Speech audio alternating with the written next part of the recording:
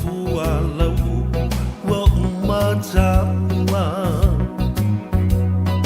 o olea le pungai ua e wha apea mai ai o fea alofa maoni o le alofa e tau i le oti ta alofa i o manatu o leo wa e tu i alo ufatu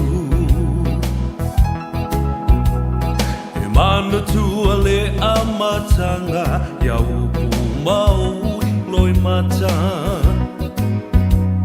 na e whai mai e le ai se unga o la ta mafutanga wa e ilo nei leo langa ma ua sui fo i olo uanganga o nei mau mea na o mana o iai ua lelea uma i le ala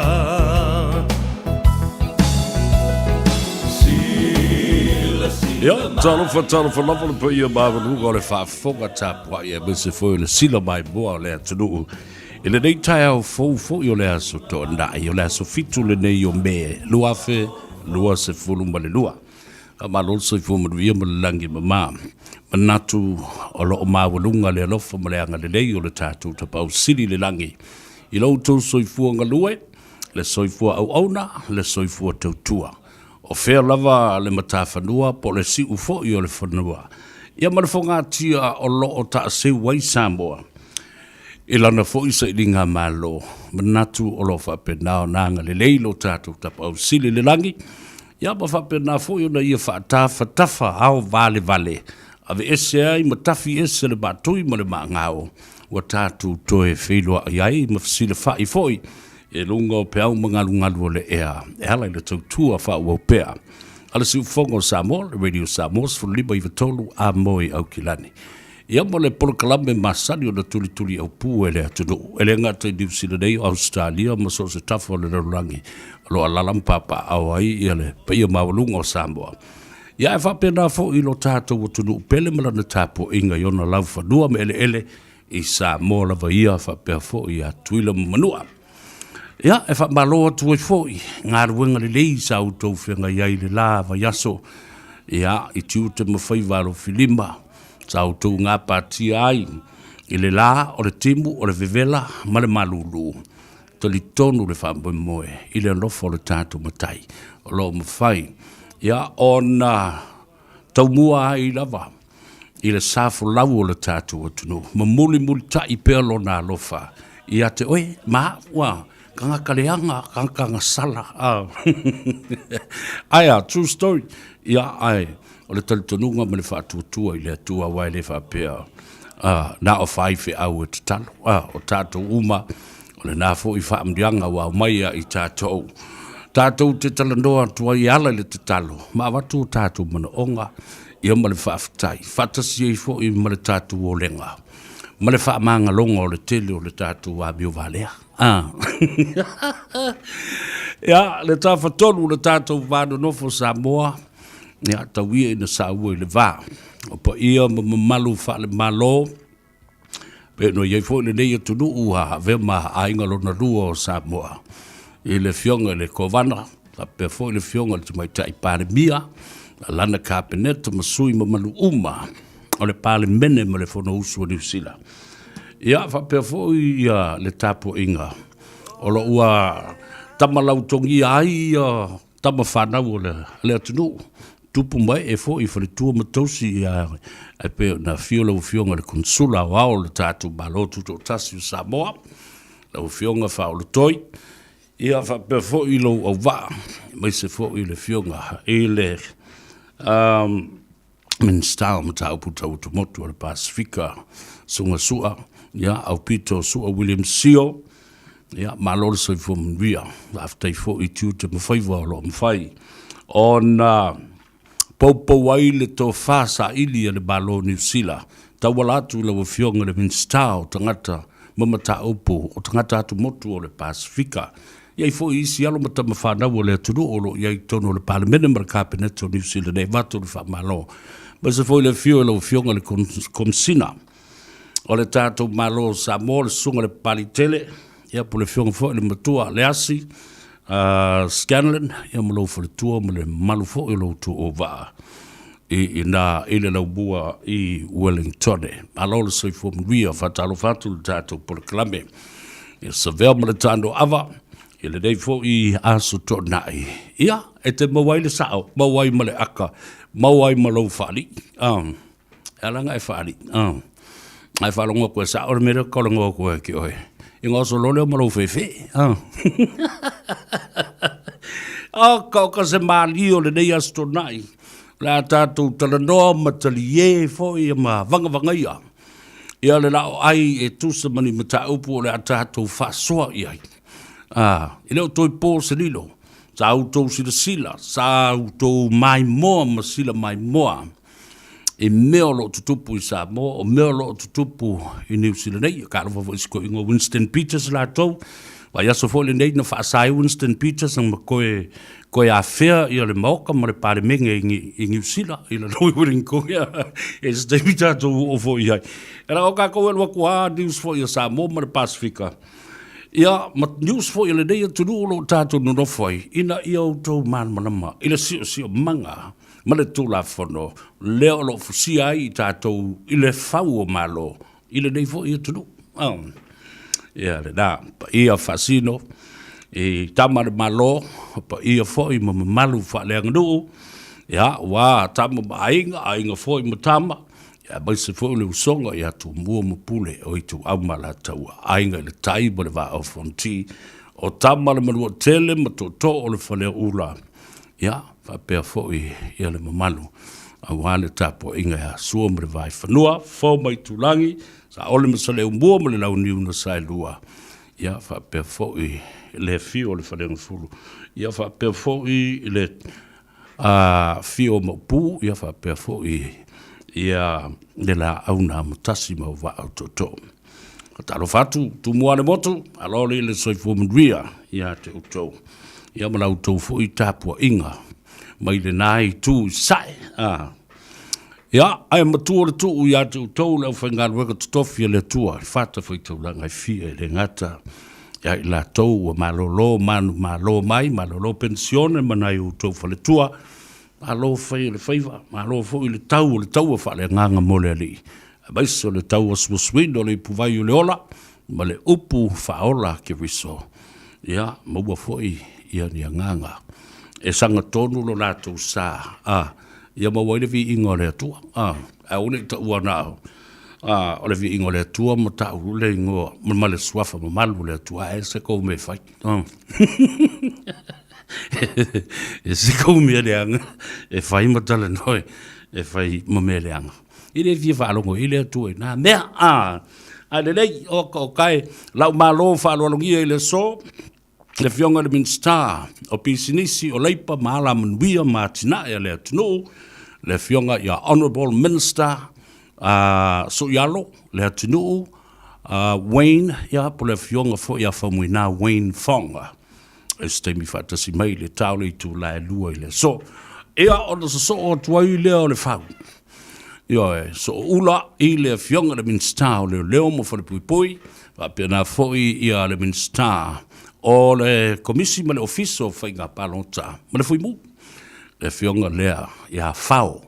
Ia le whau whawalo Harry Jeffrey Schuster. I se teimi o le uli. Ia o na tātou tawalunga foi lea. Sa ia ili de fufuanga.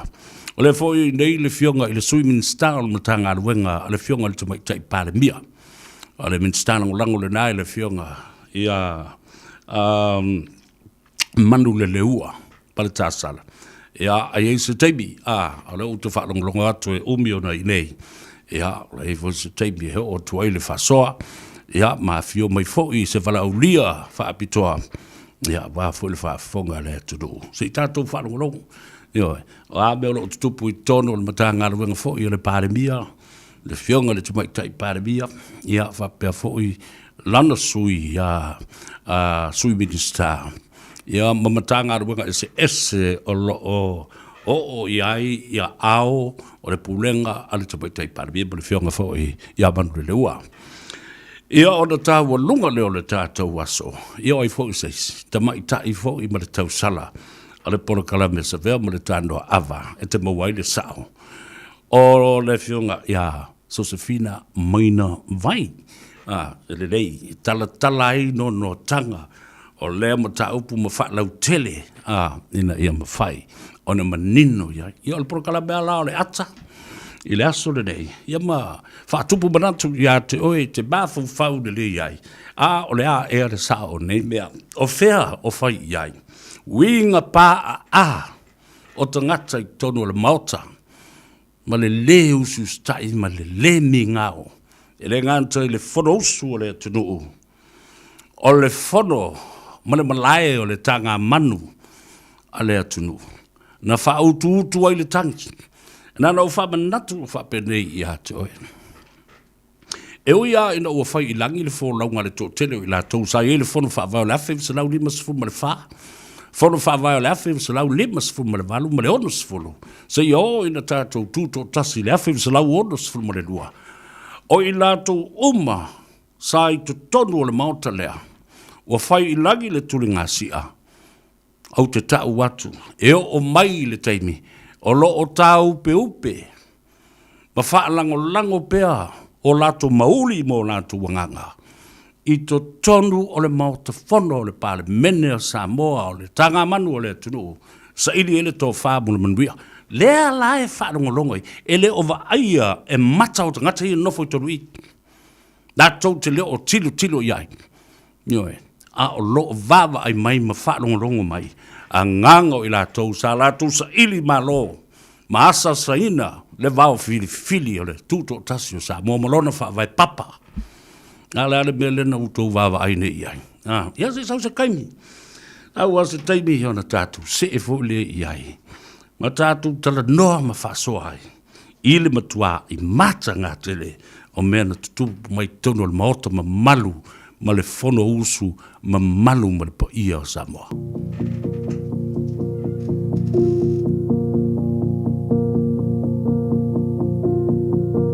Oa uea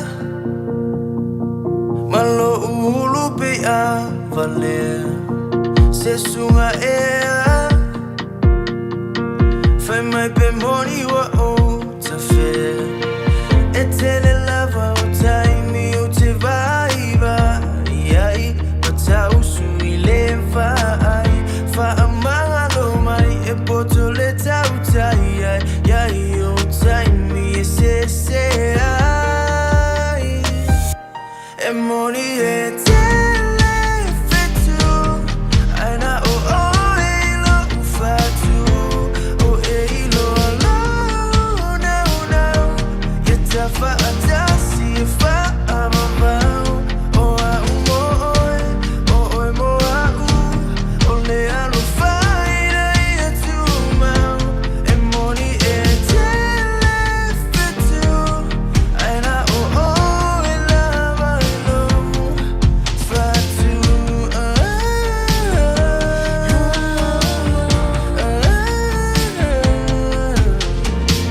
E fai ngai tā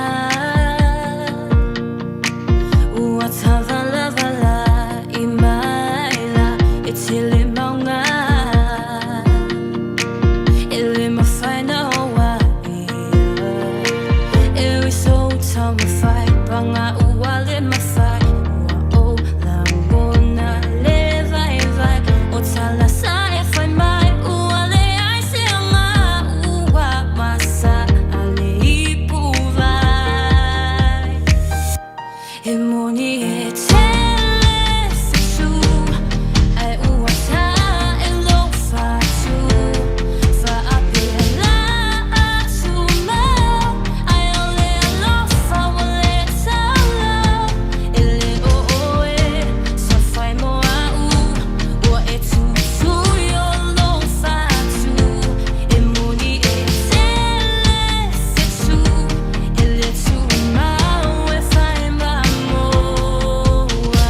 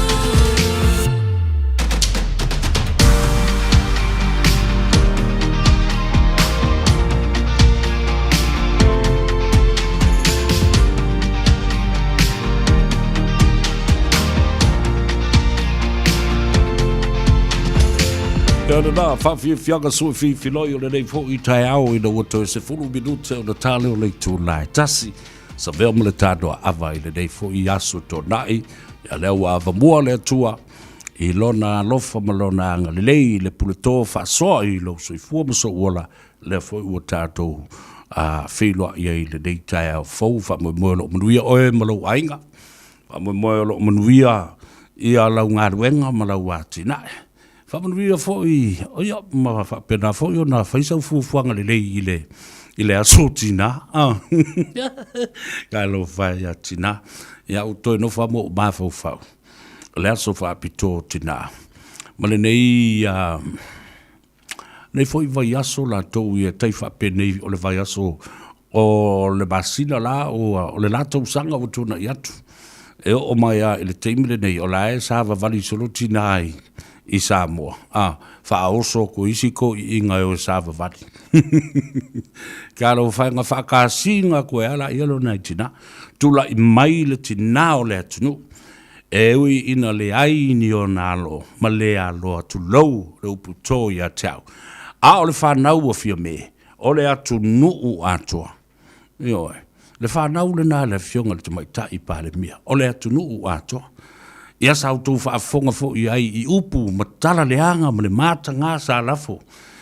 Pe aloa pe le aloa. O le tina lava o le tina. E wha tina uma I ai ia tamaiti o lana whanau. A ona tau songa ma ona a inga. Ia o tū sila la I ai. Ile le ai o se whanau, le fionga le tumaita I pare mia, fo lea nā loa, mai o na suru ngā titi. Ai le tu au noina le maota o le tumaita. E le tu ua au noina le maota I falfasa. Ma le maota o le ainga sa le valas. Silsila iai. E tumu iai le tupulanga ma le whanau ai sea. Wa fo yo I e o iai e tautua le mauta ma tautua le te maitai ia le na o le tala sili le nao na ta ua ma le fia o ai a le fia au auna e alu e asu sa I puvai le te maitai o ai se a le fia au auna e alu e momoli se tau mawhitanga ma ta I le sua le te maitai E whai o tangata le maota, o tangata I whawhwane o le maota, o le tūnoa, o ile le pala au, ma le tonga la au, ma le whaato anga le te maitai. E tōmu iai. Yo tō silsile, ese le wala aunga, ma le wala auina, ma le whau unga, ma le tofinga le te maitai. Ia, e pe o tina mua na e to o lua e mua, ave ila o wha malo, ma la o wha banuia, I lea fo I le nei fo I tai au. O le tina o le atunu. Ia, le fionga le tumaita I pare mia. Ia, masio ulava fo I tina. O lo o ngase sio matu tina. Ia, ai whawhetai le tua. O la ua toi te ama I tua male whale mai. O lo mawalo na malos. Ia, a o whawhunga maila. Ia sio matu tina le ulua I li so alo la faitele fa pale mata o le alofa so alo to vau la vea o vale kele o ngolo makua ale umi o le ngoa o fa pale mata o le alofa e matua sa o yo le ngoa lo matua le mamba o e fa fonga mai fa baduia le tua ia te oe tele ni tu sanga tele Ua whaabadui nai maua pelo soifua. Oi na maua fo I ngase ngas. A sili le valu se fulumonu tupu tau sanga. O se tangata. O se whaamrianga. Whaamrianga le nā. E whapena fo. Whaafta ia ui le tua. O lo o soifua maola le leia le tamama le tina. O le ahinga. Le aleonga. Wa o le tatele I tofo le mea tau o le matui ma le tinga o le oti. Beana whapea I lea lofa mai lea tua ia I mātou se whanau tō tele I tonu o mātou nuu I mō taa ma vaiala ia whapea fo I vai moso ia ma whale whamare tele nuu iau Ia, se manu wa lewa na lein tangata ka ke vili aku le se tina o le ainga e tali mai. E vili atu le se ta mao le ainga e tali mai. Ia, ai whaftai le lofo mo le anga leo le atua. O loo foa i pea le malosi, ia ma le suifua. Si o matu tina, ia e mana tuai lana tautua, le veo se whai a onga mo le silia, i le 5 fitu tausanga o lona suifua. Lea o whaasolo le 2 tolu o na tausanga. Whatoa li tai ai, ina alo matua le 5 fitu tausanga o whai a onga. O le potu a onga, o le fale a onga, ole ainga lona lua leo si o matutina. Ioi, ainga mua o i le matu ainga. Ainga lua loa o le fale a onga. Ainga tolu loa o le farisa. Ioi, to tele o tau e malamalama lelei. I si o matutina. O le lotu, o le ainga. Ia whapena fo i. Lea o ina o whanau. Mam, ia, lofangia le tua. Maua se aso fifia i le aso hatai au. Ia, ma whapopo e le tua nisi aso stele. Whapena fo i lare whaapujanga. I le tina le atunu. Lau fionga le tumai tai pare mia. Whai ia uma sui o le toa tele o le au whai upu sama lau pala lau vale. Lau whai polo kalame la tau te lafo le leanga i lau fionga. Io e malatu whai upu mata ngā ma le māsua. E tau leanga i nai lau fionga. E mo moli e tuai se whātua senga, ma se wha maulalonga. Na ia wha mangalo mai. E ngāta ia i mātou. Nei māu, ia manisi o lo lātou whia le dāmio. Ma lungo api o fōlinga, o whaasale launga ma pora kalame. Ona o le lātou le langlongo ina. Ma lo lātou le talia ina. O le to ele māua lalo, o le whainga mālo tuai sai ai. Ia, ai whaatula i mai lau fionga. Ele ta mai le langi. Ma le mamalu o Samoa. Manuia lava le aso tina i lau fionga. Ia ma vea foi o se tina o le atunu atoa. Ia mawalo malos. Ia matua i tā tupu tupu. Lau tō whā mamalu ma le tō whā pa ia. Ma ia maua foi lau soifua whaafua loaina. E ta ia i Samoa. Mo le si tolu se furu. 5 se furu tau sang. Po le halavu le umi. O le alofa le atua. Ma ia whaafouina me alofa uma ese. La le tino a toa ma la le nganga. E musu ia i lau fionga. A wase manuia o Samoa. Ia. Tina mua nau te wha manuia really. I le taia i le tātou purakalami. Ia ona whaasoa lo leo le tātou walofa whaasolo i le tele o tina o tātou ainga. Ma le tāua o tina i le tino. Ma le lalolangi. Ia o tau whaafonga la iei. I lunga le Facebook.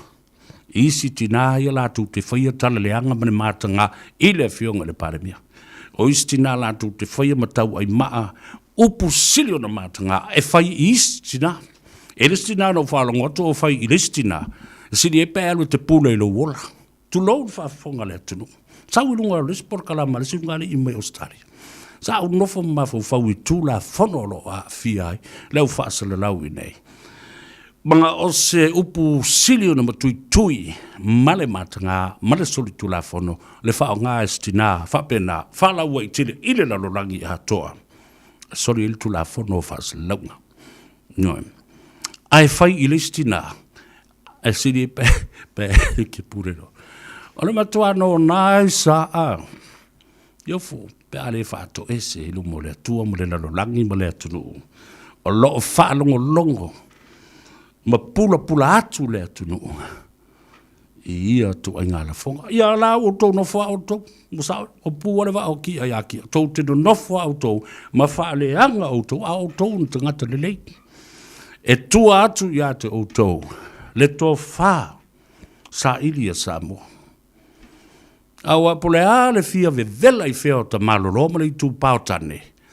E tasi ale minoi ale tina. I fo uma le melea. Ia mos whate ta ingala. Le whono lena whai nei i le aso. E le aso tofi o le aso lulu lena te nei. La le mea nau tau sila sila iai. Le vesi Mau so whai le whonga whitalai. Ai whai e lista ngata matua wa lewa nei tono le mauta was fast furu tau sanga tono. Lele aku malesi whaipule, luaku malesi whaipule, lele e angia malesi whaipule. Lara mena tupu. Tasi ale tu I lunga le te mai tai ale tinao le atunu u. Lara me ua whai whaapea ai le ngata le e le ngutu whaapea I tono le mauta. Fatu nei ama le lafo, fafua ma le mawhala, ai le ulu la le alu e nofo ai lalo I ole, tulu I lalo le ulu. Lara mena tupu. Ele I kele ai se piko a. Tana foi atu au style mal fong fitalai. E se whaalua mai ma le lafo, out. Oi lalo le mawhala e ka whau mai vai. Pa foi o ko winga ia.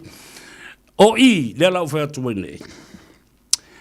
Pau leo le mea, e whai le tala le whai so, o whale aonga mea uma, A o to tonu le maota le tanga manu, ma le tanga ti a Samoa, whau tu ai le tangi o le sao le tonga o le atunu nei ma le toto misaa.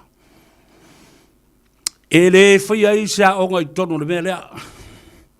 E leo se whale aonga, tau te o mai, e toi tau wa o inai o tau ma lau tau whale, tau whasa ili nai whafo. E te sau e momori mai o lo I tu malo I tono le mautale. Te ofo foi la au I tu malo e onga whai pule nei. Te ofo. Te ele tau whama le whautanga.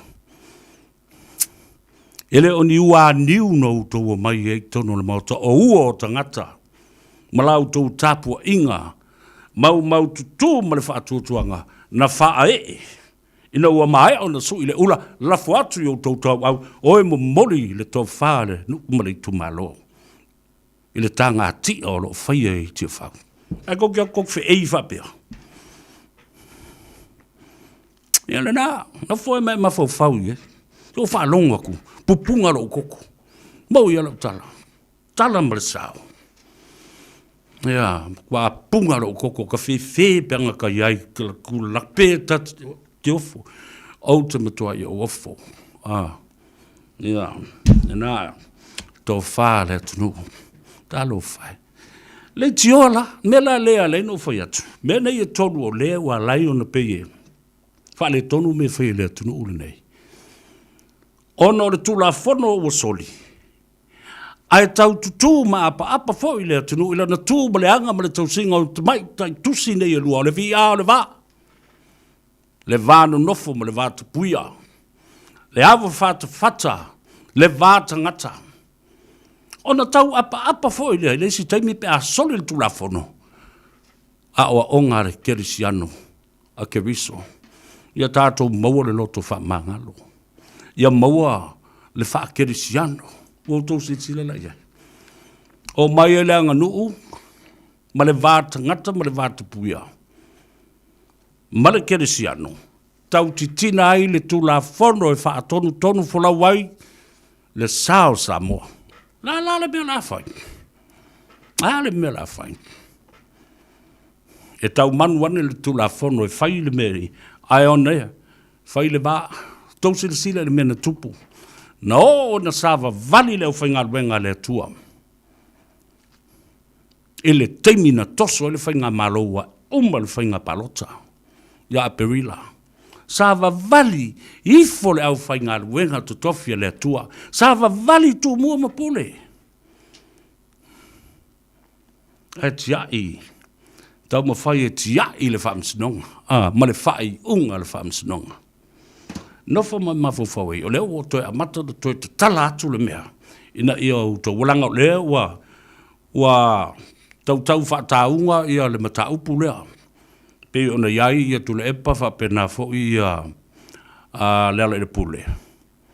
Ia, wha pena fo I isi wha amsinonga. Ia male saidi linga ale komiti wha pale mene wha pitoa.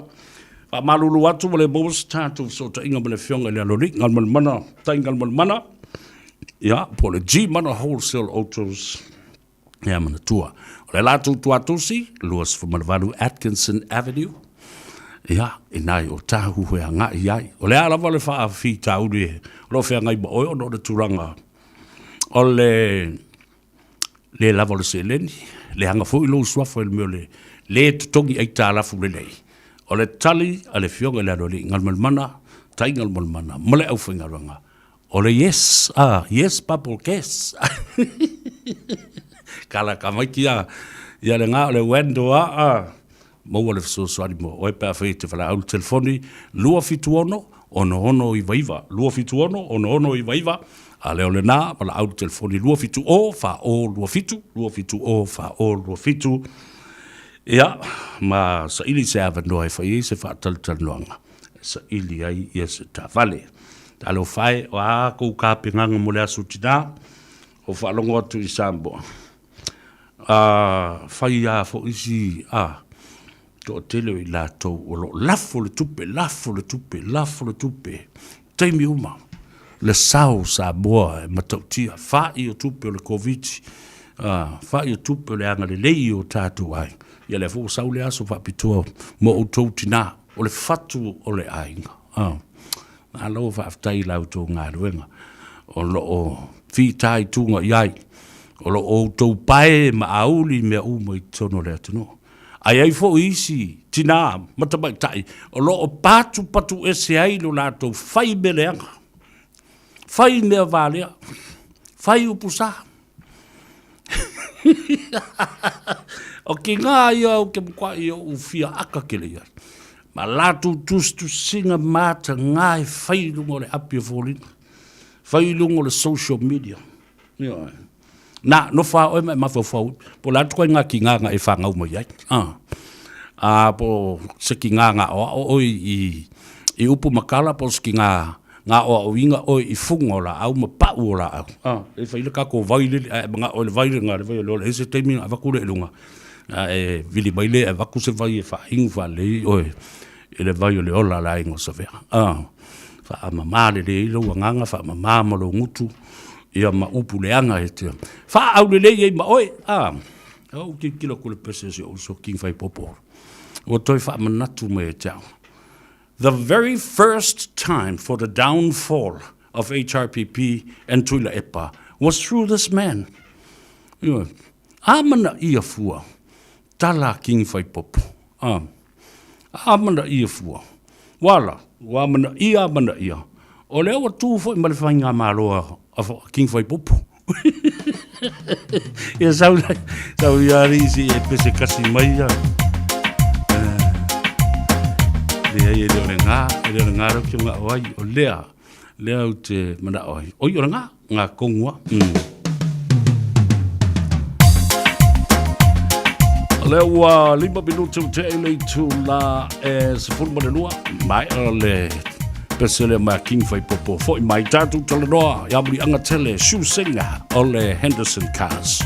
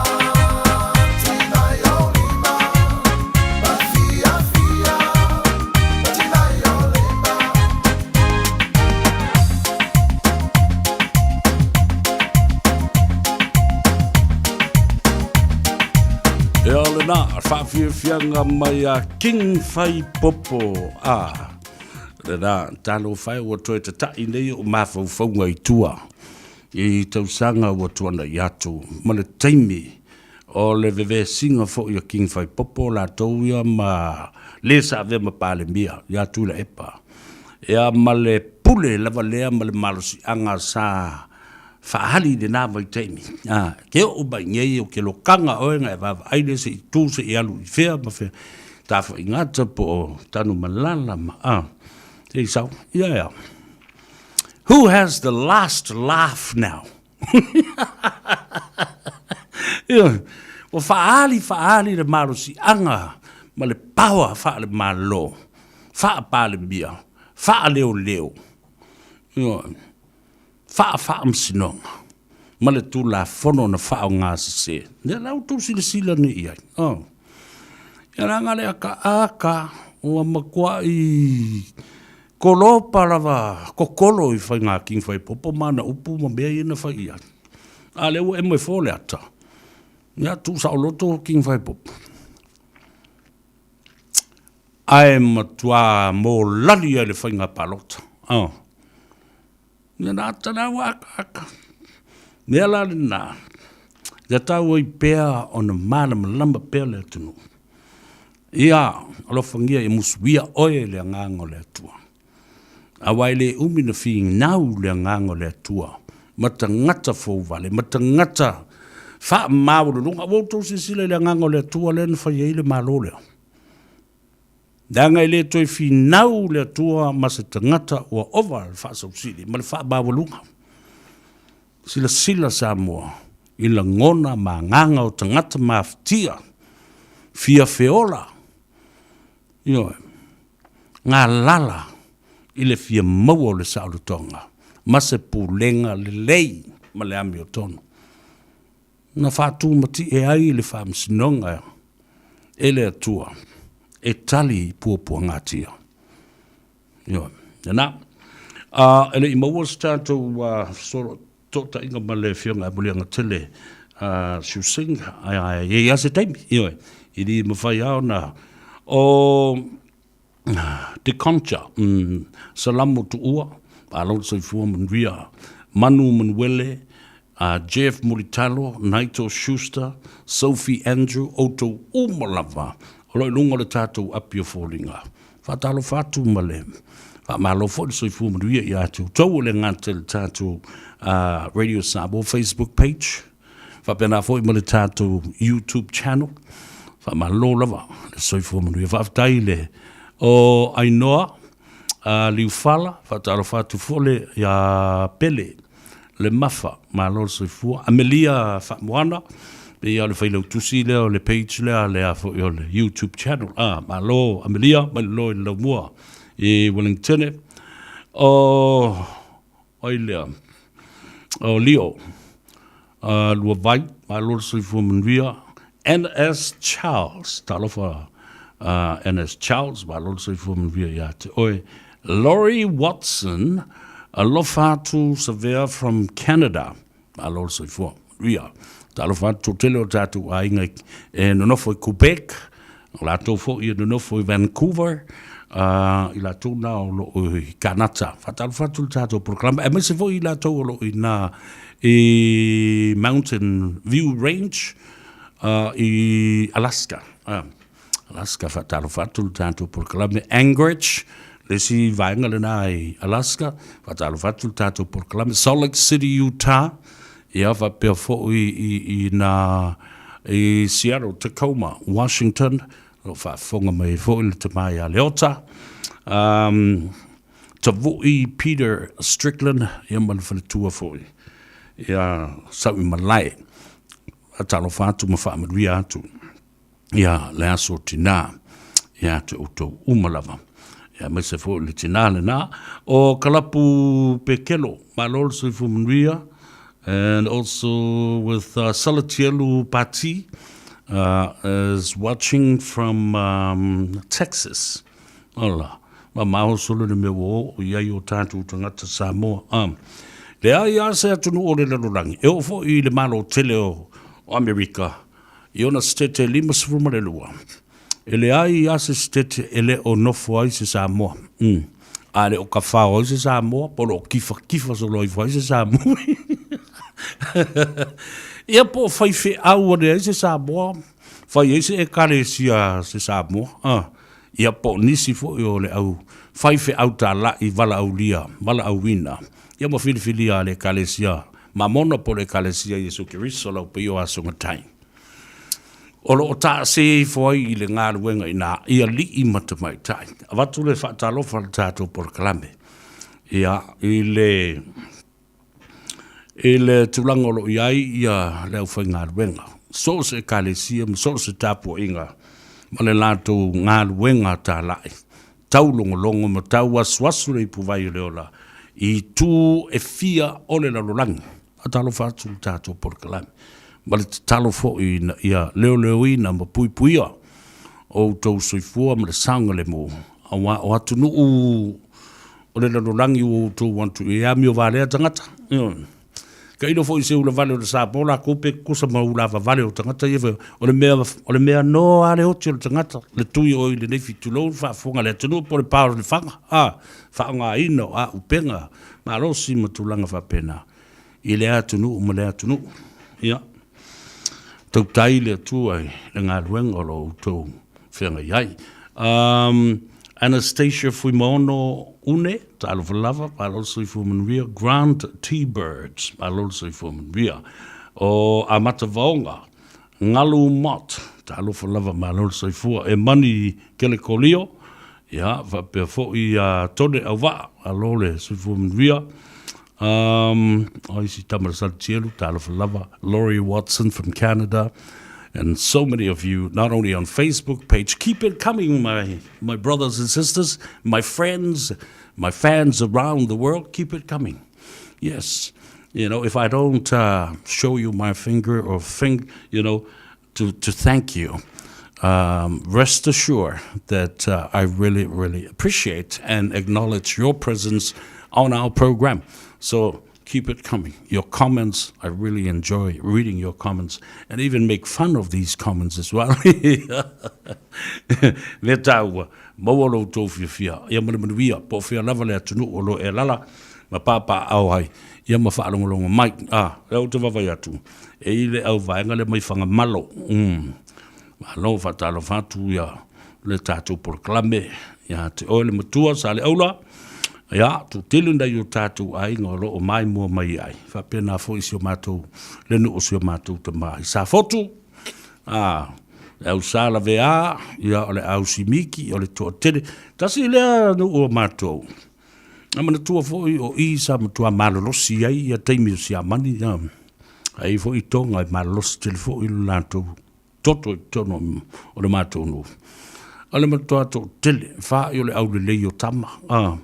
Polongi ulu, pusi maka, papa e tino, o tama I tai fo, I o le matautia. Ese whai u. Sia mani I todo le mātou nu. Ia ko kele la, e ulai fo, I ma whaile le ngaonga whamasi, e ngu ora kamanga o Savea sa fok, ia, 1,000 body, e pusi maka polongi le ulu, ai leino wheka ngui. Pang ware ngangu, ai seki, nan me kau. O le au le lei po le longa. Ia pule e, whai e le whai ungo ngā mea. Toa lotu, a lolo soi fua manuia. Ia wapea fo I August 25. A lolo soi fua manuia. Ia whamele se wali lea. Se sa o le lei o Savea. Kauanga tuli la wali inga e whapea I whafa mana mawhala. O I lalo le mawhala le. Ta tuli me mana mauta whala. Whasino le lei. Le ulu fo le lau wa kaupe le ulu. Le mafua le mele ngā ku sa fo wha I le ulu ngā. Ma lo, e ma lie fo I ko meni a tangata. Nga lo o wha soa mai ai fo I. O le sea noa taua I whai ngā. A lo so I fo manvia whaftai fo I. O sautia lilo mai awa, ta lofa, lo le so I fo manvia. A le atatu o. E su e mai, le fionga e muli anga tele susing. Si whaise kako kala. Ia po la mai ia le tulangolo. Ia I fo I le la tūtua a le tātou whaleta valele nā. Le Henderson Cars. Ua na o le Radio Samoa se furulima iwa toru a mo e tautuaina o e ilaungangana fitu aso le vai aso.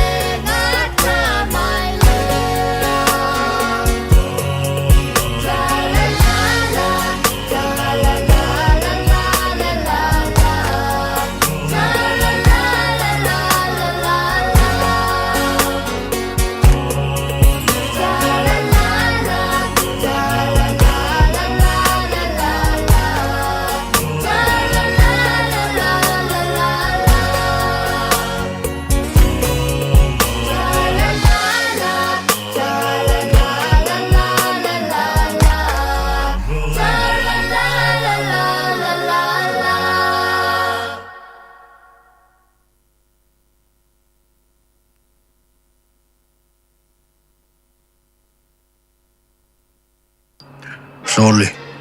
Mahiri lau malbenga. Angale ayeri le radio Samoa ile isi le mead. Radio Samoa. Taslima Ivatolu. Amo.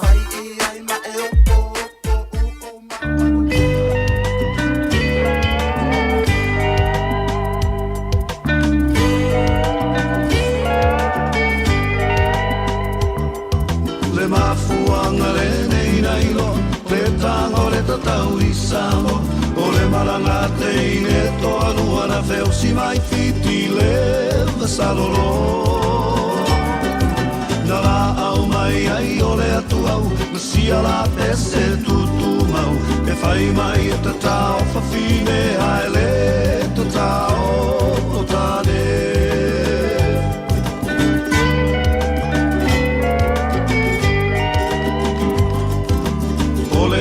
Tata ai o tane Ina wa se se si ala pese Tonu uinga tai o whale a upo a vai aloa ole whai sua ua tele No toto fuai lea o whawhine Wa ua sui ai si ala pese E whai mai e tata o tane ai le tata o whawhine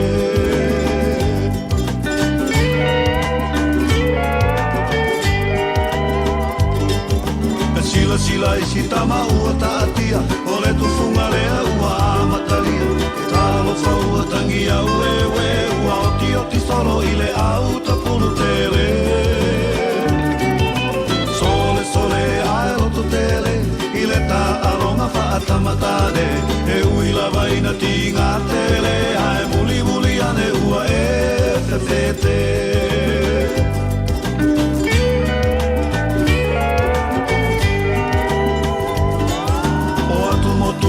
Pasifika, e sili Samoa le tautaua O le stronga imiti wa sa vali mai Ua fepula fi mai o na whaila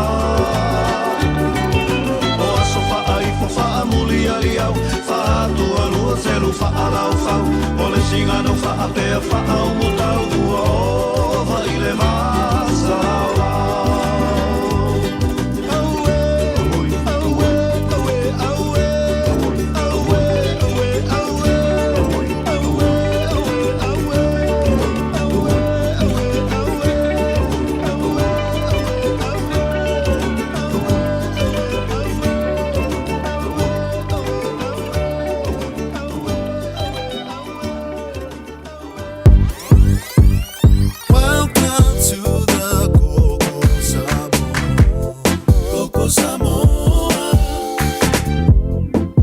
Samoa Youth Show, Saturday from 6 p.m. on Radio Samoa, 1593 AM. Yeah.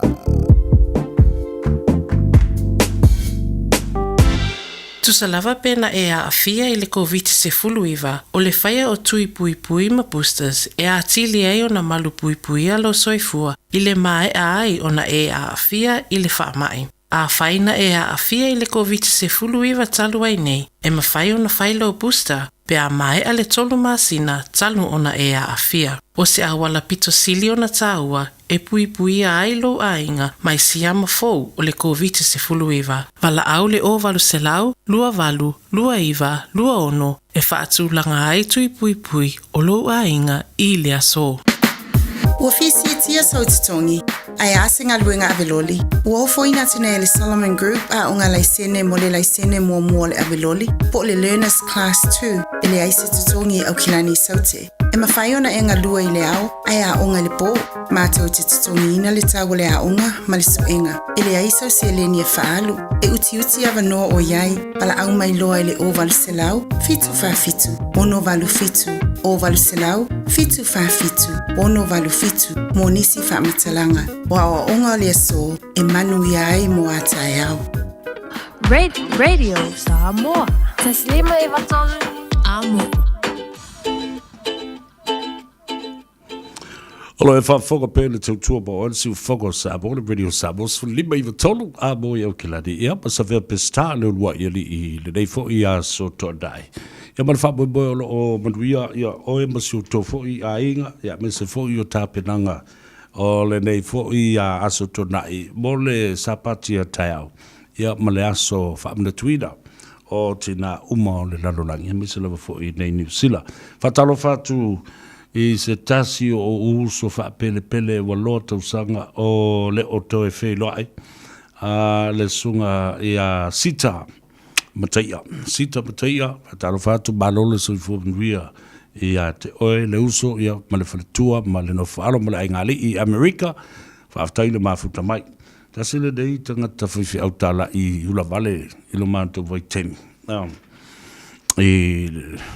mo fo le vale au lia o foi natu ia nai tausanga o le ola. E whai eile ngā ruenga whaawhiwhi au tala I mole kalesia Jesu Keriso lau pia o asu ngā taisa au whanau maola mai e tonu. Ia, o se tasi lao o awhio anga na susuru ina ele duu ia le lātou whalesa. Ia, ono nisi lava fo o ngā ioinga māmionga fo I sa tulai mai sa vā ile fo ngā tia I tono na nu.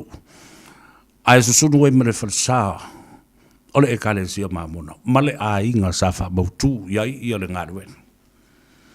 Ole taimile nā. Ole o tala I malai imi. A ola usoa la sa mamafuta ai le taimile nā. Ole sunga ia elder so pio so ma le sunga ia elder lau vale sua le tau te whaafonga I an isi fo I ana musika I lunga le YouTube ia palunga fo o le siu fonga o Samoa ona a ami atu leo au e le president o le visione le nava I tau President Malingi Tia tanga loa Tia Malingi e malanga mai Amerika ai o le alo mo le tama whanau a le whanfia mo le whansela whai I sāne longa mawalunga le tulanga le toina o le musumusunga le nganga I ate ia au mai le whaiwhi au le nao Elder Lavea e sua sisi ana sua e oe toi te tala ma toi whaatu le lotu I le nuu lea ua susunu e le nuu le whansa o le kalesia ia ma ua whaate ai fo I male ainga male kalesi male awhioanga ia ona o saulea o tātou oe lolo le usus tai te tai ia ma whaatumutumunga o le kalesia o te taunu mai o le sauruanga le nare pelestene Elder Lavea sa o mele whaalinga I a te au ma le musumusunga le nganga I le tai au nei o whaamautuina o oe o le avala uina ua umale tala inga I tutuila ai fo I mai alu savai ina ia toe whaaola ma whaatu le lotu I a ua whaisi umi ua lata I le lua le tolu tausanga talu na tupu le whaala vilave ina na mua I le whale o le ainga masunu ma tutuli ma whaife au ia whapena fo I na ngā leanga I nai le ainga te le tavuatua ia le awhioanga lalo le tala le ma le whaumiu me le tala ona o le whatua au toe vai atu nei I le swafa o le sunga ia sita mantai a mai le awhioanga se mātou nu ui vai moso o te taunu lai le ofisa le Palestine uma le tala noanga ona whamaile le Palestine sila I lunga le wole o tuala o le nufo le Palestine e iei uma I nā tau whaife au e whase lau buntupu lima se lau buntupu lea o lo ta se le ngā ruenga I sa vai I atoa na pena fo I ma le matu mua atoa tutuila ma manua e iei fo I lai le si tu o le lau papa o whaife au e to luas fulma le lima o lo o a o uina o lo tutonu o le kolisi o le Missionary Training College o le MTC o le fau atu e tolu vai aso e a o uina I o tau whaato a so ili nuu e tau te oe whaatu ma wai ma ta la I ai ia le tali tonunga le kalesia maana o onga whawai o le mela e sili ona tau o le saunanga le Palestine pule oe so o se whaife au e te mana o ai e whai mau soa te luo e whaile ngā ruenga ma le misiona la le ia toi whaatule pule oe po ai piki mai au whaatu na alula u tilo e lisi tu na tau eila wa ai ile whaife au fau o le ito tonu o le Missionary Training Center e le I wha au ua sau I whafu au whaatu tasi ala u tilo ile ata le whaife au o solo mala u ata wala no u ata o wa ai fōringa le whaife au o lona mua ulu o le risu o lona whafonga ia ma mea ia o cheekbones wa wha manatu mai I ate au ia le siama fo le sau I ata Bruce Lee mata fo ia kalaki e ia le sainga fo le pa e a fai me mali ia no ata la ia le ofatu loa e sa le mafu fonga sa o mai ta o te le va ai le tino fai fe au ata mamai ma le malolosi la popoa ia e tu atu o le sunga de president. A o fai atu. E ma fai na mai le fai au lea i te tonu o le Missionary Training Center. E mai ave. A mai. O le fai au le na mao. E toi ta tala le area lea. Lea na tutuli mai ai isi fai au ma fasia le ainga ma sunu ina lo lato ma o ta sa fai ma fale sa o le ekalesia. O le mea na fai lau tala. O le musmusunga lea o te whaftai atoi o lo soifua ma mo soifua le sunga ia sita mataia a talo whaftai le tua. O le o tātou e whai loa i lunga le apio fōlinga ma le social media. E amale o penga ta whailangi i talu mai le fia se furu tau sanga wa tuana i atu. O le o unanga ma le tautua ma le wha maoni i le ngā ruenga whaiwhi au ta alai ale e kalesia Jesu Kiriso lau pa io asungatai. O le mea le Maria i mana tua o le wha aita ita tangata i le nu. Leo toi mana o fo i toi tu se lotu i toru i. O le Maria le masoa. E le io mani tusi le sona. Ele i toi o mani ofu mani pine whaiwhi au tā lai po ai oe elda ai lea a whele tō nu a whele o ingoa. Nāl mena whai. Nā wha a upenga i le tua i le anga ese o le pe ato o le amo tulou le wha afonga mani ie. Nā mā oi mana usua. Pea o tangato le nuu mata maiti o le nuu. Awa maino nofa mamao atu i leisi nuu tua oi. Ai tau sa vali mai. O le ngā ruenga sa whaatino, o le toi wha masani i tangata. Wha masani masa ili mai. Tangata sa lo lotu, au o lotu sa vali atu i anga i sa ngone i sa tangata o lotu ina. O isi e sa vali mai lisi nuu lea, anga i tanga. O tau wawa ai e le mamau, o au wala e sa vali ai. Aruanga se loni fo le kua le sisi o ki e koe, ai kau koe whewhea kwa la, ia whaku. So le makwale e se fai ai o le ave lodi. Kei au ai ka fole ave lodi. I le kua ko le lodi. Aisa, o leo e nofo ma e talo ia fai tau mai e le mafau o le ave lodi. Lau mafau. E lore le ave lodi. Ufa fia na pasi i le mele. Awal na vai vau a toi le lata. I tanga. Oka se vai vau le mamau. Ia, whapera lau tala ki ufu le whaavare valera ngi ave lori po le lea rofa foi. Lei masesi o ki e ionga au kafa, lei foi masesi o ki e kua. O le lori. Ai nā te lore le mai whiwhi au tala i era e sāva vari atu. I le mū tini o le la. Ai se i tū e foi mai. Ia, singa ki e kua i kua le lori se i kongi e kua i whaisi mamao le alama le. O le ngā ruenga le nā. O le ngā ruenga le nā. Ia na o whatua le amata ia. Tālau whai. Ia wa mana tua au tau wō le ngā ruenga. E le toi mana tua o tau i ngoa mua. O i ngoa o tau a inga. Ma o tau mātua. Tau te tau aveina i o tau au. Ma o tau tu mua. O luma. O tua. O au tafa. Ia. Wa ngalolo i ngoa mua. Na o le ingoa lo tama o Elder Lavea. Ia mo le sunga Elder Mataia. Ia na sāva vali ala ia lea ma ato. Ia ma o ta sai fo lele. O toi taulo ma fau. Ele a o ina Yesu o na so. Au to watu. Ele tali le leia o to. Ese aingona tu leo ele o to vai. Ai mai su le o ko fise pe fa pe. O le masa valinga la ale o te alo ma usa ia tu le wala. Mai. Fa mai mta ke yari wa ka fori le avelori male. Ke europenga o so saka pala o vale fo le kai mi. Saka pala o vale mama fa fo e limas fu kilo le mama. Limas fu kilo kala mama. Ia, vaktole ko yo wo foring e avelori le. Ei o se fai, ai mai le mamau ai le si o ki lu. Ia le alme tu. Ma te sava vali, ma kia aku. O lai kifa ko le lori o lai pāle pa o le wara. Me vai saunga ma te ia te a. So le, vai ia upu le anga inga whaiangi, ia le ua pāle pa o le lori a rea kamala ko.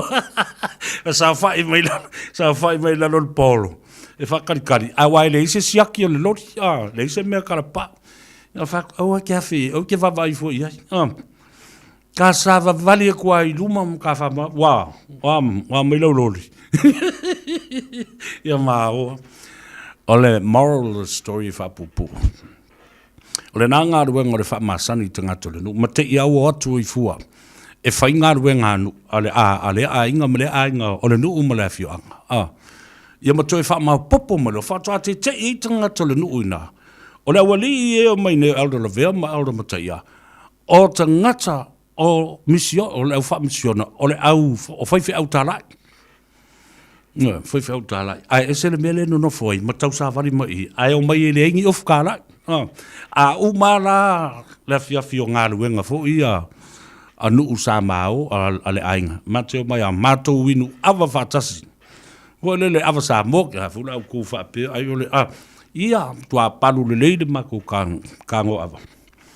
Ia, ona mātou winu awa lea ma talanoa ma whaasoa. Leo ua māna ma lama ma tai o le nuu. Isi ma tai o, oka. E ma mao le mea mai, e le ngā rua ngā whaiwhi au tālai. Ai le ilo fui o ni whaiwhi au tālai. I langa lengi of kāla, I lengi pinge, lengi fusiua. O le nganga le nā o le tua na vili ai. Ioe, na toe whaatū ai le to'o to'o. Ua toe mao popo mai. Ia matai sa tua iai mo pou ai le ngā rua ngai. I la whio anga malei tū malo. Whāto ate te ilawa. Ina ua tū le to'o o ngai malai. E toe whātū le kalesia. Jesu Keriso ma lau pa io aso ngatai. Ono le toto whaiwhi awe no mai. A wale ngā ruenga le amatai ia sa whai. O le wha ata o tangata. E whai mea mālie. E whai losa na tala alu le talie. E fia tangata. A o lau ngā ruenga. Le nā, o le a o le au fusu. A o me le au la kapi. Ma pese. Ma whai mea o ngā tamaiti. Ma leilo le nu. Whatoa te ilisia songa fua o mamai. Mamai ma ofu. Ofu tāla I mai boi vai. E la uri ia nga whai manga. Ngei e kua. Ia a mao e whai manga fole le. So sorry le to anga ma le vere ngā kalopo. Se whai ngā popo. Ase a inga I eise te mai ta I la le lei fo le whai mai. Ia wawa ai e. Ninga o ngei ala wali e fuka muli kua le whingo sko ingo o ai mapai a leiloa. O whaiwhi au tāla o leo mai e ofo I nātu male e leiloa e tangata. O se a upenga na wha au ngai le tua.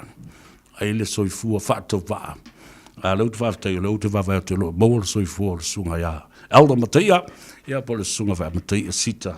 A loli sita. Ia o tala ngā le ua whaikakala koe kako. Ngā luaka. E o mai I le so.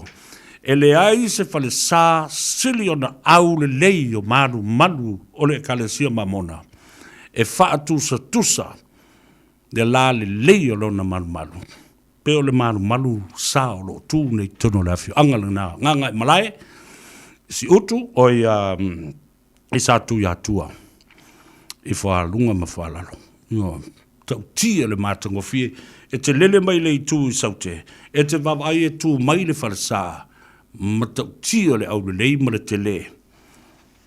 Numera tasi ya ese lea fo I mauta. O le I tu malo. Ma le falsao, lo wa tapua I ai. Ma wa toa telefo I lato.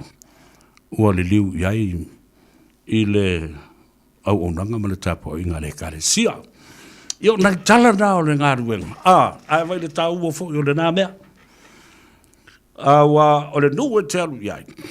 E te tau na e matua I siampini I whetū pupula o le nuu le nā ma le nā awhio anga ma le nā I tu malo. O upu o le nuu. O tala tu o le nuu. O nā I ngafa o le nuu. Ioe, e whape nā le whaingo le ngārwe. E te alua se atu mai nā. O la amato na so o sa la whai lau ta bilo ma mea e tu uai o tau le ngārwe ngai te lua masina le te tolu masina. e te alu ma se whaalu manga o whaamirianga ese ale tua. Mai ta ma ti nā mātutua o leo pupu toa, leo fue loloa ma leo fue uli o leo tunu. O lo o iai te tono nuu mawhio anga nei, ma e kalesia mai tu malo. Kaftai le tua, le nā wanoa le lei, le nā lua tausanga, o se ta mai taimi whaatau waa o leo langa o tangata. It's like 0.00000 something of your days. Ile taimi wha lea tua pe o iai. E wha tustusa iai. Naftai le ava noa le lei. Sa whai e le whiriwhiringa. Ile nāwa i tau. Awa o le taimi le nā. O le matua i e ao lo malos. Ma le tele o ngā ruenga le lei. Tele ava noa le lei. Wha i o ta alonga o skorsipi. E ta tia umana mea. Ai alu. Wai tau nu urol wala unga le nā. Ele toi whai a lava sisi wha ai unga. Pe te alu. Fia pe voi o le e tu uma mea ai o lo tangata o mo le ava noa. E o i malua pe o fo i pi ula bolea. E tā ofi uma mea. Ai o e whai le whina ngano le atua. I lou talitonunga whaavaele nā o siau tāpo inga ma. Ma siau fo i tāpo inga. Ia, no la ia le. Sa ili mua. O mai, whaapopo atu nisi mea se tele ia te oi lo o ranga mulimuli ane. O a nisi whaamrianga, o a nisi awanoa le lei, o a nisi tā leni mani to mai anga waa whaabitoa e maua. E toi tau tua ai le atunu. Ai ala ai se vi inga o le tātou mutai siri i le langi. La tātou o tāle pese lea. Whaamanuia atu ai le whaafonga tāpua i le atunu. Ia ma whaamanuia atu ai le au whai ngā ruenga. O whea o tala whaautu ai. O whea o whaatuna paulia ai. Ia, iai le anga le lei. Ma le lofa o le tātou tapa au sili le langi. I lau tau ngā ruenga tā lai o lo whaatino.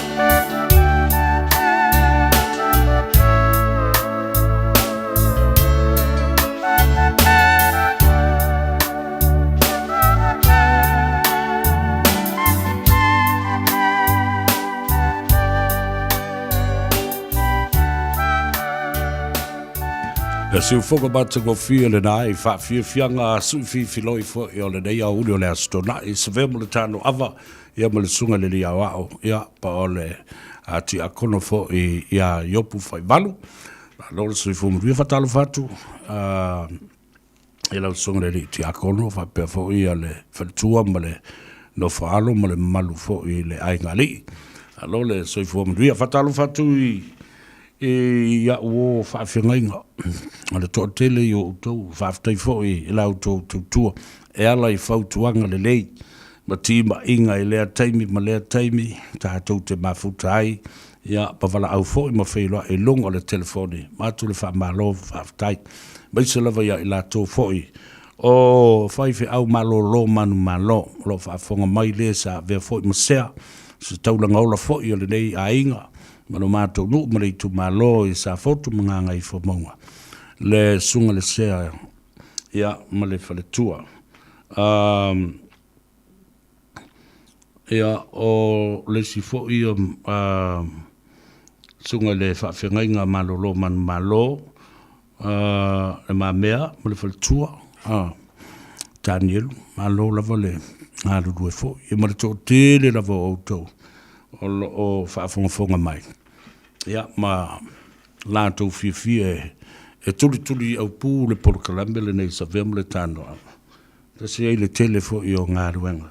Ma ta upu tātou ti tala noa, ma whaasoa, ma tala i tua. Ia whaingofio na mana malama i le atunu. I le tau le tu lai lua i le so. Alo iai le whamumoe, o le mafuta mo iai i le fionga le Ringing Star.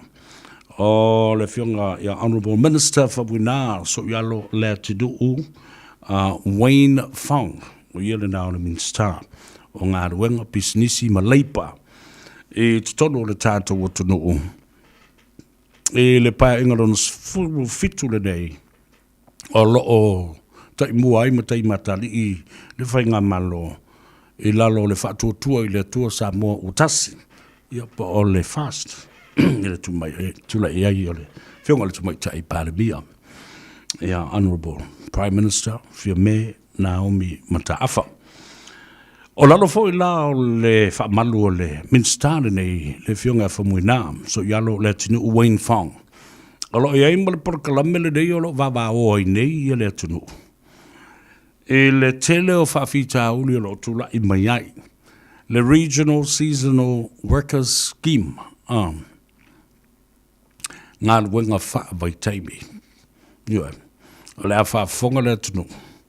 Ai se i fofola le whala o le whioga le Winstar. Le whala singa tā o le whioga le Winstar. Ai se i oto i le tulanga o a wha whita uli o tulai mai.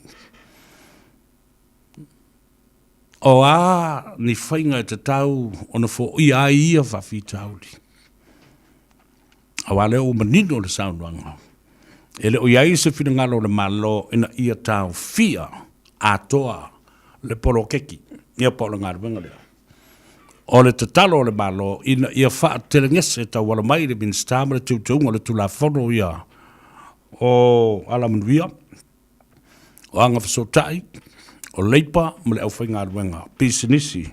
Ila vai aso na se iba vai atu nei. Ta wala le nā. O le whaatele ngese. Ai se i tau whono manu anu o le o whaafita uli tūlai mai.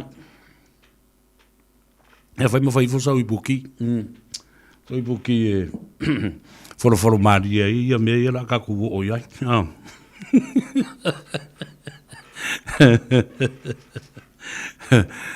O le whaamamwela le naha i le tau le tūlai lua i le so. Mo waisef so ta ingam le whionga e le ali i Minister Whataru whatu ta bam tina mātutua le tino tu asin sina ne mwhai on whangaruina o tau le tātou polakalame pe to mua o ngā tutonu pe muri voi e awhia tu lava taru whatu no tau pa ia mawarunga ta bam tina mātutua le tino tu asinsina i maoto malawa e awa pena fo i whale o tangata mātutua Ia po mau ngasi o lo fa tau turi ai foi o no tulanga le o lo a fia ai foi ngasi le tino talo lava foi na ia tawala atu ia li imta mai tai tausi mai pasi o li imta mai tai fo mai o vai la au o tong fitinga tonga fuala au fai ona toe fa fo sia va veilo to malas talo fatu Amelia fa moana pele fo papa ia o Goldberg alole soi fo Maria ia va pe fo ia le tina ia Sinta te vanga Thomas Yohane alola val soi fo Maria natu fo ile fa moisenga ile to tele onisio a inga fo io le tato tunu e kalesia no mafio anga ia sa ala au ile tu ile vai aso o tunai ia o fa ilangi le tulinga sia o mori tu ai fa mai senga fo ile a inga sa vanga na ila to umolo lalam papa au I mauta ma le malai filongia ia o maumoe sa sina ono vala upa ia le atua ile sunga ya se yuli te tau ia fa taifo I o tatu ainga I satu paitea le ainga sa fau o tea tatu ainga sala valu fa pefo I sala longa sale longa se yuli pili kwa iu fa pefo I lalo malava masa mata ia mo tatu no o sa fotu fa tailo to ang le le to mai lo to au ia o fo ile pe fa vai mo le fa ma vai atu ile tu o le malo o suia fo le fono le sunga se yuli tal tau ia me se fo na yo tatu polo mangafa sililangi o wo mai masani ma ainga sa fusia le fau o malo ile lofa muti vale ono le vala au pa ia le tua ilo tanto uso ia se yuli tal tau fa tele ia o le fa fitai fa le lava le na fa o atu le fionga le sa o ia vangana su atu sani li lua vai ne emia vangana ia le na le ngona fo le na mo le tele o tatu ainga wo me masani lo o fa longo mai ia o lo o fiangai fo I male tu o le malo fa pena le ftelenga ia au pa au ia male uso ia fili mo to umo le fanau ia mo le toi fa mai senga ia male fa ma fananga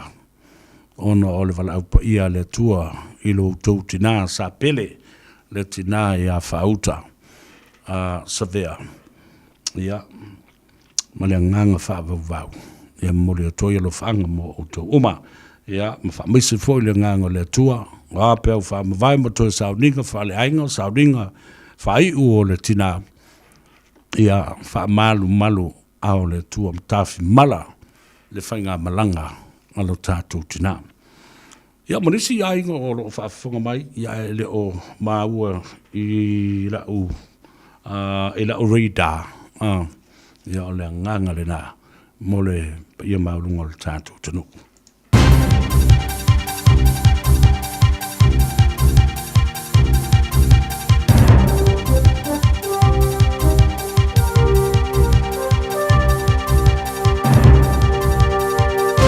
In this update, New Zealand's COVID-19 figures continue to trend lower. A little over 6,700 new cases are being reported today.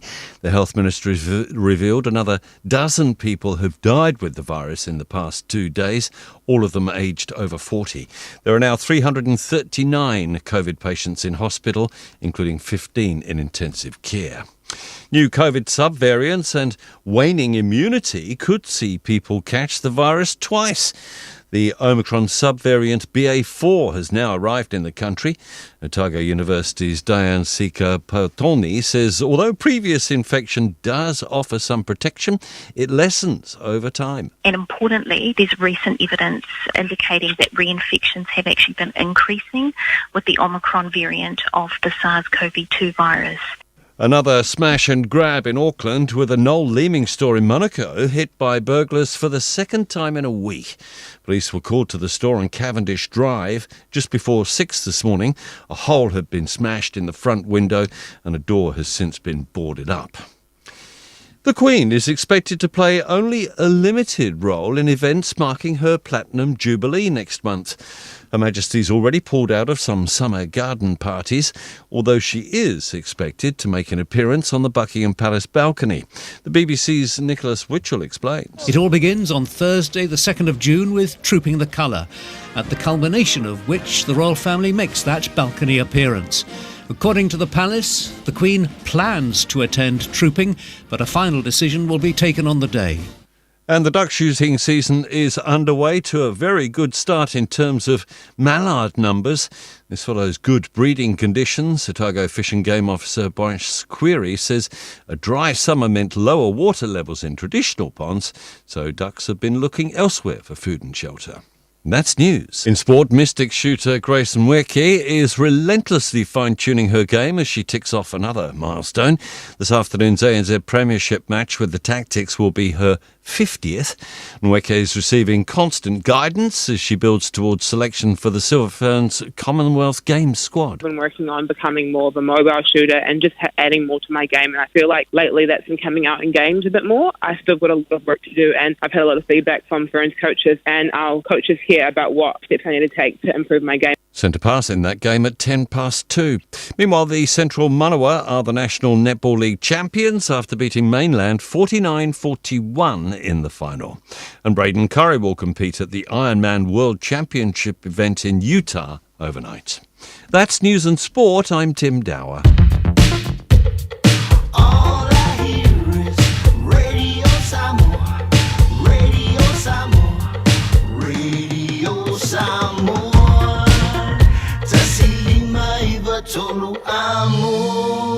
Radio Samoa, kasilima ivokulu amo.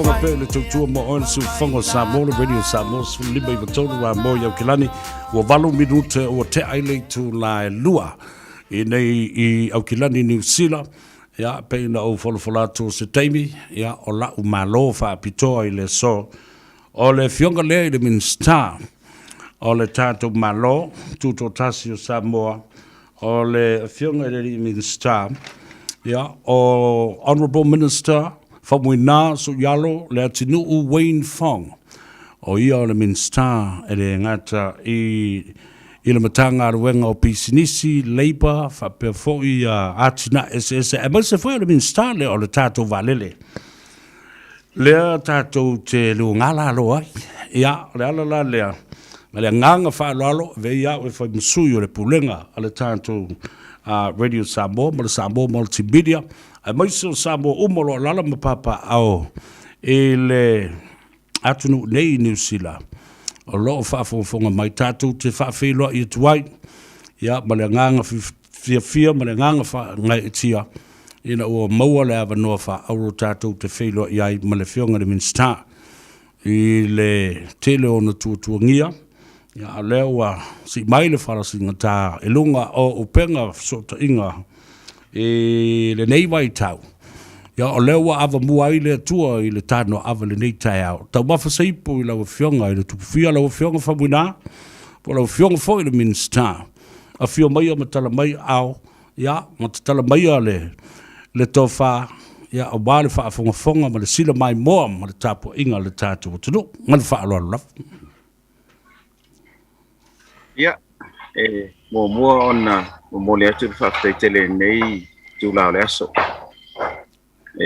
mo le atu whaftai lau fiong Savea fai hoi na maua nei a wanoa fai eise whatatanoanga ma lau fionga wa fo ime tā upo o tūlai mai fo i tātou whainga malo ia mese lava ia le matanga luenga ia por sekta o tautua i nei ia o lewa fo i aso tātou tele i toi whailoai ia te tonu sa o tu lava ina ele mo se felo inga ia no tu langa lava le fefe ni ke wa fa ina le tu langa le ama ia le yo te mi fa ia fa inga fo mai ia no mo foi la ia tu langa na ia me se fo te tali mai ia e fa ia si onga fo ia tu la fo non mano Samoa wa la ia ona le fa yon ta felo ai ia o le fo lenga lava te o le fa yon to sau te mi ta ona to tali mai ai ya mesel o telenga luenga e fa talo fa foi le malo se tato what new papa ao ma fio in New Zealand nei ya mesel foi la to fa lo la to mo men ni fa salonga nei va ngale le fiaf ya le fa talo fa pito atuai i le tato what new mesel foi pa ngale le tio radio Samoa ya mesel foi la fionga Savea ya o lo e tu le foi ia war fa tau no ina nei fa mo moi ia ma lo le soi fo mo ia alo soi fo mo ia fa tai Tanoa fa le fo i lo fionga de minsta ia lo fionga fo i le tama le malo ta lo ia po ia i sam fa nga apo ta lo fionga o le tama le malo ia o le sui fo i le fionga le mai tai par mia ia ma le kapeneta ma le malo o Samoa ma le palemene fa fitai a fio mai after fo i lo tali fa lo mai wa lo o le taimi muli o le tato fa so o le taimi o ve vela fainga palota ni le na vai taimi uma mai le fainga palota le to mo sisi felo inga ai fa aftai o le na fio atu ia sui o le tato maftanga me se fo lo tato ainga fa tu i le tua Samoa o tasi New Zealand ia ma si o fo i lo fionga ia o le tala fia le na ma o le stalo fia wa u faafetai ua e toe taliu i le malosi lelei o lau fionga ia o la se faalonga le taimi lelei na ua uma le ale tala le fomai ma i latou o mafai ona siaki lelei ai ia le soifua maloloina e le toe taliu ia faafetai lava o fuafuaga lava ia le faiga malolo ia le taimi nei ia e le gata i lea ia onai whamanuianga fo i mawhai o na maua e whionga i minsta ia mālato teito lua ina i mwhai o na maua le siaki le whaatino ai le siaki e tasi Samoa ia me se fo le siaki e whai New Zealand ia e tausanga le la ua fai on fa ava no le ina ia fai ona toe fai nei siaki ia ma follow up ai foi nei tulanga sai ai mai le lua tau sanga pe tau sanga te luai wala ona le fai ona mo se ava no ia le wa amata na wa ia to fe mai mi sta ia ai me se lava ia ina to tulu ia ele lei ia tulanga o le ainga o ngase ia toe le lei foi ia fale mai ia matulanga fa pena ia o le ua matou awa ia to ina ia mo se ava no le lei siaki le lei ai ia pe on silafia ia pola lava nei nga ruenga lo fa tino te mini ia so fo malo ina lava me te sini ona taua ia le la o fo i mai lo fionga o matua ato tor manos ia etoe fa ia tau tu ele sis fulu masina ia pole over fo ia ai fa ina pale lo fole li le o mai on fa ona mole le ava no ia le fo to tali mai man manuia alo va tai lo fionga o la va ia to the background o tu ato lo fionga ile la usi ma le lau ne mata ole tua vau le da masalo pe se fa to anga po fa se nga la fionga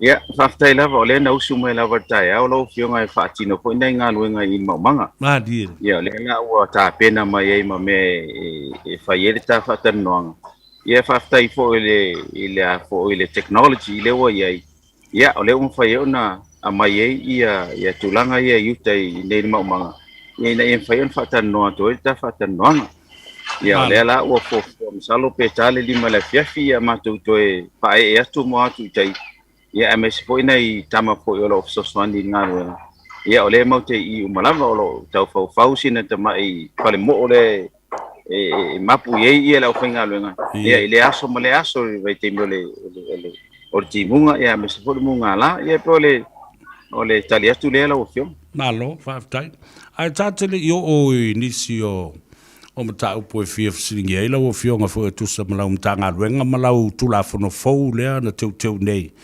ele vai asole nei o le vai aso fono le tato palemene ele covid tulanga le lei o le fuafanga ma le tofa ma o le kabineta ma le malo ina ia tala ia no tanga ma sa o le covid ina ia mafai pea ona tato wola ma tato malama o le wala pata ia ma faatino ia tong fitinga o le ngase ai coexist pe o le upu le fa pertania tato wola fatasi o le saunga le mo tato o lo yo tato au o tato lo le betau no fai na sa saunga ngala o fionga ile fina ngalo ma le tofa le kapineta ma le palemia ia na tela va mo fa sili si fia foi la o fionga ia le ngala vol fenga malo na ye a o tu na ia me se foi ne fenga malo le ia fa solo peo tato tui o tui pui ia po tato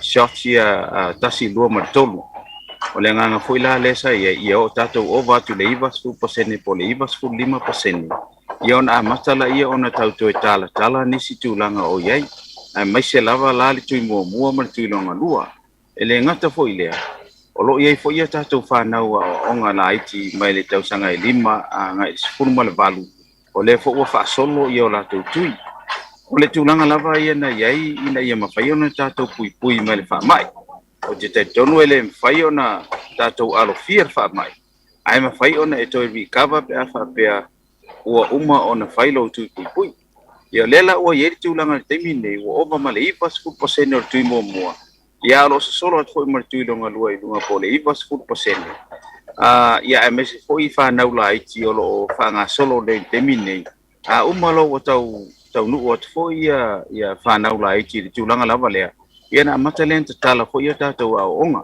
o le nganga lava na o malo ona ele mafai ona tatou tapuni pea ele ngata ele lofa le o fai pisinis ai to lofa foi tatou ia tatou I nei Samoa ele mafai ona tatou pui e pe tulanga le sa fa tino nga luenga ia e fai tau miliona le tele o tupe e pui e tatou mai le covid e ala le I le quarantine le sa masani on tatou fa tino ina ia I hotels ia le ngata ina tau singa ia wa yela le nganga malo ia wa tatau ona tatou titilo se si awala le la ua mafuai le so la ua fionga o lo tu mau pe le level 2 o le vaenga lua o le tatou ai wa amata ona fa amata tanga nisi tu langa ole papau ia le o mato ai toe fia le leila o fai pisinisi na me se foi o tatou wa tangata anga nai nei fa nau e lalo skulu lua tau sanga o lo ta fi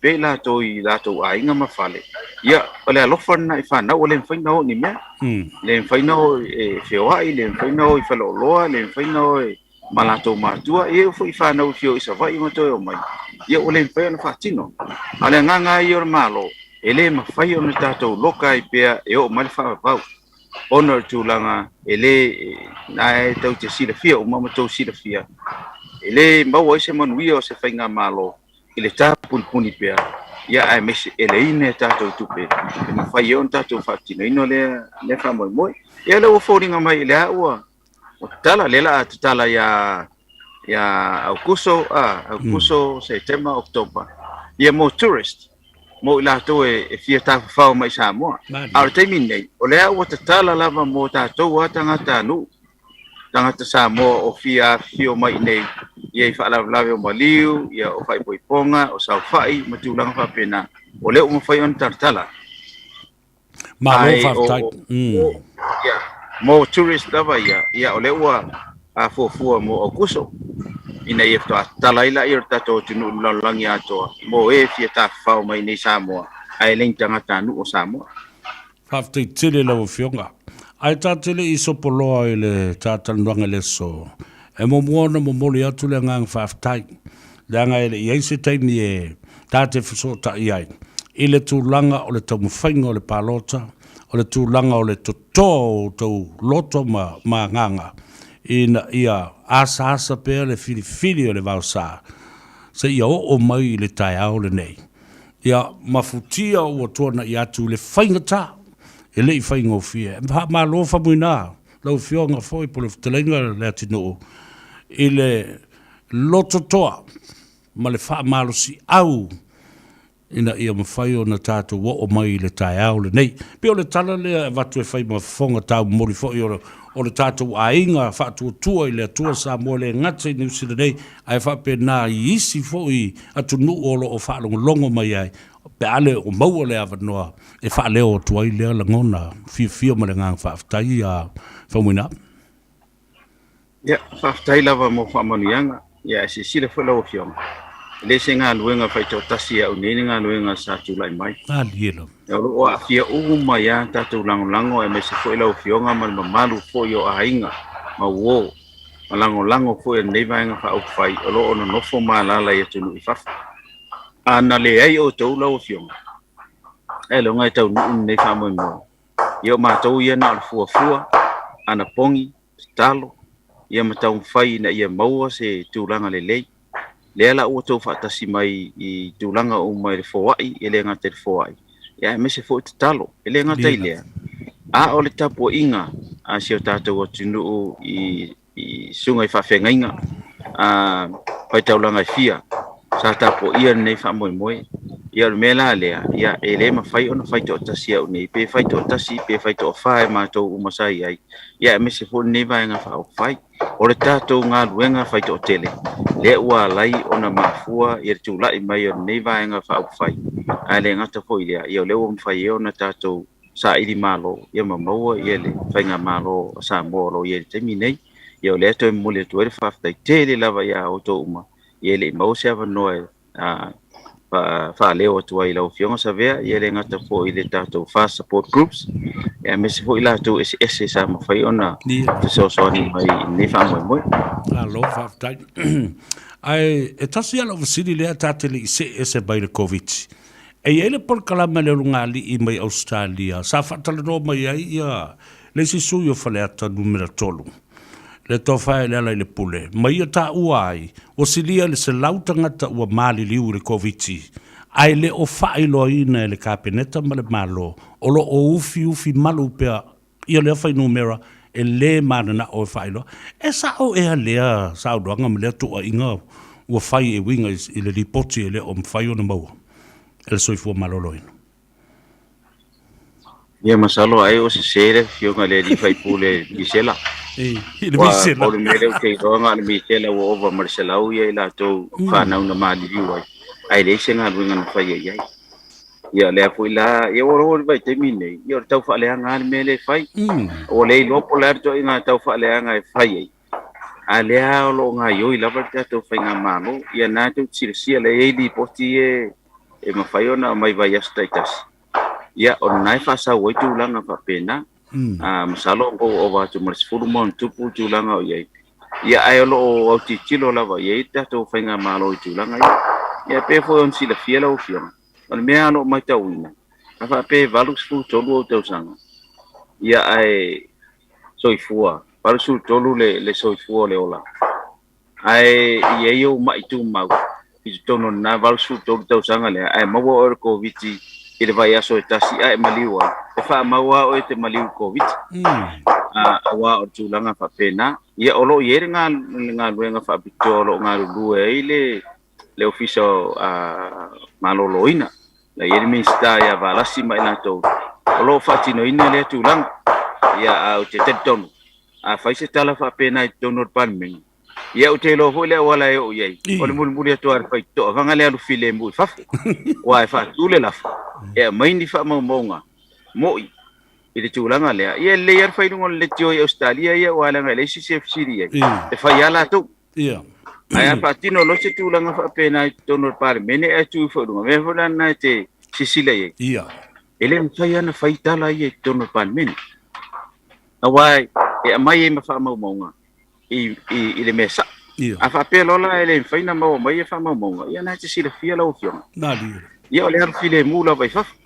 ia pe o fo yo tulanga fa pena wa fa tu se la fo ina ia fa yon ta pa fa monga ia fa ia tulanga fa pena ia ai na lo na te sile fia fa yanta no ia le tio ia Australia ai me se si vai ngana ma fa lo lava lo fiona a lo va te tele lava pale foi ma le to ai lo fionga ia mo le tali mai ina ia no fa manino ai le tatu watuno le ai an ole malo mo lana tulango lo iai au mai fa mtalang sao tala fia ngai i lea taimi ma lea taimi ia ma le mea lea olo lau nei fa pea ole nofo le fionga te mai tai pale mia ai le sau ala e tala noa mai ma mai so na fina ngalo i lea tunu fa malo si au a lea o te tali tonu au o le tātou te itai i lea stangata i si so ioi fa to a si pe a fai wonga le tulanga o iai matau o le fo e lava o tau min star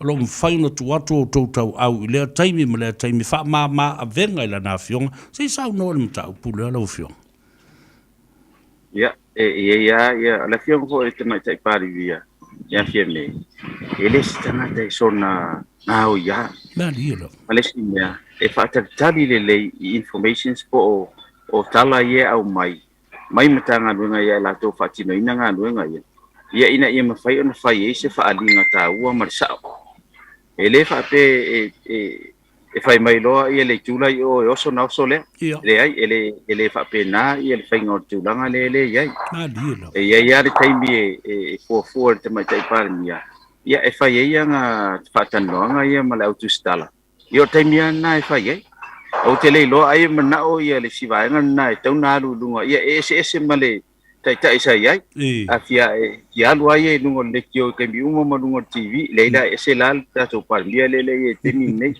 io e fai ole ma lu fo si ona si fonga ai te fia fa longo fo ia ai le so na lu fo lungo TV ia ele pe o mato ma oro mala udi a fongo merga ka interviewer terminate yes o fion ya le fie ono mato e te tau ana fa ilo ele atu no fo itu langa o yai ia fo fuanga al fainga malo o mon pasia ka peneta me se fo fuanga mtanga luna nga ye numa o le mena mato e fai mali o te mai te parmia ia fa ma pa ia o lo yai fo le na ia mta fai o ia a o fo ta paso na finga lo tu langa fa pena ia ta pa fo ia fai fo on sa no atu ia pe or tu langa le lo fionga ia ai tu ai pe a fo e pisa ia o le tu pisa mo se me ho pena lo fiong no va type o lo no winga la e tā mauai le fisiri lena vantu nei.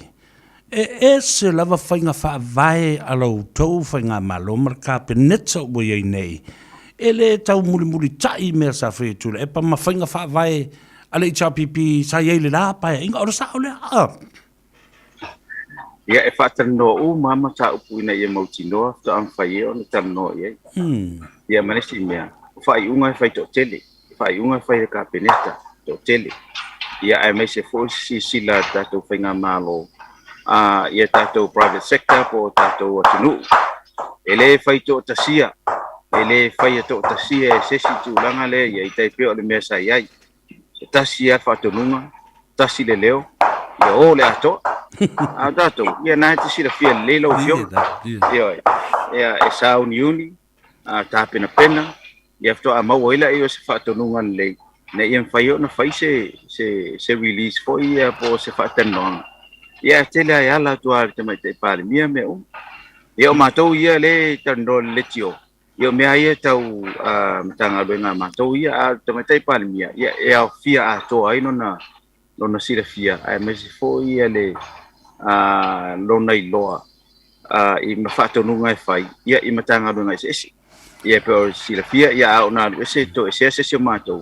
Ia o te mai te pāle mia va ia lau matanga luenga e to ese. Ia wa te minei. Ia tolu matanga luenga na lo va ia te mai te pāle mia te minei. O matanga luenga lo va ia e whiunga ia olo.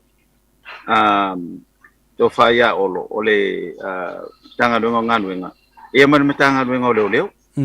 Ma wharpui o nā fo e nā ia whiunga ia whaualo. So e vai umala te mai te pāle mia matanga luenga ia tolu pe ato e se. Wa le fo sa ato e se atu ia le whiunga ia to susuru. Le sa alu atu i palau fontanga sa whai ei. Ia tolu matanga luenga e vai e te mai te pāle mia. To e whai mana matanga luenga. E wha matanga luenga e whai ona ia vai e te mia tasi. Ia mela na e fo e tā ua i tele. Ia e te mai te pāle mia. E lona sauni uni. Ma le lava sauni ia. Ona e le whai ngofia ngā luenga lau whiunga. Ia e pau o tanga te whai ona whaatino ina stu langa whaapia. Ini ministers to tolu e o te mia tasi. Ia malanga matanga luenga fo. Ma lo fa tai ta u tele fa fonga mai foi le tunu pa foi fa to aki mai lo le tio ma silo mai mo i foi lungo la televise ya na ola ma lo le na le fionga ile le fionga le tamal malo honorable minister Fabuina so yalo le tunu Wayne Fong o le minister o ngā ruenga o leipa pisinisi ala munwia ai tatele i se e atu i le fodo le na foi nei e vatu le fa malo ma le fa aftai tele lava i le toe te wina ma le tō whālo loto o le tūlafono lea lau mtanga ruenga o pisinisi o leipa ia whapea fo iso tanga le lei ma le au whainga ruenga ma company o le sei nana mai a le ano fale e au tele ai le tā ua tele o le toe te wina o le tūlafono lea mo lau mtanga ruenga lau whionga le mista Ia whaftai atu lava. Whai asi te leo tu la whano. Ai mese fo ia le vā le lei o tangata whainga luenga ia mese fo company. E le apply la tu la whano le ma e le whia ia i tu la whano le ma tu la whongo le Public Service Commission. Le alo o tino inga luenga ma lo i lalo o le PSC. Ona wa iai lava ia inga matutuunga fo ia tu la whano al PSC. E alu e tangata whainga luenga o ministries. Al tu la whano lea, ia mo o ngā luenga private sector i tua. Ai mese fo i mtanga luenga tuma oti ana malo lelo, ia ne luasfu fitu. Ia lau whainga o state-owned enterprises. O lola vea i lalo tu nanga lea. O le tu la whano na amata o na whaatan noa le lua fisifuru ma le valu. Ia e fuafuala i eila o whionga masalo ua whātau sanga talu na umon whātau noa tu la whono. Ma whai consultations ma tu langa whapena. Ai ona o le siringia o le mtanga luenga le MCO. Po le ane me ua lai an tuain whātino tu la whono. Ai whai mai ona ua o te mea whainga pālota. Ai le i o mai ar tu la whono i le kilanga lea. Ia lea la na lai ona mai e lola i te mini. Mo pe atu lo whaatino mai lor tu la whono ina ia matai.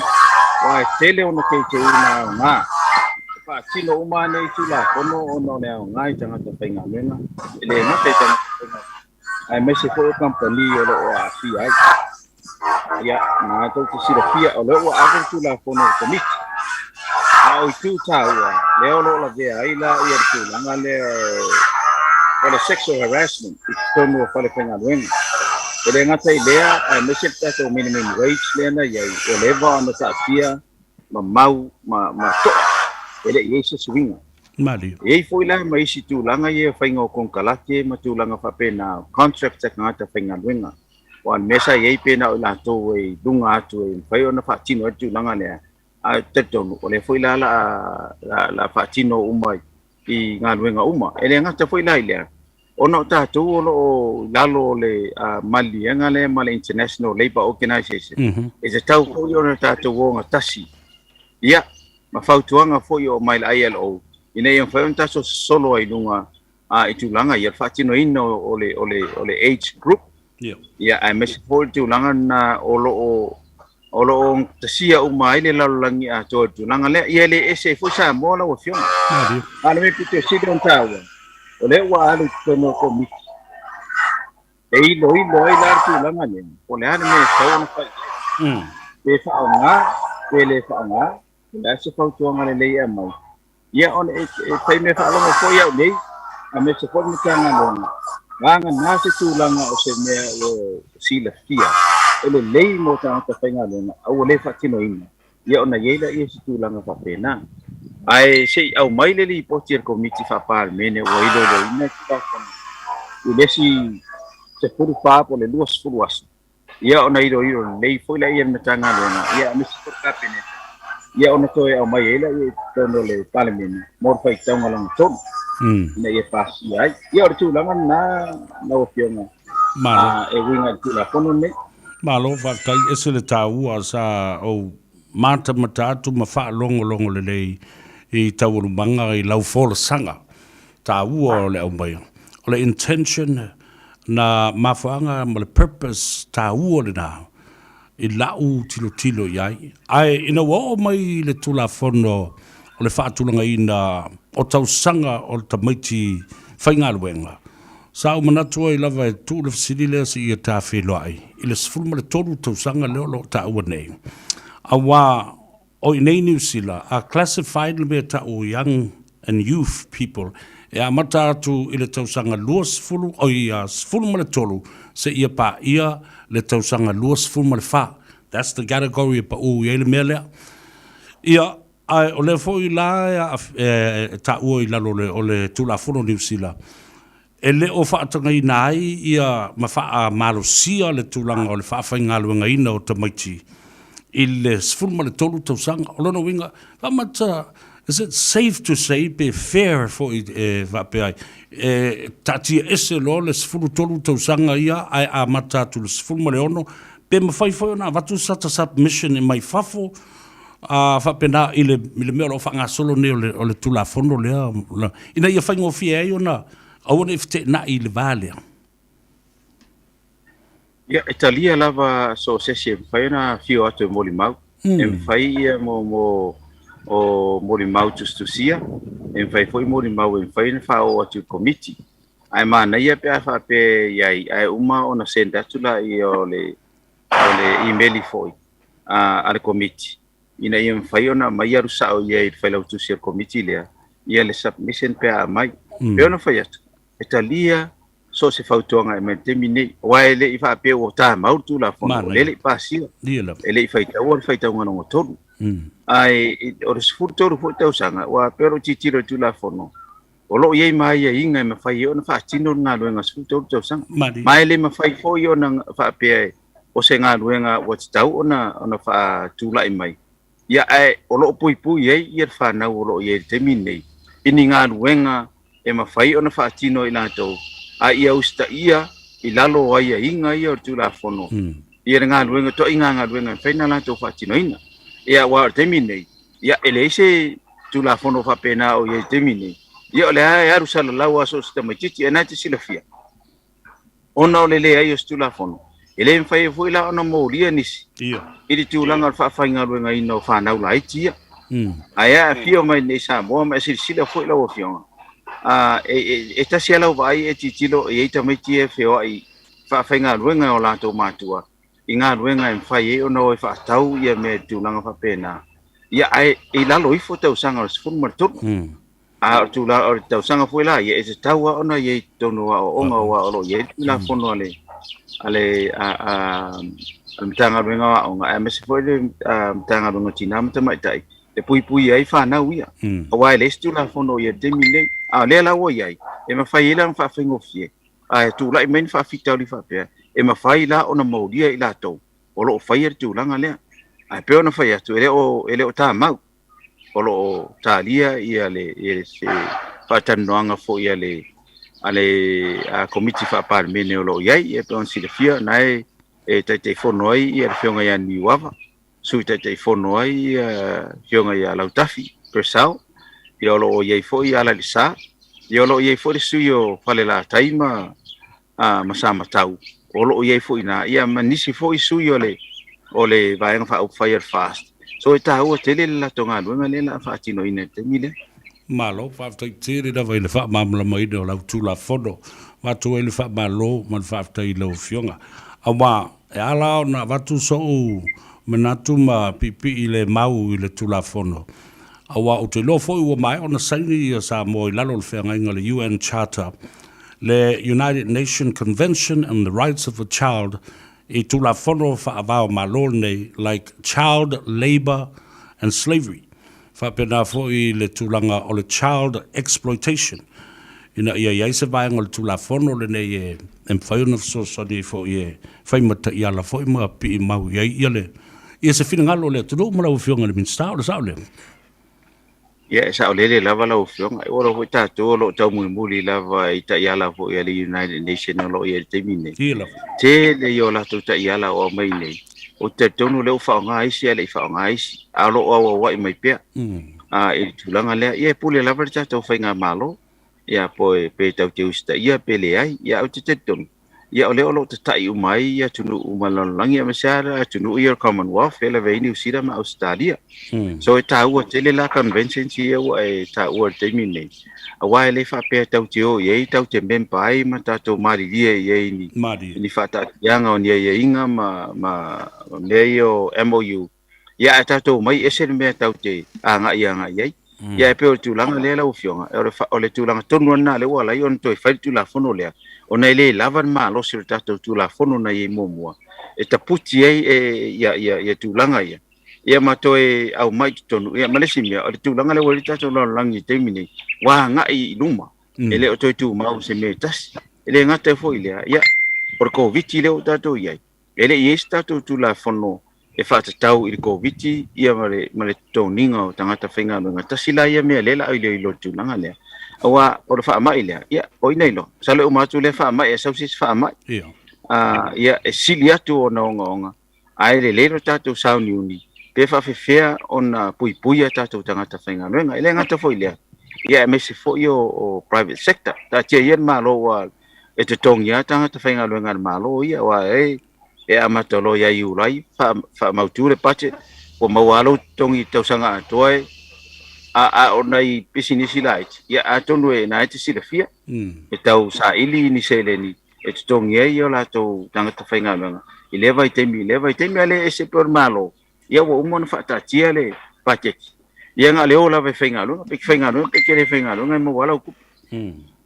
malo ta ua tele lau forosanga le sa o whaalongolongo atu ia le minimum wage le tutongi a mata ina ia fua i le toru ta la 5% i le itula ina ia fia o mai le atunu business a o lewa e sa ndo e lau fionga le teuteunga e lua tausanga le la tua i nei i le business ma le company e sila i le whaangaio ingo la tupe ma le whaingo la tutongi e uma ona to siasi fo e tu leo lau fionga ma lau mtanga luenga e vava aipo i ese suinga ua whaipo wa si i atu ilunga na ilo le toru ta la lava ma le 5% po o lalo i fofoi lea na amatai le tu la fono sa i sao nua toe au mai tasi ale anu fale o le vaenga lea malona ta ua Ya, peon sila fia foye o le malo la vai ama tambe mene o tongi minimum wage.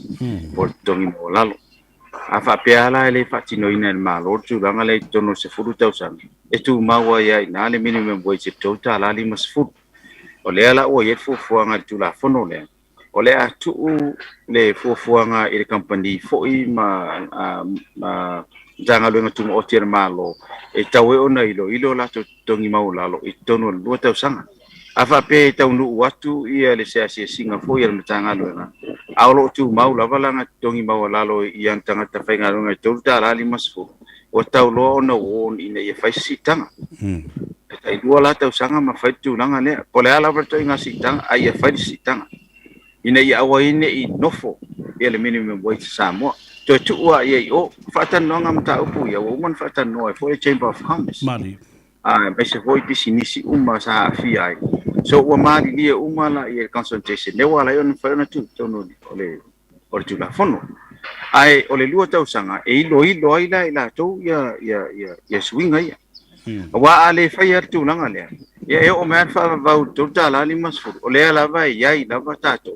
ia tau fu na fa fua o te lord tele o company tu mo che ye o tau le ia ni si o to ye le minimum wage nga to ta la ni mas fu le o che le ai na o lima ta la no ta la le tu la ia vanga na ia na pisini si to a mata po pisini si fo mai ia pe o la tu la ia o lo kinga ngai ko ka la ni mas fu a o levan tau na fai si swinga ia pe o tu nga le la o fionga longo winga e si ia e o tu la ilunga le se fulu tau sanga o wal tau na liman si tanga o le minimum wage pe a fo ia e tau fuila isi company o mulu atu itu e tau fuila na o le minimum lewo ia le tu langa na o anga ia pe o le fo anga na tu la fono malo ta o tele la falo lo ko tuwa o le taimo mo le o falo ngo tuwa nei ia mana tua o le lua ta la po le ta la limu se fulu sa ia toru ta la le tele o tau sanga o mavai ole matua i olo pala i au tātou tangata i le telo tau sanga o amawai. Ai le lo tele ma tau pule nei, whamata i se taimi luma na e mawhai ona so sadi le malo i nai stimulus packages fo lele o nai incentives ma nai mea lofa a mo company la iti ia ma nai business tum onti. E so soni fo i le latou tupe maua, ia ma le latou fo i so soni atu i tangata o lo whainga ruanga mo i latou. Ya ilalo lava le SOE le lo ia mafai ona faatino tulanga ia stimulus package plan sila fia sia faongaina ia tulanga le o ia tai pe tupe e fo ai company ia le ngata le ota tu tangata pengen ia malalangi ato wale ele no fo se malo le long tama ai ngatu fon tupe fa pena banga na o ia se fa mau wa afia tama ai ma afia ola tu tangata to fatino le turanga le ele ese foi la sa mo la ofio Samoa o solo le lunga turanga le wo le van fatino mai fo ai le wo tu na ia ese a foi meto tia sala to fa mai e le foi la wo mai finga malo le wo ye temino e le fo ti tiro la to ia inisi foi meto tia e ma fai on fatino turanga ia ia tātou tāria le talo tupe luas ful tolo. I se tūlanga whapena, pero me fo nā le sa ave te talo i le ACC. E tūla i maia. I se fsosoani, i se stimulus package, mō tangata whenga lunga, sa olo i e la tūtula fono. A la sa whaatino mua i teimi o tūnai. Le la sa ave te talo i le tamai teipule. Ina ia tūla i mai. E fai mai se so ani mo tangata whainga longa o levan tipia la tu tasi pasene ia mar tasi pasene fo ia ale company lo whainga mo le 2% so ia la tu ai te pe ia no pifa la ia fai sin tele la teacher pasene la o ia o tasi le matanga longa ia o so lulu mai ma o ia la tu pe mo ma so fa leile mo ia la tu pe mo o fa te ia tu le ICC ona e fa te ingal le ia ele ngatai la isi le sa ave fo le so sonian malo ile pate le o matu nei le supplements le sa ave so soani mo i mar paipa matula na A tātou tālia po le ase me tio no fomale tamai tai minsta. O tupe. Ia, o le ase tūlanga iai i o le pai foi fi ngaunga man nupi wha. Pere tauntu i lunga ia e mai anu pi whai e o nā lawa ngā tai lato. Alo i e fo lesi tupe lesi pasene. E toi maua ne ia iulai. Ia, tātou tartalia. Ai le lei foi la le wa matantala tala tātou poras. Matatala tātou avao. Ina ia mawhai o nā toi maua le siawa noa le lei tangata whainga nuenga. Ma company, ina e whainga ngā lue a tiri loa. Ia e fso soani vai le wo ia temi sa loka ia tātou company. Ia portali estu lea lau fiong. Alo, whaftai tere e lau fiong e le Minsta. Olo no winga i la utau mātau atu i le saunuanga. O ala o mea ma le process. O le no winga le nofo ka peneta, saula na whaatonunga i lalo le matanga aluenga tūma oti lea, ma le lātou whono whaatonu. O yeise tau tupe a mai se so soani mele, o le mea le nai whai e le whono whaatonu, ona ma le lātou whaululunga, ona longo tuai leo le ka peneta, o le saulea. Ia, o sa o le lei lawa na wa sa no ai lawa fiong. Afa pe ti lo mai ia matanga luenga ia o no nofo matupe. O lo la to o se neni o lo maua foi le profit la to matanga luenga. O le o ese tu langa le uta to yai. Tu lai mai e mai ni fautuanga le lei ile mista e ala tu ka peneta. Ina ia mafai ai ona faatino tu langa ia. Ia o lo pui ala tu fa mai ela tu la fono. Tu la fono ele fain faatino mele. Ala sam fain fai mo. Io ele fai lan fa pe mai. E tu la fono ma to tanga no ele fain faatino mele fa mai. A fa felan faatino mo. Ia pe o tu langa na o lo fai nai finga un temin nei. Ia pe fo mai a tonu o titino mai fo fainga malo. Na pila ia pela tau fiofi ia tu langa ia. Ia mafamai tonga vakus fa konga kapinga fa konga koela ele fa konga ko kapinga o ko. O menga konga ko ke se lau mo ku afe kongi ka sanga. Nga ia mafai ona to nga yoi mai. Ia mafai to komiti fa tonu na lo tu atu ia port. Na yoi foi lo ilo to inga mata upu fa pele. Se la ia se mata upu ele le. Pa war me ia mai tonu le ole fainga malo. Ia titilo iei, po tala whea ngai, po o lava. Pele taun toi wha popo, ma tūlanga wha pena. Ai pe te tau o na whaini nā tūlanga. Ia ise awala en whai e o na whaatino. Ia sa awalo iei umātu la whono e whaatino ai. Pat o te tatono. Ia, o mea na maro. E iei whiana tū la whono. O ngā whainga whaavai. Ia o whainga whaavai po, e whaina sui. Vanga nai tū la whono e taun toi awe taun o parliament. E toi whai e ni si... ia inga po. Ia nto e mai na ia peor tali atu le lau fiong. Malo, whaftai, manino ia mamana malama awa lewo o wawa e tune iai. O pule whaatonu, whapena fo ia, komiti whaatonu ia. Tanga ruenga nei o State Enterprise. State Enterprise, Ministry of Public Enterprise. O le lato whaatonu, o le tō wha mao lea o lato loa. O lo iai tātou I pangatia I le teimile nei. La toura o lo sila le te leo la to seli lo mo fa pe mai lo ele le la tatou longo le tatou minister le kapeneta o lo ele tatou seli ni mfai ona fa so ya ai fa ta auto mai le a fo ile a wala e fa tino ai le na seli o le mo tua ma na ia tele manin ona tatou lunga le I le tulanga o le matanga wenga sa auto sa no ma fai fo ai auto launga ele ngata sunga lauli mali toa o lau fionga fa pe fo ile fionga ya olo fitiva ai ile mata upule nei o ngaruenga fa vai taimi regional seasonal workers scheme totally isau no ta ofi fa fo se ile me sau to wananga menino le leila fa long na ona fa tele ngese pe a fo impau to mai le fainga malo se itoi lo ilo ma utalu le process ma le ala o mea a tō talu maina a matal mele. Ai le wha apea e tā hofi tā mauro. A ia wha atele ngese e se I whai se vai fufo mau talu. O le sa o lea, sa nola o fionga le me tā upule. Ia e sa le lei lewa lau fionga.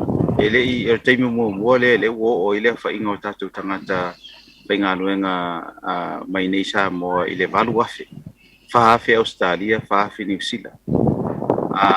O le si foi tūranga. Sa le lei le vai tepi na ona le to tele nisi na o. Ele ia afia ai company tono Samoa.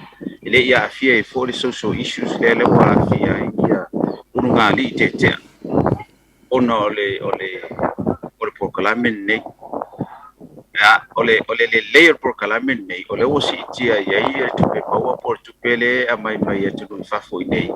Ya ilonga o telenga ele sfulua masina taruai ile ono se lau miliona na fa ingor tu ya ele fa pena ole RSE po la to o Oasis no workers matulanga fa pena olo tu ta fa u mai malu Samoa lo no foi ia tunu ifa lo la foi na mai tu pe tonu ni Samoa ole nganga fenga malole ye wa tu si fa tolu mai le Chamber of Commerce ina ia fai se fo ngar malo I tangata whainga luenga o lo whainga luenga I pisinisi.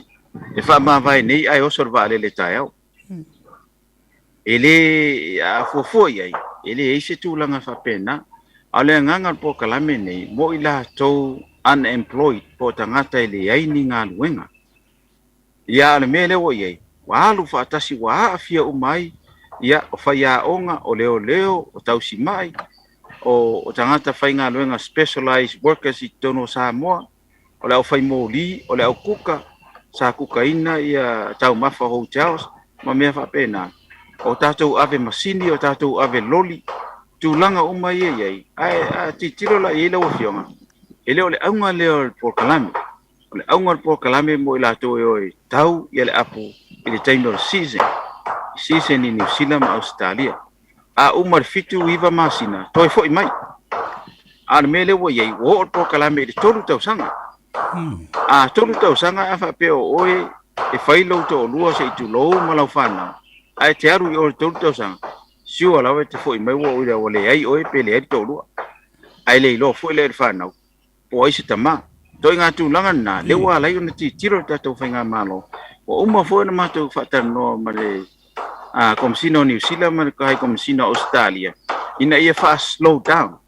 O slow down, ta ti tiro eri ka peneta. Ina ia pe fuafua I whai maali e titiro tutamu. E kolu le far flight I le masina. E la o ia tātou tangata I whafu. Ia, e whai le mtanga luenga le la o la tau I whafu. O nai tua a foi ia manai whanau matai tau lua. E a ngai mani mtanga luenga. E a mai e whasea o le toi mahose fisota inga. A titilo atu lunga Facebook. Lai fai mere fai poiponga I New Zealand. Fai mere fai poiponga I Australia. Ali ka kala ni be Samoa. Ya, lea ele tala fa misno. Ele tala ele. Fa poiponga. Ele fai poiponga. Ya ele ngata foi lea. Ya ila to foi. Ya wa mawal mai manuia I na New Zealand ma Australia. Le foi mai ne ba le to skul valu ila to e foi mai. Ya wa manuia. Pepe fo. Ya e tau apu ai nā ia ma wheu sua ia nā lau whiong.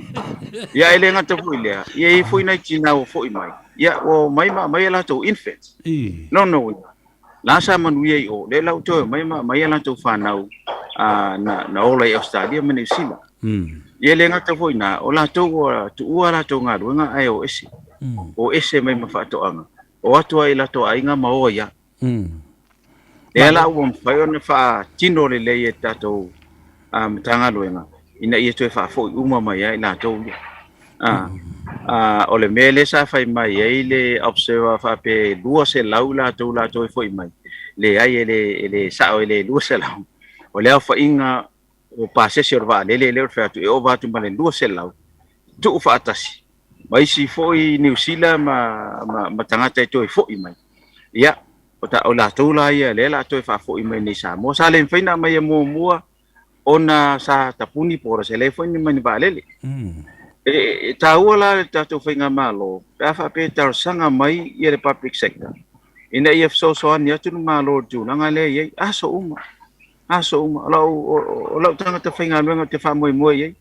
E sau pe pelo mai whai mai e lua vai aso le alua I New Zealand. Ia, ai maua tunga, ia lau halu ngā luenga whawaitinga.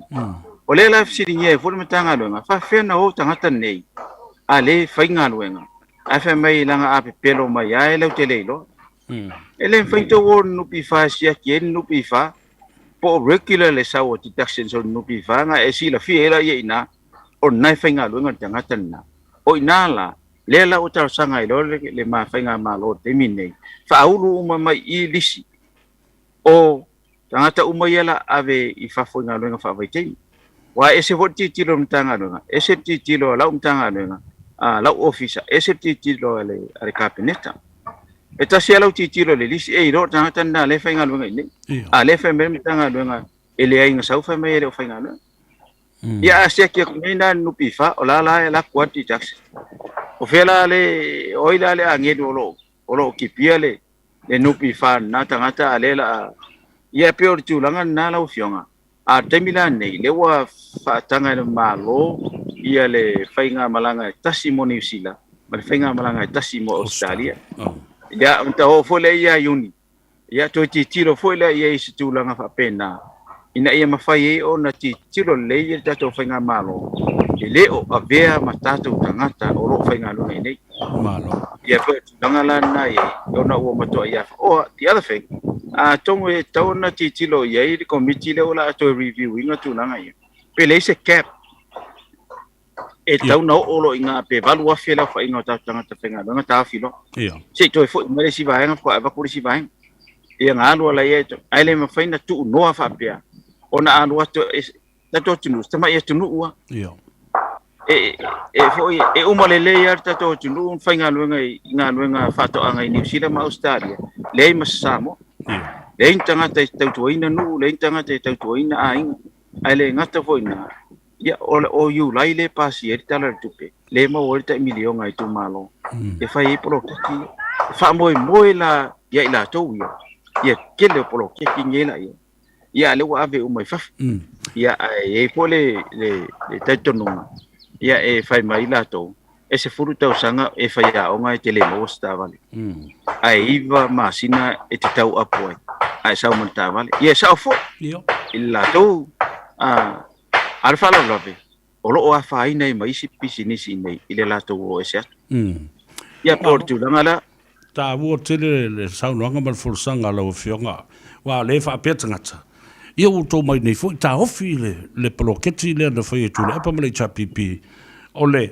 vai taimi fa nga wenga I o tatu tangata o no winga e lo fionga le minsta ole tele ia le te va tu nei there are so many social issues there's the impact of economic development of while le la tu nei ole and brain drain ole alu ese atu le mafau tangata nga va tangata ole na fai nga wenga ale upepele mo ia ele ngata fo ile na ole la au mai o ai le fai polo ketsia nu uia matina I tonu nu nei o atu fai aonga o atu leo o atu e matausi mai tap pasi o lona winga I lau fionga ele minsta e tau na to review reassess re-evaluate the whole process o le whaatalanoanga. O I tangata I e whaatalanoina a wanoa whainga luenga.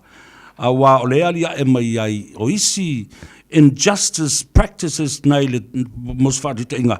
Tai whawhia no tangata le ainga le mau te tua oi. A le fo I o te apalaia I lau whanau e watua decline le mwhaina oni se lau whanau le malanga. A le wo whaatolu le whanau le to ina le.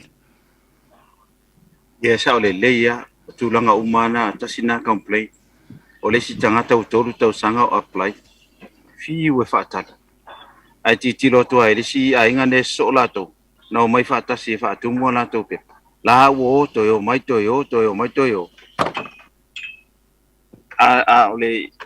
ole nei lava fatali lava ia na isi tangata e onga ia fa fitauli e onga fa fitauli ai ele lei pe fa pe o ese tangata o lo fire process I tonga tanga me o tangata ai tas se furu tau sanga o la tau fire me le tas o tau na tau sila fire me tau na fai ele fa pe o tu le si malanga ese le tangata o mai fili fanga malanga le fili o mai la tu ona ilo ela e se tu langa fa le tonu yai e se tu langa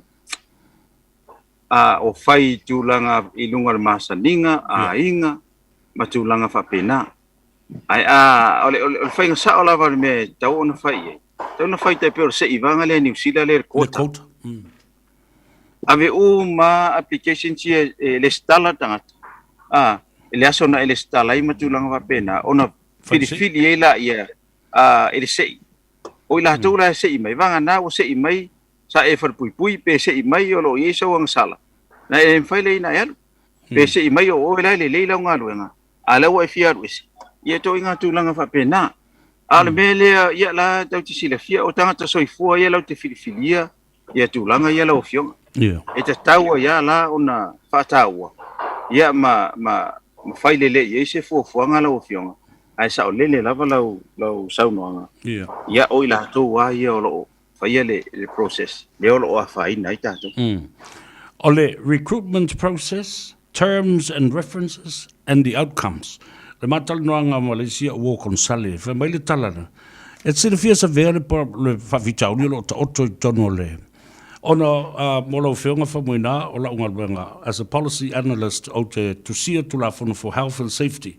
Le ta ua na, fa mai.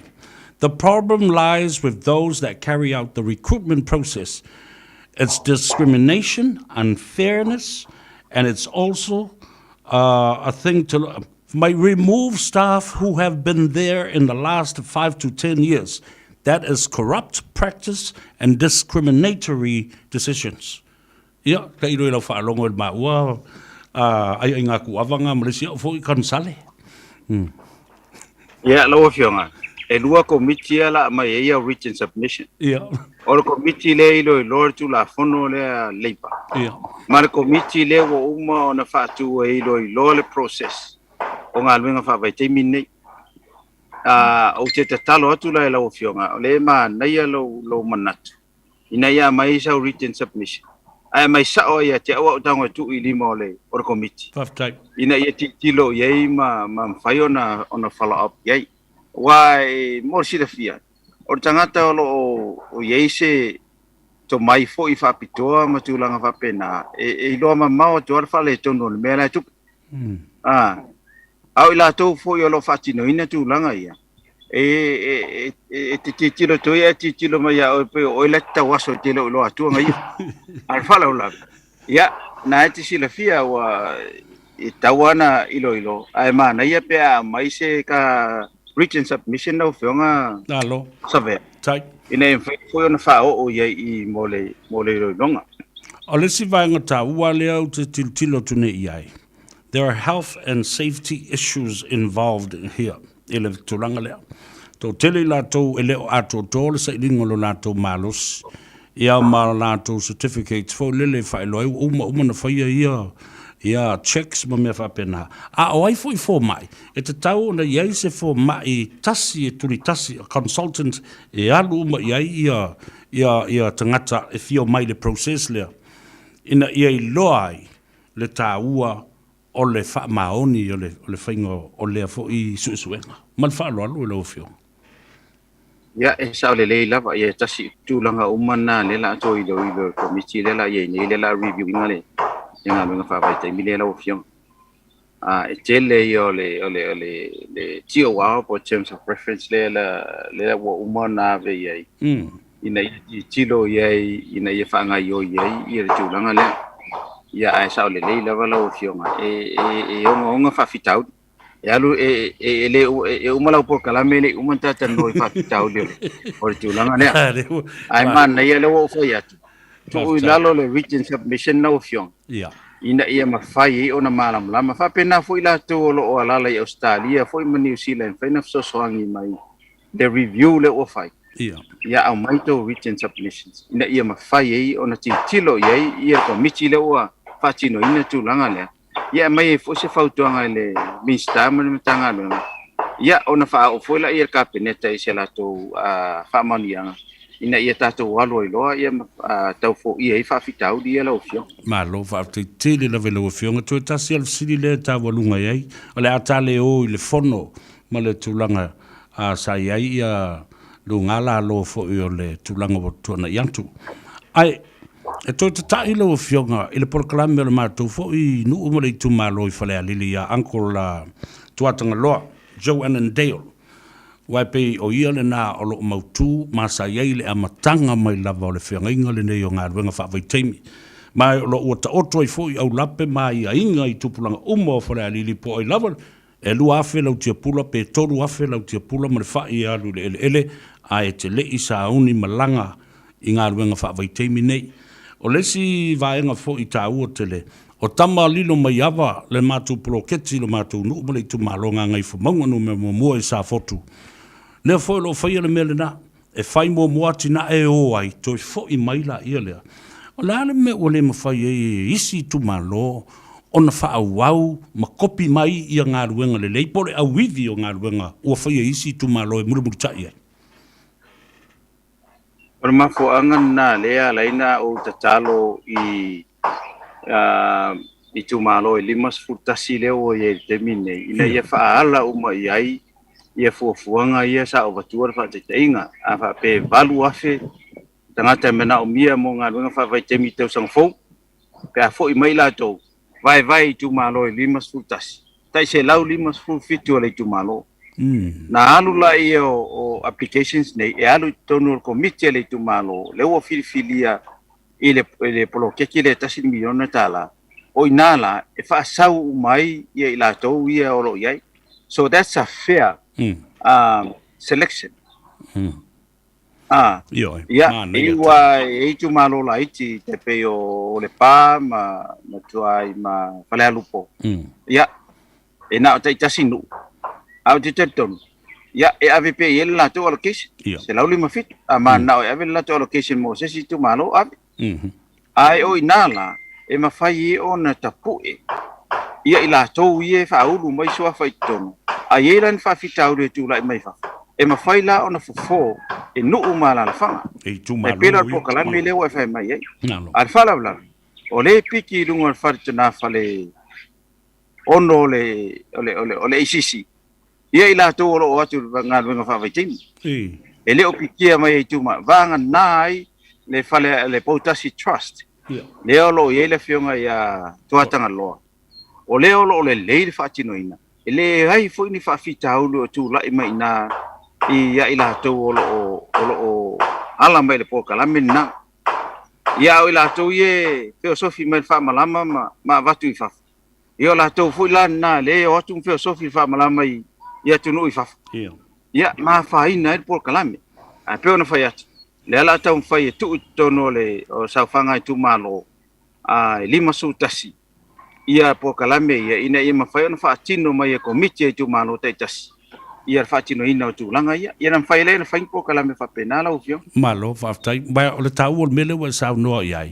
ile fo ila lea ile feelinga tanga ale tu malo o I fo yo le ai le fairness e te lo ai o ai le no o le no fo to le prokeki le tato I tu malo ma le no mo le si ono masina o le si tu pulanga ile yo tu ulava no ia o nei lola ia le paleni ma fea le tulanga o le tuftu fanga o ava no ai o te talitonu e tele ngā luenga le leia le malo o le o fo mai ma o atangia fo I le va ai mamao au to o fionga I minsta ai musi le fionga le mo tai parmia ma le kapeneta ia tala mai le a fo I le au afae e fa maduia ai le tata le noanga le nei aso e le ngata le tapo inga le tunu ai maise fo I lo I tu malo a inga wo mai masani o lo tapo ia au faiva ia ai maise fo I le fainga malo o tu nei a Samoa ia fa tai lava Savea mo le avano nei fiafi ia e au fo na fa so atu ai au a fo tu langa I mata faioi a me se fo tu te o to fia ia nei ia le ai o le tele lava o taimi ia e tau mawhai lava le mea ngā taile tau mawhainga na ia se le lei o le malo o lo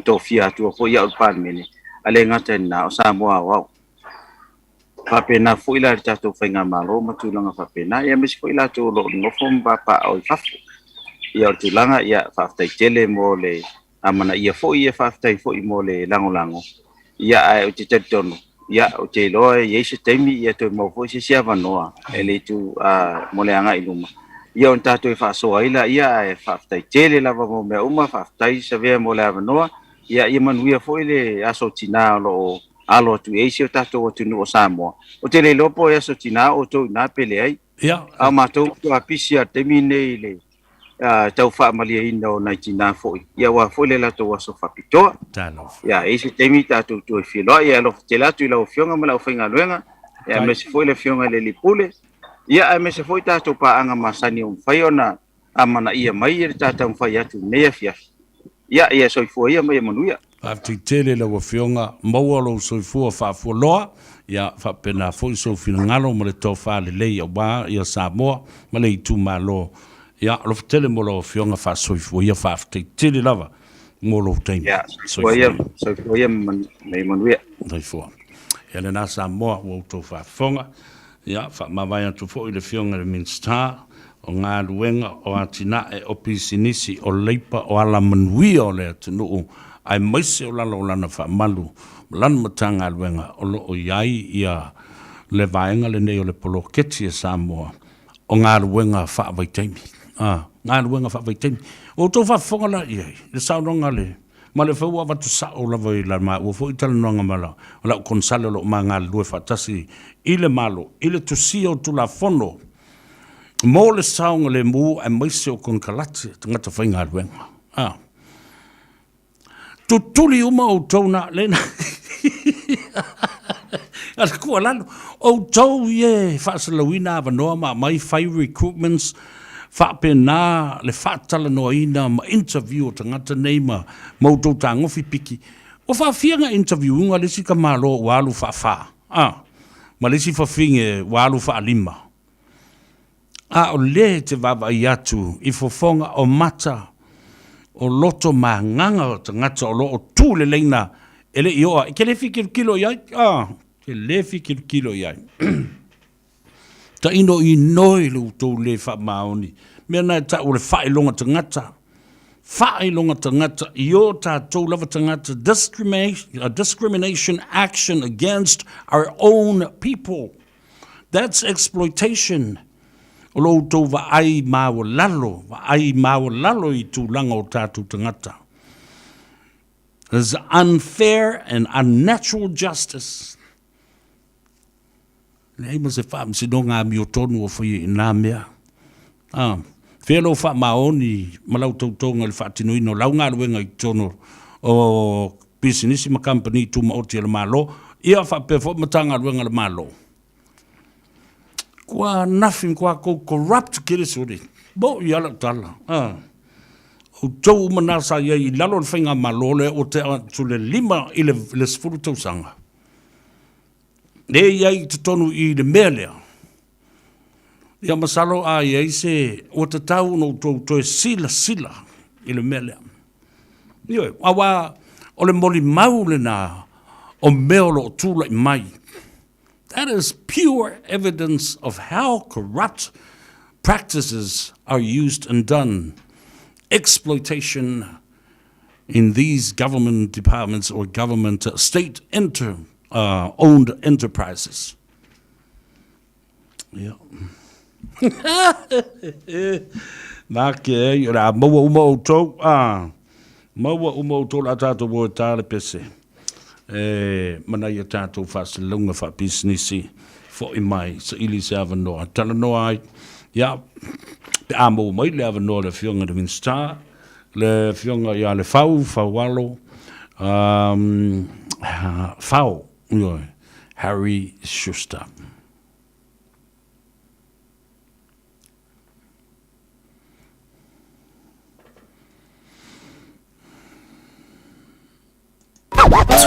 hours a day, 7 days a week. Radio Samoa streaming live on www.radiosamoa.co.nz.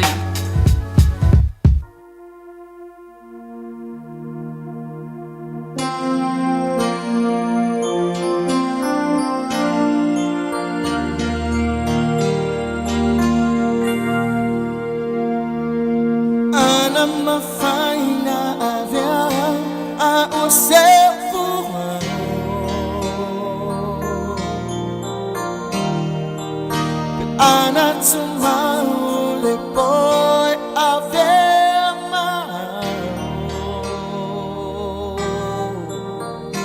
I love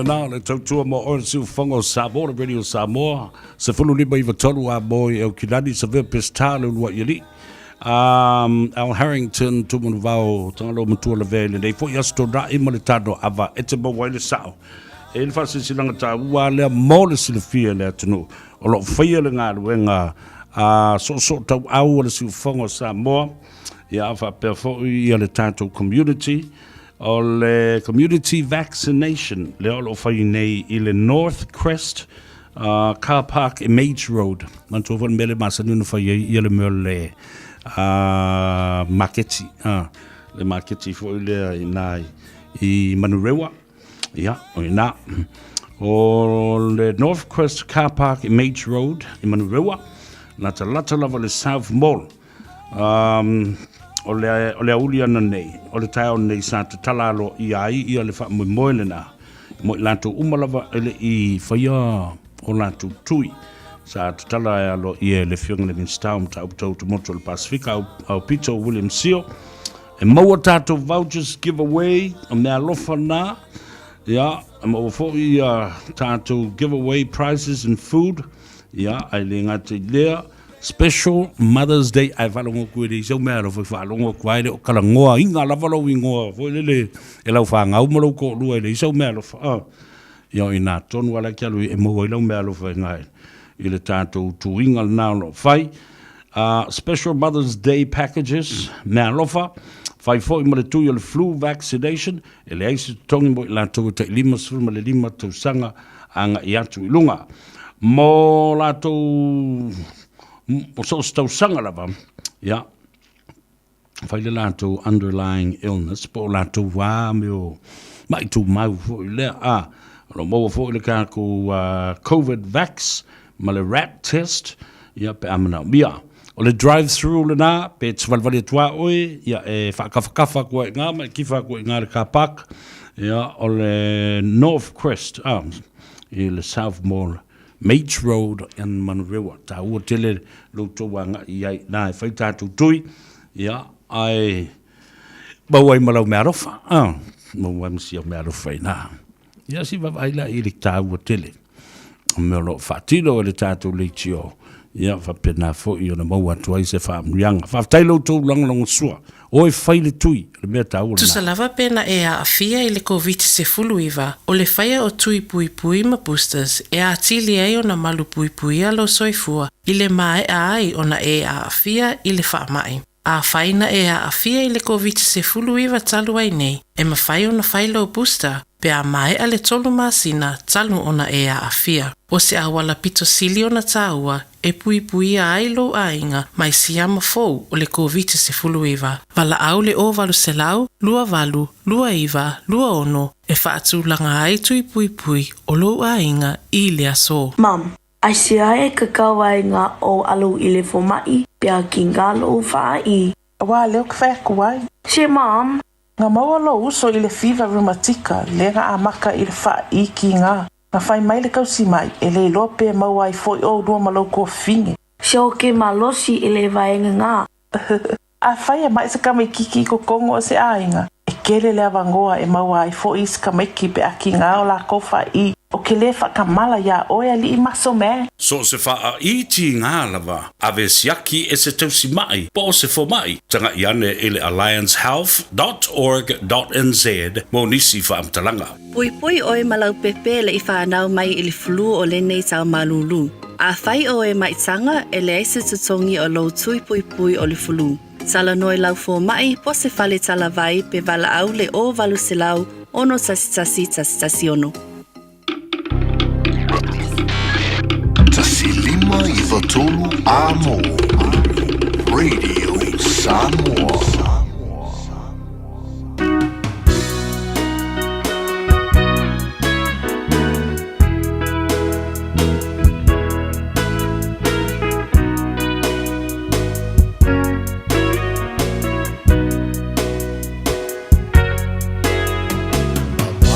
Tele o tau sanga sa ili pea o ela tau sala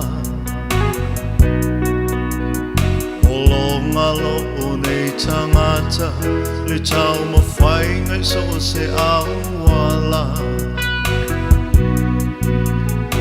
le o se miti po te maluia o le alofa o fai tino a faalia Tau mai o tafa o le alofa ma Mana whaona o atanu le wha moe moe Wa ulama nei mo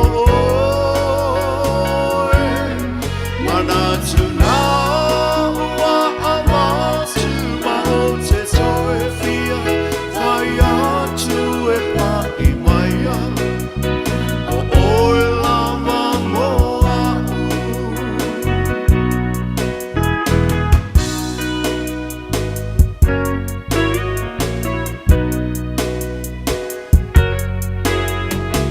Lasi lava leva ai I e whaato sina mai For mama, fau le tu ina nau e to ina loai. Le toa moni e pule ona loto. Le wha maoni to ina loai o le ti apolo. Tau mai o tafa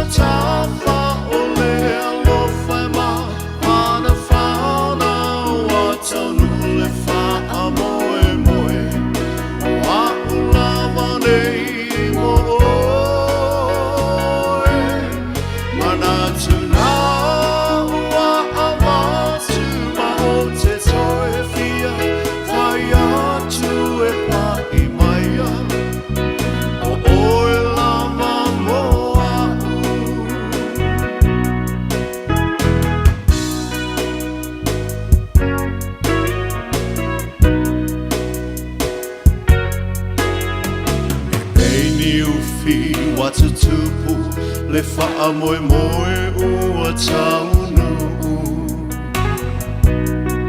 O tā ua whaapa ia ina O malili e uma aina Mo o ngā moa o sau Ia manuia ma ia o se whanau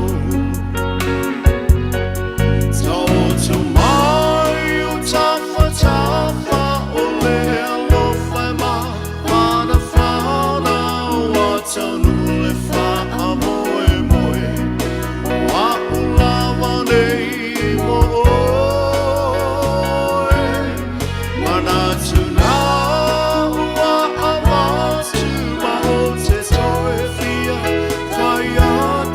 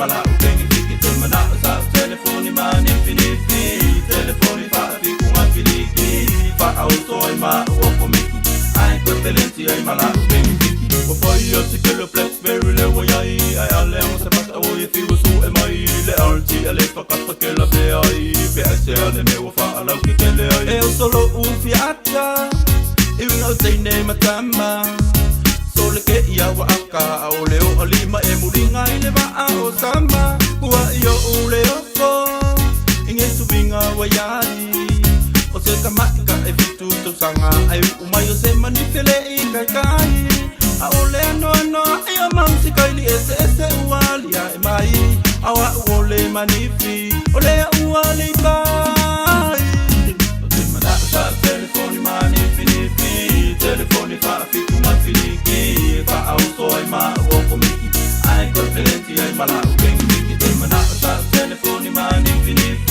telefoni fa fitu ma filiki fa auto ai ma o komiki ai compelenti ai mala upengi fiki so awate ata ase yo ufa amatala te leona anga ai muri mai ai to maona afianga o ngadina fantasia Toe mafana awo te tango tua o le manifi Galepe fuli mai le tua o mama Wai pula se kang wifi mai pula se kala Ave lang manitia i le moanga Umai o le vesi o umatala se ngata Te manata telefoni manifi Telefoni fa fitu ma filiki Fa auto ai ma o komiki Ai compelenti ai mala upengi fiki Te manata telefoni manifi telefoni fa fiku ma filiki fa auto ai ma o komiki ai compelenti ai mala upengi fiki o foi o se que lo blackberry le wo ai alle on se passa o e fiu su e mai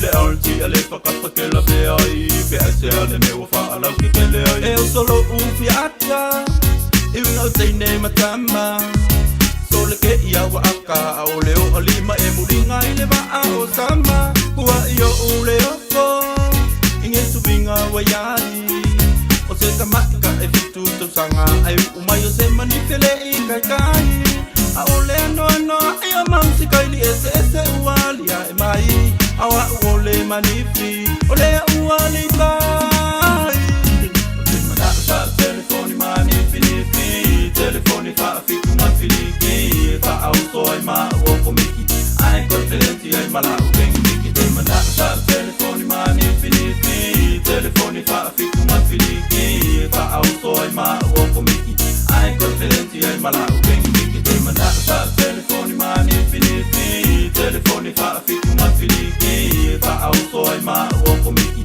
ai compelenti ai mala upengi fiki te manata telefoni manifi telefoni fa fitu ma filiki fa auto ai ma o komiki ai compelenti ai mala upengi fiki te manata telefoni manifi telefoni fa fitu ma filiki fa auto ai ma o komiki ai compelenti ai mala upengi fiki te manata telefoni manifi telefoni fa fitu ma filiki fa auto ai ma o komiki ai compelenti ai mala upengi fiki te manata telefoni manifi telefoni fa fitu ma filiki fa auto ai ma o komiki Te alana whawhiwhianga mai le Khalifa Committee e na ua toi luas fulu 5 minute o na tale o le tu live. Wha me boe lo mwia oe, ia, mga aruanga fwoi o lo whenga iai le nei vai teimi o le aso, ia, mai se fwoi o le tu lalata e taula ngā aruanga fwoi o le nei awa uli, ia ma fwoi atu fwoi i malolonga, ia ma tāpenanga warsa pati le aso tai au ma le aso tina. O leo ua whatasi mai le tofa ia whata, ia po le whatalenga fwoi a tungsia Pio Wilson, le ripule le nao le tātou whale ta vale, o le Omega Cars, whatalo whatu, maloli le soi fwoman ria, ia, whatalo whafo i le atunu umalana mai moanga, ma le sila mai moa, ia, baise o tiute mawhai wano flimo la whengai mo lau whatalenga tungsia. Ia, le nganga lava palo alo, lava kionga pesta, whatalo whatuai lava kionga ko, ili netu lao le uli, yo e, i ia le tua, le nego tue mo le nei lao lao, po le nei so ia mano le au maua. Ia e whatalo whatu lava sua tinterina lava Samoa. Ia a mata mai lava yo na awa ke pa ia o na iu.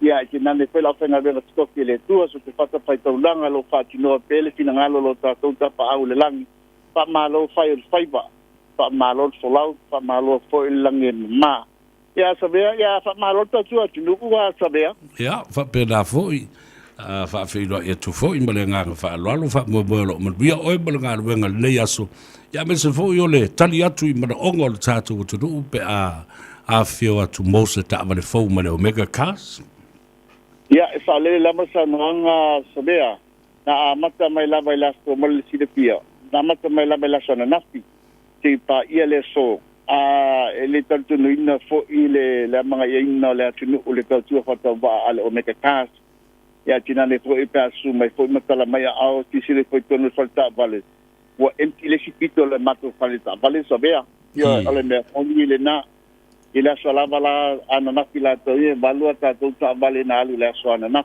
ia ele tol terminei wo fitu ta vale o alu ese matonu lo tua le so la vala to e nei Savea ole tolu tua ta vale o alu o Samoa lava le watinu yo e ma o la to mo fo io fa mania mala fa mandianga e fa tu nga fa longa fa business ale o me ka kas o ora tu ti a tina ne fo ia mo ta lima se la la tina yo e fa ye le bi tina na to e pure na ia spin me pa nga ila me ye se le mi sa so be ia madi ole omi ia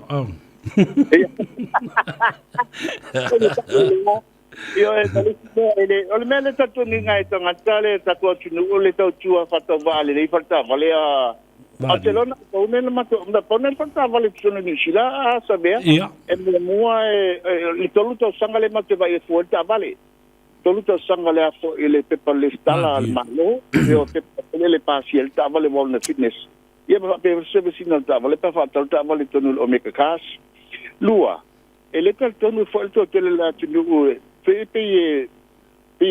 se pa fa oi la to mai fo o tele to sanga la te si mai po a fe a bel ta vale ala to mal tali oi na to su mai mata mai a fa mana ta vale ya lo tele to sanga o me mo dia a ve ale ya ta vale ne ta mo sani ko kalate ele ka la yo e a ve ale solta vale ya ma va to mal cheleni yo la to au la to se si e ma ta ilima se la ta la tina a Savea Sala mana se le no tavale la itima vai SUV to si to tavale you say lu a fel tu pe ato ala ba au piki apu ya lu a fe di ma sala la bala le vi la fe le special alo me ka kasi la so tina a Savea mali lo fa ta wo tele le fainda lo fa fo i na yo tanto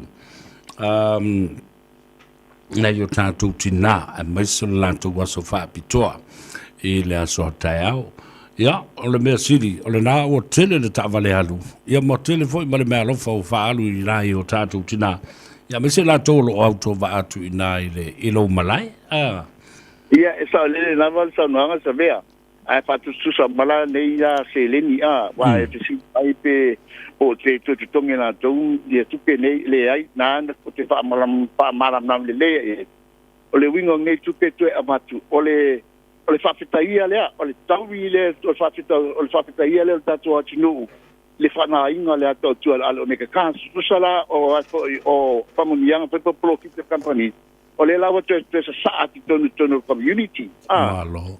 Mara tatu atinu, me te o whapea oi, e foi ponu na whinga nara, po le tong sia, e le nunga tau ta vale, al tala tong sia, e le ai whamole mole, e le ai se mewa pena, e se tau ta vale, e se tu pe tu sa la malo a pe ta liel tal sanga Savea lo fa tai ta tala ta tu tai au o le ai langa o tu la fondo la va tu sia malo lo le leila so le tu e na sa le leila sa no anga Savea io e fa sal malo pipo fa sala fa tana associato ai o la sa pati le fingal venga na tu sia para matanga fo i o le mato business fo no to tele amato ia na tala fo ia sa adi ta fa tuanga le mato pulenga fa molbole pa no la sa le tua io e manu ia el business ia o le ala bala o sa vali mau sa ia fo i el pulenga fo ia al bar company nei il fa tuanga tong sia ele la o le tala la ma sa Savea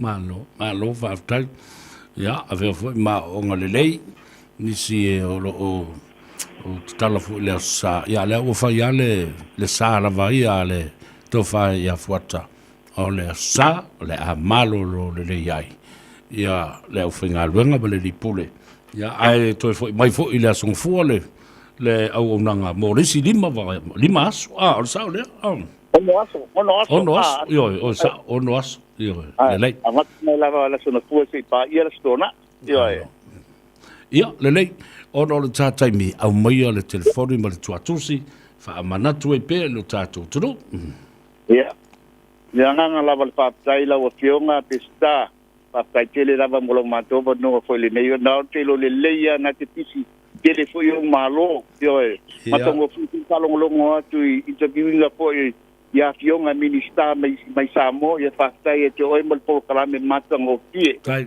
i lo atu ai lunga foi le biu so le tanga te lunga le YouTube mai lunga le Facebook olla le to te lo tanga te mata ina le la por kala me le fa tai te e lo so tu longo ia ai Samoa ya su mai mantala mai ile lo se la Kevin is driving manukau lo se la Kevin is driving manukau ya tina le foi ai se me fi mala mai me ka finance la vala tovia o tu pe mo tu pe pa alu oe o la se tu langa te fia mamla mai ina ia mose awale faita vale ia bala au mate fodi ole o iva lua fitu lima balu ta silua o iva lua fitu lima balu ta silua ia mana tuele ngotong sia pe apia mose so soni ta vale ia le bala au moela ia le olu tasi pa fitu ono lima fa tasi olu tasi pa fitu ono lima fa tasi ia to ebe fole ne vana toe pa manuia tuai la so tele la mata to tina na lang matina ta so tinu la so ta ia whamon via pele tu e hati o tō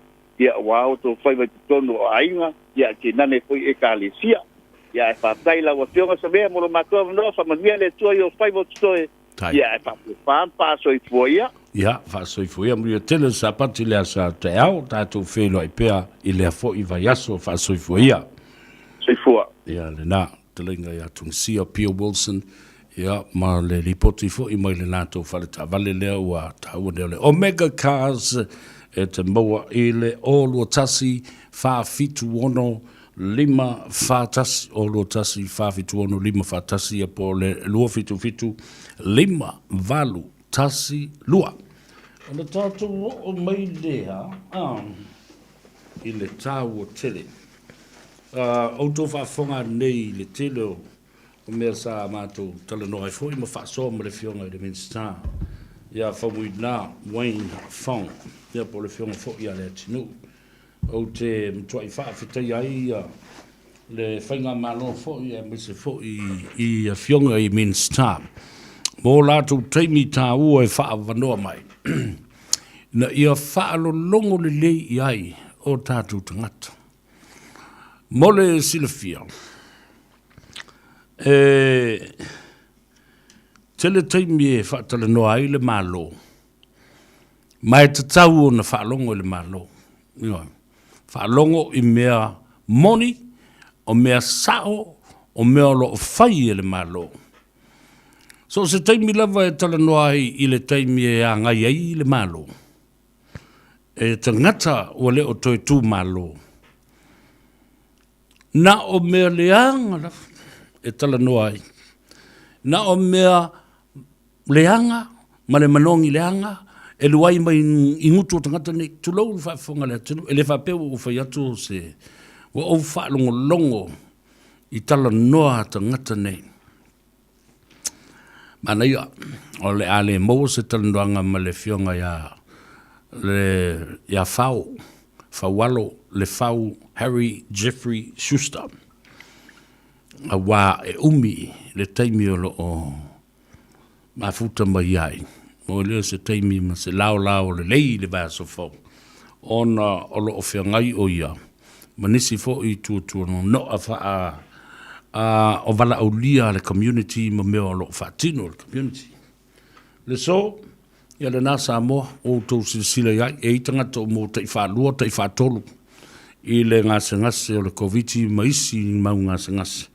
A le ako ke vai mai. A le shai na le kama. Le vai o le ola. Ta ua. Whaale nā tura. O nisi mau vai. O kaukangi mau vai ngō mai. Lesi vai kaimi. A le sanko. A uma. E o mai a lai fai ale vai ole ola. Le ae o la le vai ole ola. E o mai ama tisapia. Le vai ole ola.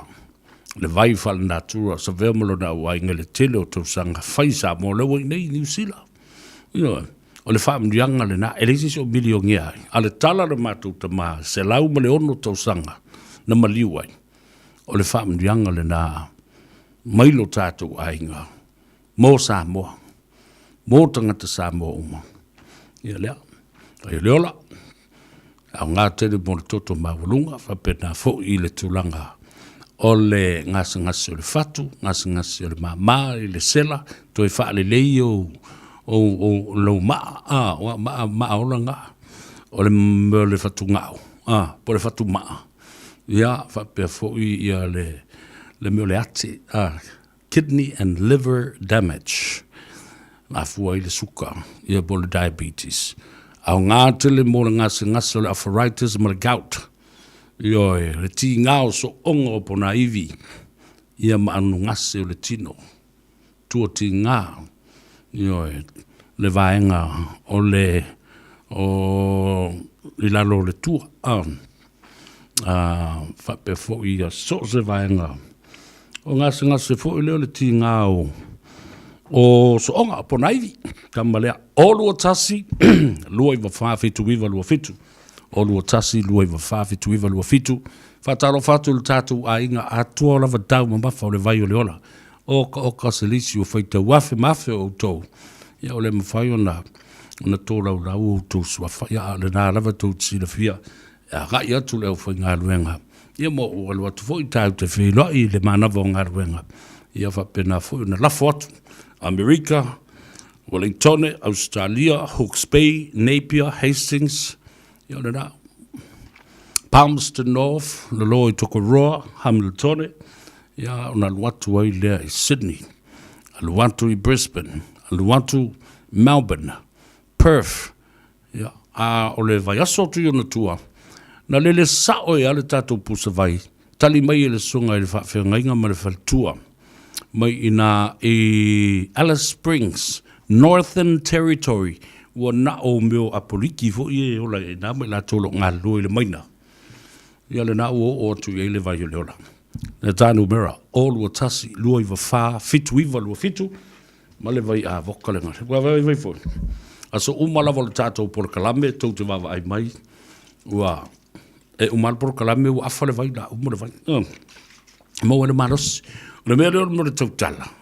Ma le ngā wenga whaasa le lau o lawa le tusi. O le whaasolonga mai o mawhauwhaunga i le mawhauwhausa i o mai le whatu, ma le ngutu, ma whaaleo atu. E leo se mea whaingofi, e le anga le mea le ngā wenga. E wha mo le manawa. E wha uma marosi. Ia, ona e apalola e le lau kamale. Apalola e le vai o le ola. O lua tasi, lua iwa wha, fitu iwa, lua, fitu whaftai tēne lawa i le pa ia o le atunu. O lo lātou wha o ngā ina, leo o nanga whātou waa. Wha le nātura, nei a inga. Toi mana tōle numera nā, lau vai a voka, ma lau vai o leola, o lua tasi, lua iwa wha, fitu iwa, lua fitu. Tēne tātou whaloloa uiai, o le atu le ngā wha malo whaftai lo whionga le saoli, o le li fo i o a inga, tuala tau wā, tino tau pa u, ia malwhala tua ia peka, tina fo ia me tita, ia maulunga lo tu wainga. I nā il whanolole o tātou tasi tolu, sfulma le tolu Lappington Road. Sfulma le tolu Lappington Road i Otara. Ia, nga i nā, e mei lau vai. O talo whātu fo il tua whine ia nive,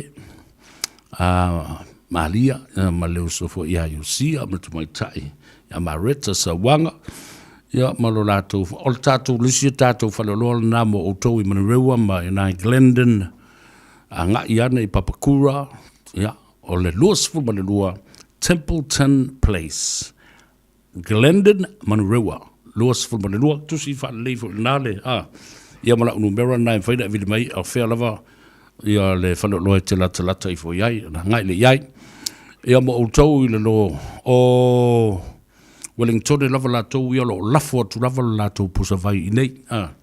Gan tōle numera nā o lua tasi, lua iwa wha, fitu iwa, lua fitu. Ia whapea fo ia le tātou whalaloi ka le stete. Tolu asfumu le wha McCarthy Street ina I Hunhei ka le stete. Ia, mawaila waila le tātou whalaloi ma tau tia le tele o tau mawhalo. Ia i whapea fo le whalawa ma le pangi vivela. Le tau tua Samoa shop i ka le stete i McCarthy Street Hunhei. Au re ngalo, o lua tasi, lua iwa wha, fitu iwa lua fitu. Tia tuina. O lo fa tali statu wavano. Tala no ai fo I male. Male tua fine ya maina vai. Mai fo se tatu lipoti I le tulanga o lo o iai. E wa le uta fatu dei o isi vai. E vai a papalangi. A fai a miliongia ya palangi la tu ya. A o le tatu. O vai fa le natura Samoa. Ia tātou te malorosi ia I lo tātou winu ma le whatutua ma le. Ma le tali tonu I mea sa whaia o tātou mātua o aunga ta mau. Tina o whai langi le whōlaunga. Au le to mai ma le poto whaalea nuu, whaalea tu nuu. Lea na whaasolo mai ia I tātou. Ili ia ngi fō mai minga. Na o tau la sea sa mōlawa. Wale temene nei. Mo toi solo umata ngata. I ngase tangata sa ili me ta o le natural remedy, natural medicine, natural juice. I lela I le vaile tato. Ai whatonunga o mea sa whai le vai, o le inu manga le vai, o mea au ngā I le vai. Ia le na. Oi lola, olu o tasi lua I wha fitu iwa lua fitu. O leo o toi 5 minute, ona tale o le tu lai wha. Au nofa mo o mafu whau I le. Mata I le tulanga o le tulai mai o whawhita auri sa. Bomba tonu o le mautofono, e lebe sa bianga whare kongu. O lo o sa o lele le ngā luenga sa wha. Tino le whong talai. Ai pita iane. Ua le mawhai ona sa ia. Ona sa ia. E la tau, o lo tutu mai nei leisi tu o le toafa. Ma leisi tu o le vai. Leisi tu o le alia. Ia matau ai maa mai ei. Wa le loa po le ale mea o le awhai. Whapea lato. O la lava e pare bia ia tu le pa. Ma tutu pe le malo. Ai le loa. It's going to be a long, long, long time. Uma mai nei 5 tausanga, to watu le si 5 tausanga, awa ua fua mai ngā luenga. Wile to esi si to ma vava I lunga se me tasi. E moi fonga, ua tasi le ma lo Samoa. O sisi fase furu po sisi 5 furu tausanga, a fai pea ya mi o tonu, ma mi o tonu pea ma, le leile ta, e faa pena. E le to iai, o sei tu e a ngai le malo. Na o I lato uma lato te lango sua I teimi uma. E le whainga malo. E tasi ale tonu mali e au tasi uma iai. Ia, ona whai leo le tonu le na. Ia, tātou te talo ia. Ina ia lo whangia le tua. Ia musuia. O tātou tu tai. Ina ia mawhai, ona wha wau pēa, ona whatino le ngā ruenga le lei. Lea, ua whenga iai, ma le whenga maloa lea, tunu ui le te bidei. Se awa noa, mō tui pui pui o lo ainga.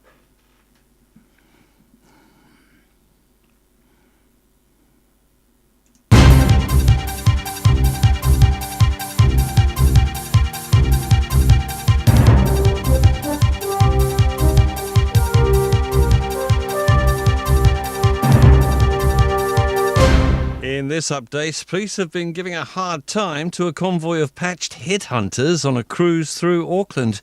Dozens of the leather-clad bikers set off from the gang headquarters on Marua Road in Mount Wellington earlier today. More on this from Demelza Jackson. It's understood the show of strength is to mark the 20-year anniversary of the chapter. In response, police say they set up checkpoints in Mount Wellington and North Auckland and checked every single motorbike. Several have been impounded for a multitude of offences, such as driving while disqualified. Vehicle plates have also been seized and around 100 infringement notices issued. A pilot's been seriously hurt after a plane towing a glider crashed on takeoff at Fielding Aerodrome. Emergency services were called around 2 o'clock. Foreign Emergency says the aircraft crashed into trees and was also leaking fuel. The glider pilot was able to release his craft from the tow and land it safely. Nationals calling on the government to explain why applications to have rapid antigen tests approved were put on hold by the Health Ministry. It says the government stopped processing applications back in December after approving just 3 types of test. COVID spokesman Chris Bishop says that led to shortages and officials could have followed other countries' examples. If you look at what happened in other countries like Australia, the United Kingdom, United States, they had multiple different types of rapid antigen tests approved from multiple different companies. In Ukraine, at least a dozen people have been rescued from the Mariupol steel plant in a UN-led operation. There are reports another 200 civilians, including a number of children, are still trapped inside. Ukraine's been accusing Russia of breaking a ceasefire agreement during the evacuations. This woman's son is still trapped. She told the BBC his situation is desperate. Horrible to know that your son is fighting and has nothing left to fight with in a city that is completely razed to the ground and seized by the occupiers. That's news. In sport, forwards coach Filo Tiatia admits guiding the Moana Pacifica youngsters has been a bit of a juggling act. The island side faced the Waratahs at Mount Smart this afternoon, hunting for their second win in Super Rugby Pacific. Despite challenges, Tiatia says they're growing steadily. So we've got a lot of guys that they can't handle all the detail because it's all brand new. We've really had to cater for each individual so they can actually get up to speed where they need to. Kick-off is at 4:35. The Northern Mystics have trounced Mainland Tactics 70-51 in their ANZ Premiership game in Auckland this afternoon. And in the NBA playoffs, Philadelphia 76ers have beaten Miami Heat 99-79, so they're 2-1 down in their second round series. That's news and sport. I'm Tim Dower. Talofa, we're the Katinas, and you're listening to Radio Samoa on 1593 AM.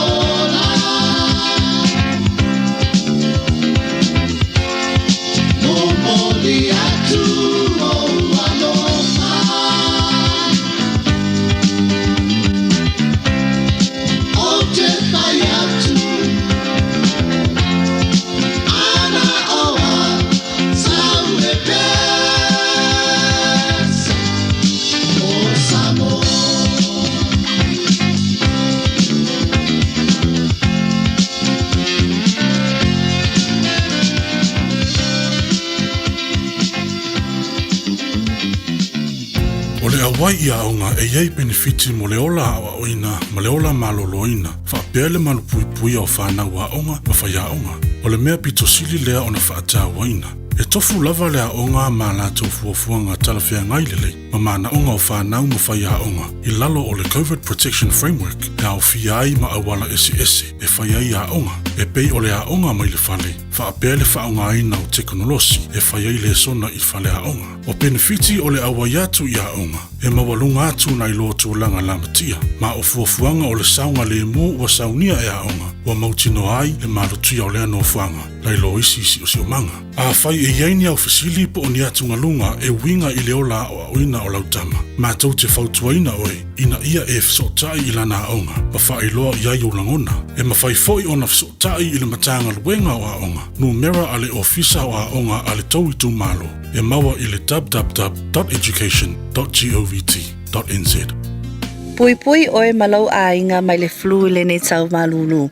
A whai o oi o se tangata Pasifika, ma ua silia ma le 5 tau sanga o lo soifua, o lona winga e le aise tutongi o lo tui pui pui o le flu. Tala noa i lau fō mai, po se whale tala vai, pe wala au le o walu se lau, ono tasi ono. Mam, ai se ai kakau ai ngā o alu i le fō mai, pia ki ngā lo whai. Wa leo kwheku ai. Se mam, ngā maua lo uso i le fever rheumatica, le ngā amaka i le whai ki ngā. Ngā whai mai le kausi mai, e le lope maua i fōi o rua malo kua finge. Se o ke malosi i le vaenga ngā. A whai e mai se kamaikiki ko kongo o se ainga. E kele le awangoa e maua i fōi se kamaiki pe aki ngā o la kou whai. O ke le whakamala ia oe ali I maso me. So se wha I ti ngā lava, ave siaki e se tausi mai, po se fo mai. Tanga I ane ele alliancehealth.org.nz, mo nisi wha amtalanga. E to tele tangata o lo sa ili taavale, pe tai, wale mawhai ono o lo tau tongi alatu taavale tuai, pe ua whaale tonu fo I le suafa. A o le tala fia, ua tele ai ngā Samoa ua fisosone I ai le K4U. A fio ane I le K4U I le tolu se lau Great South Road, I manu rewa matala noa I le ali ipule I a Rick the Man. Wa ai sau piki apu, 4-wheel drive, po so se to inga taavane, K4U, telefoni o valu se lau, lua fitu wha iwa ono valu. Malo soifua, o le se fufonga Samoa, Radio Samoa, tasilima iwa tolu a mo, se kia Radio Samoa.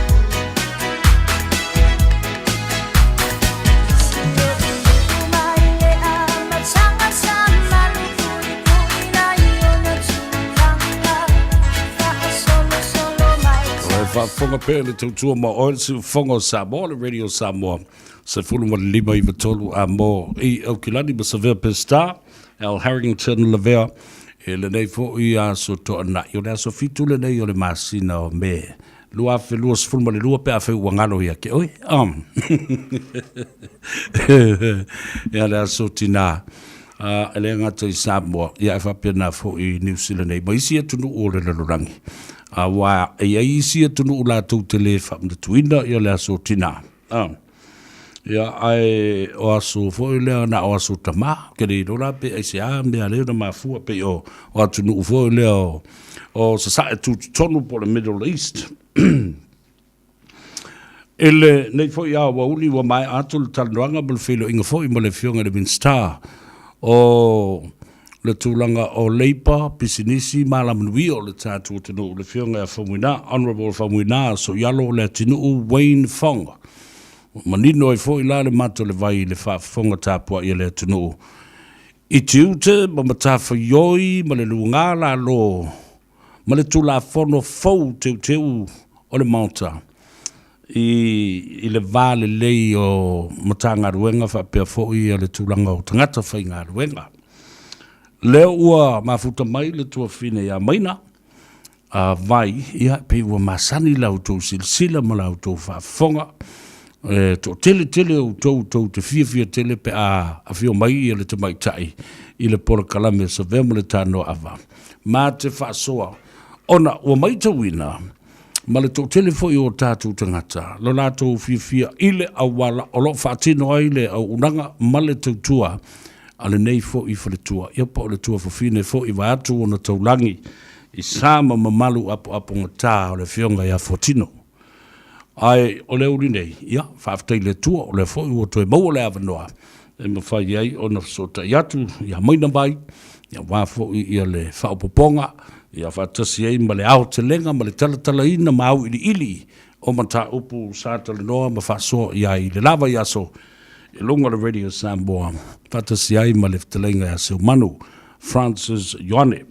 Ia, ele nganga whaalalo, whaia umasui fo I o le tātou pulenga ma le au whainga ruenga, whaatalofa hatu ai ma le nganga whaalalo maina, moelo manuia oe, pe fo I siau ainga, le ngā ruenga tau longo le nei vai aso, ia e maise fo I o le vevesi ai ma le pepesi, o le whamai o le COVID lo tātou tunu, a fio mai le tāpura kalame le Tanoa Ava I te maua le sao tau mafa saipu o lewa mai o na ava mua le atua ia e o na ia mamalu ma whaafo I atu I ate ia o mea tātou te whaia I le soifuanga nei tālofa lava ma lole soifua manuia I lau fionga le te maitai Tālofa Savea, tālofa atu lau fionga Savea Pesta le nei fui vaenga o le porkalame matango fio le Tanoa Ava e pe o le masani ai Yasto na ite tas malo fo ile soifua maua ma le langi mama ile pa ia ma le mamalo se tātou atunu ia vi ia le ali o lea alava e va ai e sulu le tino e alai so ta inga fa tele bababe fa ona po nei ia o lo soifua lau le leila fo ile o fionga Savea a pe fo I mal tātou ofisa mai sal po kalame ia a tonu o lo tau fight tusa I tātou umal tau singa le ali ia I le ao Samoa o lo mawhai ona maawale nei por kalame lunga le Radio Samoa le nei aso. Ma lo whaaftai, o le teimi o whaavanoa mai. Ia wafo I le mai moanga, ia ma le whaafonga tāpua, ia le tunu I le tala tau longo, ia mese fo I le tāpula kalame o le Tanoa Ava te maua I le sao I asto nai. Whaaftai mo le teimi, whaaftai mo le whaavanoa ina. Ia, o tele tuatuangia, ia mese fo I o lau fionga, o le tina o le ainga. O tāpenanga fo I awa, e o ena ta o la so tina, ai tāpena umai tina, ia la tau tāpena, o la tau waso, whapiteo mo I la tau. Ia manuia lava le so tina ai. E le nei fo I aso, ia whapea fo I le tāpenatu mo le sapati le aso atai au. Ai, o le au te nofo, ma o ata, ma o mata, I le tele o meo lo tutupu mai. Ai o te fia lava e vava ai atu I lau pora kalame fo I lea pei au mai ai se la ngona fia e wha mama I le loto I le vava ai atu I le pora kalame lea a oe o le maketi Oka se fio lo uanga va ai tangata o folinga o tatu tangata o fua o faile langa o me mo yo la tu lima fatino lo la to malosi ya o ha mai o e market ni tai Ia, o le tengana sauno fo ila o fionga pesta Savea o lo fa pena lava na solonga manumia se tata o tunu o le failonga le na o le matautia le anga le lei o le atua i a Samoa pe a fua iai i tinga ona i le fa mai ele o tuina i fo ai ia le nau ta inga lava le tangata lava ia e saili ina ia maua le fonga tau mafo le atunu le maketi an nei tai au ia e ko le peo o i tu la Koile tai au po la vale ana o ai i le market. E mo ia ele i taimine i aso nai uma. E mo ia ele to telen tangata ana leilala. Ua matua fatumlia ona ole tau whaianga i mai o i lato e whaiwhaatanga o le aso tina. Ia, wata whiwa tau so e sama noa e alwa i uta le market i foile ai fungali. Ia. E wa maua le menga wa polo ka whaasolo a kole wala. Ia i ua ina toi whaatope atua i nisi o fofuanga. Ia wale maua atu al tato marketi nai uka i funga leia nei. Ae i la utilo tiro Savea o ie ma e ule le tamau a inga o ngata i whale o si tata wa tunu. E ona tilo atu ko ia masirisila mai tata wa tunu. O fe o i ala popoa o i ala iti o whangu sea so o se i tu a inga. Ia ai mai se ai ole nau ta inga ole au whaiwhaiwa. Ia. Si ngā lava ona Awai e foi aso e lua e pe tolo ne vai aso sa vili ale le tau ya ale tu aile e fai vai na ia fai ona anga ia tuna market o onise o fai va mai ale pata onisi mai fale la tai ya onisi mai siumu ole to telena le sai i oile ai ole tulanga na Savea e langona ile langanga fanga etia ile lo fole tu tata watunu la lava e solonga manbia lava le fanga solonga ola sto na lava ia ola sto tina ia watau pai be sia tangata ia Savea talo sa le ia la sa noanga e mo ia ola sto tina ia e koe la akinga ia fe langa fa ka wa fo yo ia ilo o me le ku ia ole tulanga le leile na ia e fai mea fia uma se tata o tunu tinga ona ia fa mai ia e tele o vai e tua ia se fa no anga pe o tuta ia pe o ia se me o fa pona ia ile o tu ia pia ta malo o ta u tele le vanga le o sa no ia atangia i lava ma fa maunia ta talnoanga ma le to fa fo ia le malo o tatou o iai le responsibility pa o duty tau ave ia manui o tātou ainga. E le whapea la whai atu e whaile tui e mumusu. Ai tau te manatu e leo sa whaia o tau e le whamai. Le whoi la ua whamatangtanga e le malo, e mese le kāpeneta ma le whiunga te mai tai pāremia, ia sāma ma vavao le a whoi o le COVID-19. Ia leo ua ofia fia tangata. Whaatino la tō ngā ruenga. Whai o le au whaatau, a o la to foi o lo ngausia isi o loa ma fu fa le langa ma o si tupe la to lima mo le tau ma fa le ainga no fo tu tau langa ele ia ma o fo fa la to fa tau masan o sa o le aya o le kele o isi fa taunga a Savea na o ai ana nei e ma eu foi song nga o tata wa tunu tuna foi pa ta vale foi wale au nga o tatia ia ona olo la ia le o faile le foile le wa vai ane alfa fonga mai le tato tunu o tipi faile shape por pa na vali lo le ma fa fonga la au a mai lo le fa ka u ka fa ala o mo mai vai tele o fa ta o ia o sawa mo ma fa foile le o sila fia ele au vai nga ia nga si tu la nga ia o la sonne tina e tele no fia e fai ala to pot plants for ye ia wale ai la ka mai apa foi o mai la ma matulanga la ia ina ia mafai ona fa tau se tau pa u ali fana ina batula ia le fai tonga la au tina o le si tulanga na le foi nga ia se tau tunu le se me le o nga ia o le tulanga fia la vale na Savea le tala fa ai mai se ai le ai sa valia ai se tatou atunuu ia le fuafuaga se tatou malo ina ia mafai lava ona tatou ola faatasi ma le faamaʻi ma mafai ona tatou peia ona e saunoa o le tatou tiute lava lea po le tatou responsibility lea o le vaaia o tatou aiga o le take care o i tatou ia ma saʻili le mea e maua o le aso ina ia mafai ona ia le fofoga taunamafa o le aiga ae me se foʻi o matuatausi ma fanagi ia o aso faapene o te manatua ai sio matou tina sa au taʻu atu i lau polokalame ua loa na tigaina ia le tina aiga nei ia lea o e faafetai le atua o lea ua te atu i tua mai le maotagasagase a o aso faapene o laititi e tatau lava ona ia i se ofufau o le loo matua au te alua la e ave ia le i e suʻi ai lona ofu i aso ia inā i le taulaga maamai ia e talu ai ona ua silia i le 8 mo tupu tausaga ma o aso foʻi faapenei e oo mai lava ua lē vanavali le ulu o mamanafi mafai ona foliga ma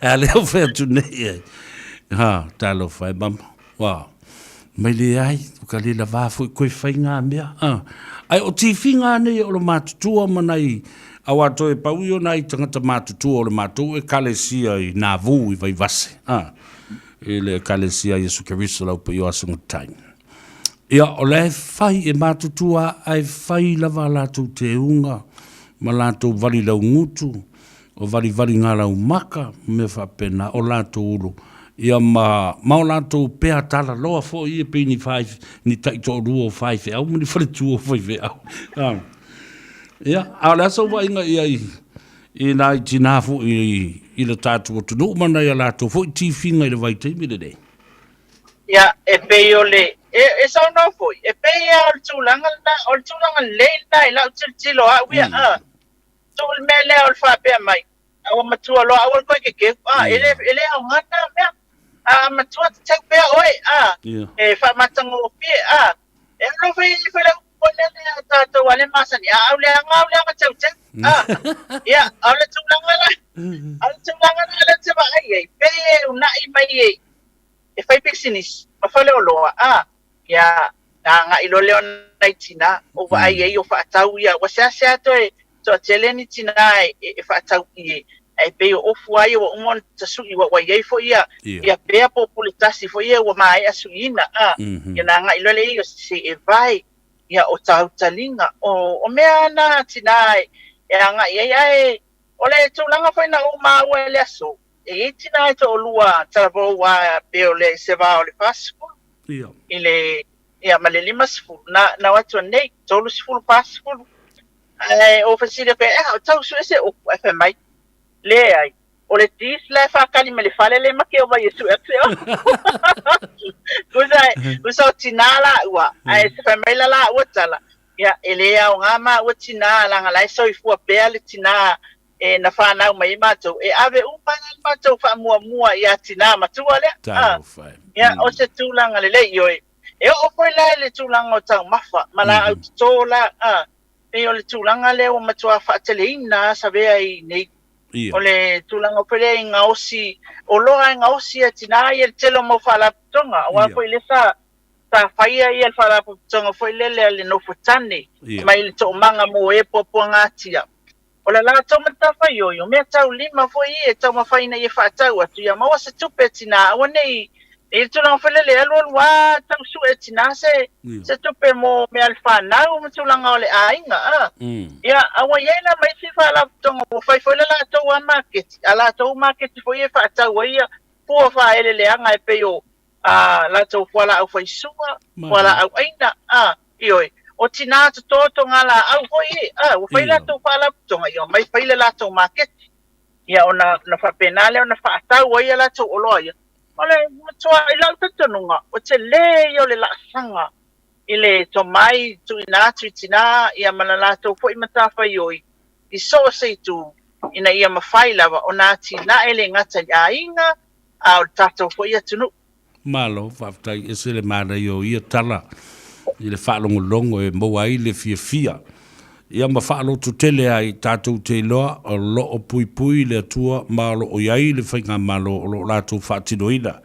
Por kalambe le nae e whaawawai o na koleni, whaawawai o na whaamalo si au I tina a o whai aku le ka maa lai whaapio ro ngā lima lai whaapio.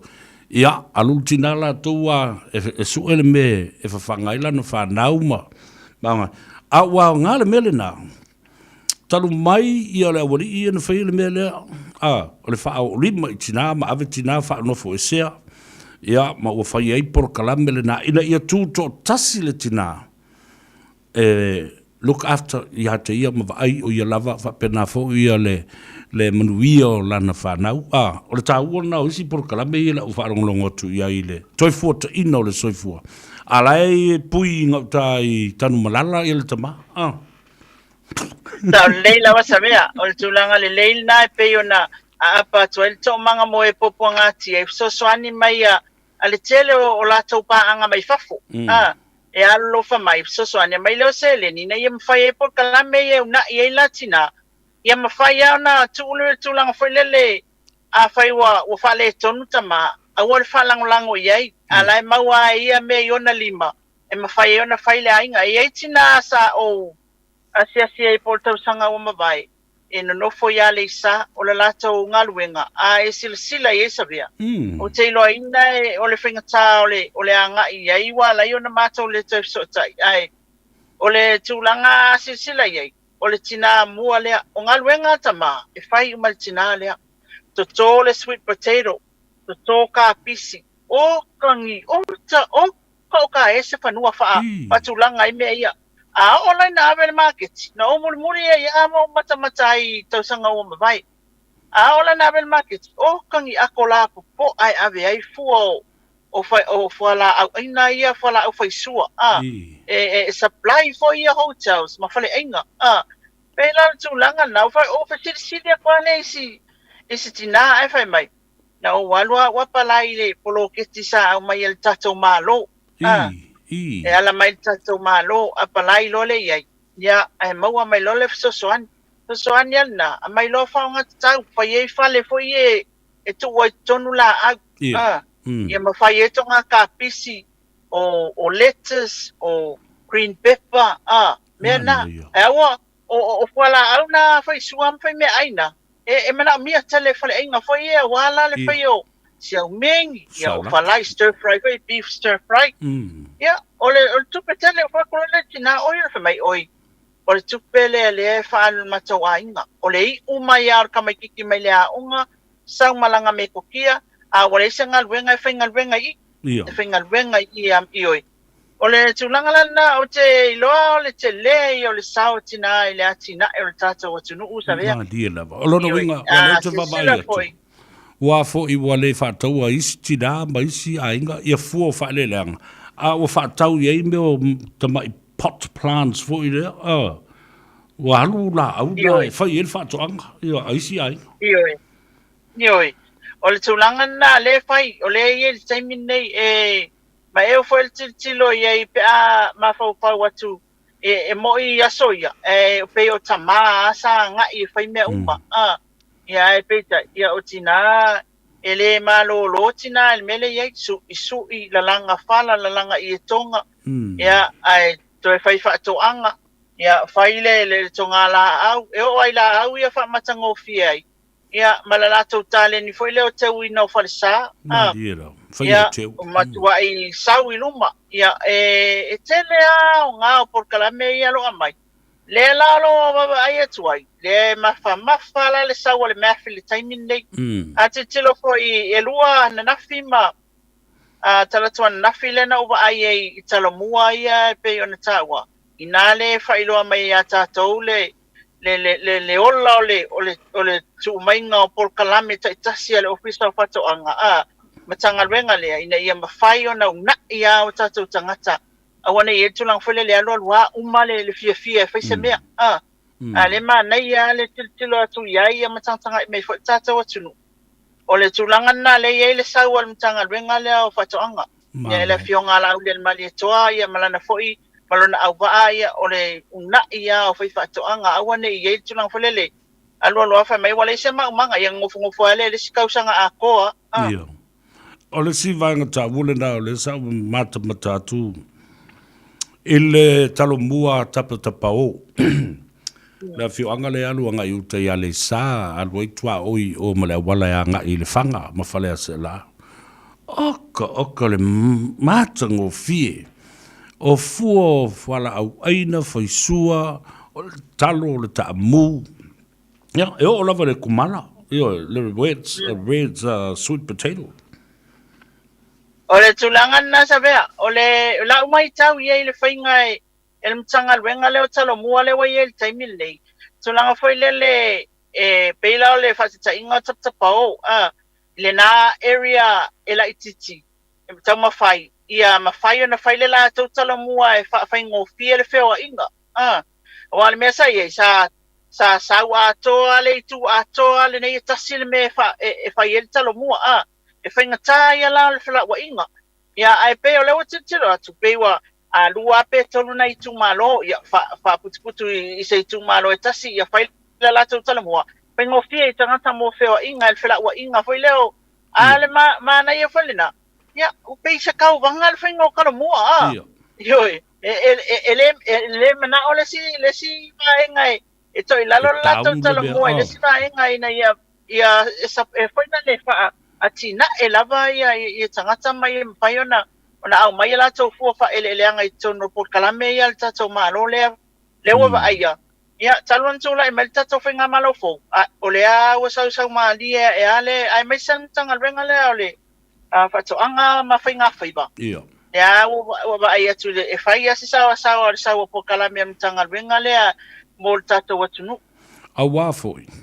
O le aunga mal fa mo o le mtanga runga le o fa to anga ma fa nga faiva. Ia lava tau mafa i tu tono le tunu. A fa ia lava tau mafa i tono le tunu a tu mai ia ni fa fi tauli o ni mala fa na tua po o le fesuia inga fo o le tau ai pepe o mai ia ma fa le anga ina uma ia talo matulanga fa pena o tau mafa. O la e lava ma storage fa pena foi na lava ia talo ma si foi o loa mai marketi fafo o no winga foi la o le stulanga le manui ai tu malone pe ama pe fa pe le longo lo la fai talo mua foi le ai tu malo fai foi na fasala lau e ai tangata ele o fai ngaru ele o ngaru rue e ma fai ona o ti e tafa fao ma mai bo ma fa tau mai se tau ngofie ia lea i tu malo la fai le la tu tala mua lo no winga tu mata i tangata e anga i ai moni lau sa nanga sa vea ol tulanga na le ai e isi tala mua e tele na nga ia tu ai nei a fai o le fanga nga ia tu i nei po apia nga e fa tau mai le ufi ia fa tau mai ia lai tilo atu ia i fa sala launga ia sa ai pe la le me mana ia la na o le o le whaasalawa le a tata so ta inga. Ia o le vave poi nao na sila fia le tata watunu. Ia ma fai fo i ona tali atu lau fai fato anga e whao ngalo lato tinga inga. Ia e whaatau mai e tata o whao ngā. Awa o le tele o le talo o le whanga o le matua tele o le talo. Talo ai nei fo le talo mua le whanga o le matua le ia. Ia ai iai fo i manisi o mea o fai ngā whaiva. O le tūlanga lale na pe o se mea fia le tata watunu tulanga le ta ua ti e anga ia ele ngata mata ia nana o atu a whaatau ro taimina ele tupa wala e mana o e whaatau mai ona ele o iaisa la tau talo mua o whaia e pe o tulanga le leina le whaasala lau mai e sila fia i tangata e mana i fole na awa la tere ngā ruenga e no foi i ta mai ta i ma whaatino ngā ruenga na o leo atu na iawa no foi le o tau apu ma pickle strawberry ai otu sui ngā ruenga e o ngā ruru e le Baby Factory e rera o mai nisi se furuma le valu ma pepe fau se furuma ta ua nei e le fionga e le afo e le minsta vai tasi e whawhitau le a whawhita uli. Ia, e whai fo i ole mana o le tato inisio sui whai pule sa ta ua te ulanga lea sa vea mana o le porkalami ma fai mai tau fio fi mau tatou whainga malo le porkalami e le fai mai latinu e le se tau fia le porkalami e whaalu pia le tatou porkalami ai au ona fai ma matau le le tūlanga le tuku mai ia wai le wha peo le a whaalu alua pi o ia wha pengi lona lua la Savea o tūlanga mana i o le wha maalam la mainal na le atinu tono le palimeni tūlanga foi le leo wa vai aso alu le malanga ia fia se lau tangata e o ai o tilo ia walanga le fu e wa ko piki le strawberry e mau olo ai ni usila mau skania ia fa feta ko ingi ia lela e mana ia le fu tau le pe tasi pe lua malanga le masina fu ai tangata o fu i tangata la au mai ia ato ai la mal tulanga foi le wa pe mai ala tino o fi wata ma fai o 99 na saini e o la to te to lua ia wo atu lua va ia so ke ia wa ese ka ngai po aka mai inga i ale wo to sautina to tangi to fa fo mai yo ni sina fa fita uli o le fa to ilo ane e a masila fia e fai pule ia sa la fo la to fina ngalo balola to manatu le tulele ia aile o au mai ala ilunga le tu fa le le o polonga i ni tatou matanga luenga me se la fionga le liminsta e tau fo ia fa fita uli malo ele matala noanga me le fionga liminsta te le Lopez a mo mai ia sa no te fa fongai sa fa i lava ia i langona ma le tu olalo ai o fa ftai le fionga liminsta o vala ulia fa pitoa e fa ia submissions e lua io na o fa fonga mai vala ulia lo mo mai Savea o te vala ulia mal fa lo e te tu sia submissions e lua e tu sa matula fono lo fa nga yo i New Zealand malalo le Commonwealth law lo ia malo le tau pulenga peletania fai ona mulmulita i foi ma tu va ia e le fa pe va tu lo fa nga ai o se sao ta wole na wo siringi ai e le fionga le vinstalo le tangata e fe soso ni atu le fatulanga ina o se submission e matu e le ngatala i mene o tau sanga o tamaiti a onga o tamaiti whainga ruenga ono o lalo le United Nations Convention the Rights of the Child la ia tau tamaiti toe iai fo i tātou le saini ngā lima le ngatale ia tau tamaiti o le Child Slavery Labor Convention, o le whawhainga luenga ina lea, ma le whaatinga ina o tamaiti laloifo le tausanga e tau na ngā lue ai. Ia, ma isi atu la fono whaavao malo e loai, o le sex slavery labor, ma le exploitation of children. E a fia ai, ma le for sexual exploitation o tamaiti, tu lou le whaafanga mai le tano. Wa tasil dau puno whalongolonga atu. Fe mai yonga fe o feusua inga faso sa o mo le upule nai ele tu la fono la le fo le o le vale le o tangata whainga luenga ma company ma istangata whainga luenga e sau se taimi o ye sa fa mtalang ai pe o se ai le na o le tal noanga ma le fionga le minsta ile vala aulia tu sa o mai e so ni atu le whaingo submission. Iol mele nā tā ua le tāpuru kalamena e whaide i le vai a safau. E mo moli i whaapitoa atu le fionga le minsta. Whamai, a wana vele komiti, sau sao lava i a tau le minsta. Ona ia tau au ina lea alo ia i le komiti whaafoe. Mana ia, oka se matango fie Savea, o le tūlanga na le sa telea i sau noanga ale mauta. I le vai aso nei. I le tūlanga i le fono al palimene ina ua talanoa ina tūla fono lea o lo pole lava ia le tele o sui whaipule o le tātou maota ia ele ngata i le tuangai ia atonu fo i whapena fo inisi o sui o le tātou malo i associate ministers ia ma minister fo ia lea lo pesiringia fo ia le tūlanga fo i lele o le tausanga whainga ruenga i tamaiti le pe o le tūlanga na le tele na fai mai e fai pule i le vai aso le nei. E ao na toe sila ma toe tangatanga i eile tatou tanga luenga lea, ai mai se lava po i le afionga le li minsta le tau pale atinu. I le tūlanga o le age le whawhenga luenga i tamiti. A lea wa e ta ua conventions ia. Ia ma lienga ia ma nisio o tūlanga o loo aia ia tau, ia a whanau, ma la tau sanga wha tūlanga ina, ia o le wheso ta inga ma peo na e tā ua wheu sua inga, whainga a inga wha wai peo upu foi nasa lo te le palemene le vai sonei, po sa o le wha Samoa, ia o le tūlanga te le na le sa lo te le fono le palemene, ai whawhetai, ia lea lawa maua si so ani mai I laua fionga fo I mal tātou por kalame. E mawhai e ona au mai se submissions ina ia tilo fo I ai. O tau Savea te ilo le, te le lava le tilo mamao I le tele o whianga inga whaapea e mai se o whaamalama ina o tūlanga nei tau I whanau. Ia mamea nei I atunu una, ia e fisosoan tele la. Mo se tātou atunu ai mai se lava tau mawhainga mtanga alwenga al tau whale atunu o lo tau mawhai e tula fono lea. Alo, waftai. O se tasi o vaenga o la au nanga I le atunu nei. O le tūsia le o tula fono mo saung le mu. Safety policies, rules and regulations I tonu. So se company lava. E le iai sana tula fono se safety.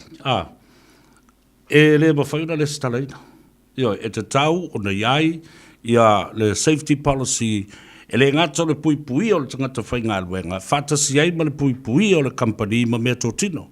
Ono upune I lua, a le avea o se aseta tā ua I tonos company, le avea o se tangata whaapapole I nei le company as a liability. So whether it's you're an asset to the company or you will be a liability to the company. Ia ona tele ale o tena inga, it's high risk. Te le o lona sotanga.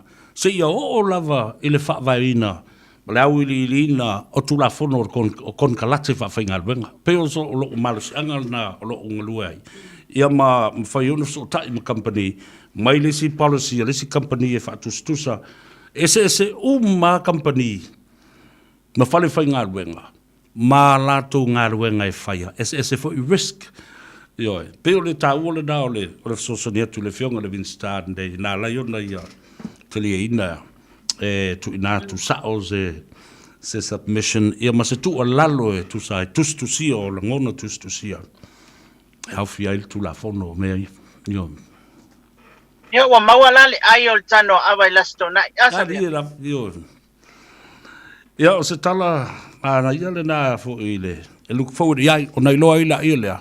Sa e ilo le tā sao mo le tātou sao o mo le tātou por kalambe ma le au whaafonga I le teu wina ma le toi whaofi o le tula fono teu le I tonu o le tātou malo a walanga I tā ua tele.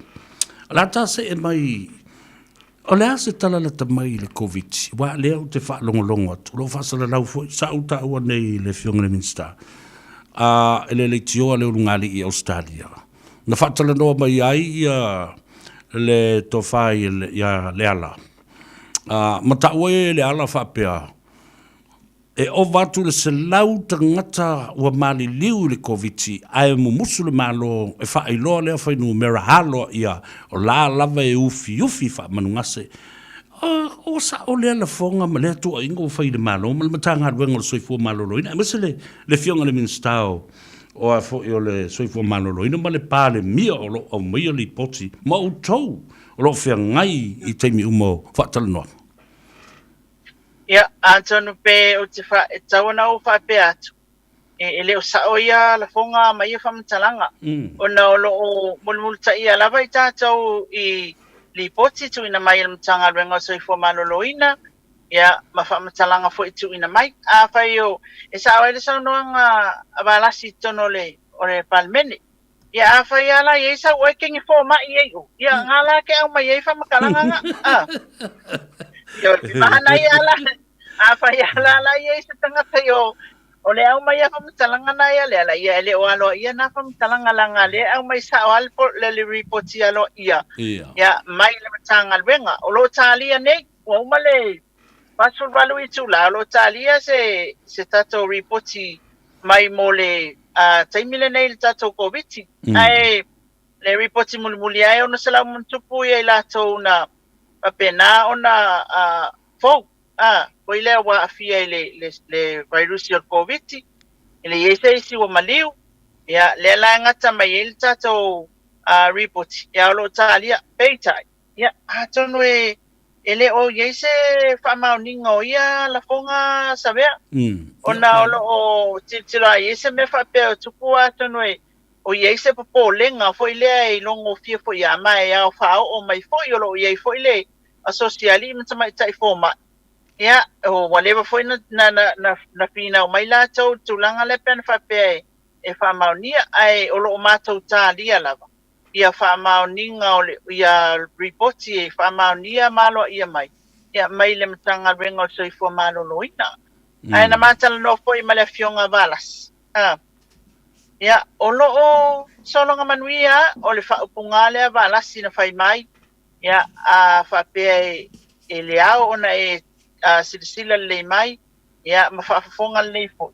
Me abatu le mtanga renga. Ia o le mel na tatu te tuaina ia o le lava la tatou te mulmulta ia tūlanga ia ia wa foi tu ina to fa mtalanga tatou tunu ia a pe o se tūlanga foi lele e pe ia na wa batu te tapo kalam ele o issue uma ka fa porkiki io wa pe ia ta wa tata mai alfa porkiki le o porkiki ia na a le afianga so fu tanga tama tūlanga moni e tau na report ia ona e tu yo vai lua ile me tonu masao ia malo ia pela le tulanga na e to fo mtalanga to sai fo yo ia pa mtalanga to wa ave lunga tato fa sala longa malo fa tai bol fa mamla mai na fo yo ia tulanga na ia one ave se ina le fa fonga le tunu ia o le wa mai na me ia fa mai la tu fa mai ia fa mai ka malo ngai vai il fa le ok Mai ngā mai ile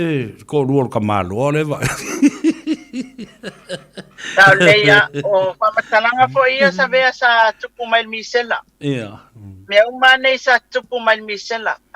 Pe mai ia kala le ka malo la il po le aisa na watu le fia su elor ka malo le aisa. Awo fio ke fesidi ka malo fa mai ukele I fai ia masekala pa bia. Ioi. Me la na le fai atu ai tato tali pe matato talia a fai foi le e monial fa punga nei a fai o yai se sasi pose se le fai ngan ngam tulanga fa pena a monial al talo tato tun la so fole atu na tisila fia me uma e na tele tu la fo ina fo tato uma ai lo wa tato nunga ia tato talia pe le me alo ia o tato te tai tala foi wai sa wai la balas ia ala kung ia la ia lang kenge masang ia o le hau ia sa wai lo a fai la ia sa tene forma ia ola o talana la wai tene forma ia wakau mawa kwai mai sikuli mango o ngame o matal talu ai leo po fai ponta le fa tali pel repoti ia wa le malo lo ia le usa wa le malo lo le usa ia pe o tangaloa le fionga tangaloa Robert Thompson. Ia le tu lai mai foi terminei e fatau taia ia tatou mtanga renga soi fo malolo ina. E me self so ta inga male komiti o fala lawe tup fa fo se. Talia foi tatou tu stalan tatou reportia mani se por kala me foi lele patatal noa male tatou komiti le. Ina ia mafaya. Ona fatato no walanga ele ia ala to ele kitatun e nga pula maya am kwale kan kom wa Savea. Ia, esa ole leia. O le si vai nga tāua le ata se ene iai. Tāua lunga il tā pol kalame. Felafo inga I tonu le mauta fono ma le pale mene. I le aso lulu le vai asuna se ima vai atune. I le ana sila le atunu. Tu e fio le nanolange o lava ia Samoa. Na luka ai le tai. E felafo inga fo I le mauta. Ma le whasilanga le fionga le fonga fitalai. Manatu ai wa avisi se. Ele sunga tule epa wa leva nei tono le mauta. Ia le mafu anga na lai ona le au mai e lunga le talo sanga na latu sia malimoni e winga I le fionga le sui pare mia. Le na lai ona mai a ia mo tutupo mai si me la sau tanga I ma se sila langa le sa e yei o walanga ese le matamatatu le televise. Ese lou iai I le tino male anganga ma o oiolo mori mawina e suru le tino ia le meo lo tupu mawha longo iai. o le memo mua fa tai le fionga le fong fitalai le tai au la ta o pe le mata upule e bebes awa e mua e awa na fai lo al tata watunu o le tusi a le fionga tuala na tu ina atu e fasea i le sui fai pule o le pa ma le sui fai pule o fale atu tolu ia le ala le pule e le mawhai au na tātou ilo ina le taimil nei Madi. o le tusi tali mai a le fionga i le fai pule o le pa ma le tō whale ala e le mawhai fo i ona whalaulawina e le mawhai ona tātou tangufia pe o iesa tātou whamtalanga Madi. o le tusi leo o whalongo whapea o se te e atu a le fionga i a le ala a le tō whale ala i le fionga le sawali le fionga i atu ala malana tusi fasea i sui nei e tō lua lea wanginga nei whapea o lewa maua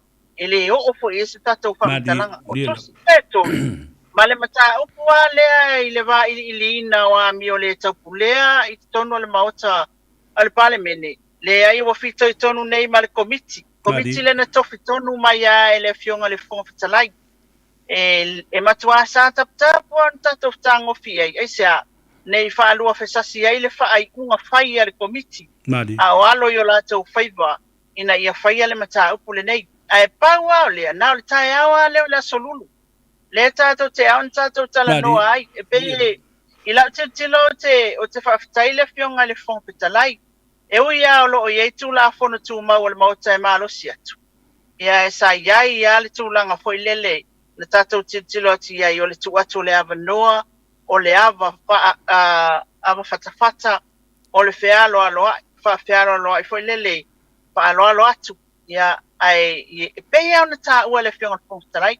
Ai manino mea uma Savea. E lei masa mea na nefu i le folsanga le fionga le fongtarai la utilo mala ufalongo pa wale menga ufalongo ia uia ufalongo kwa ava kele ia sui ai me sale fionga ele le tuangai e popole foi lele ne yo so sema yo sesi wale tengo fia ia mata ufa pe ile itama le itonu ole mautfono ia ai me sei o lewa wa fai mele fo sanga le fionga le fon petalai o le avatu le komiti ia pe o le ala fuale le fatino ia tulanga uma i tonu o palemene mo sui fai pule e fe ni fa fita o le fa pea a mi o le tau pule am tulang fa pea o le process lava le fa nga so o la na fasibi o le ale me o ese ile nei mea ma le mea e masani ia ona tu sa fatino foi ia lauti man tuan fatino ia lauli tulanga le ave komiti ia lo lauli fa mavai mai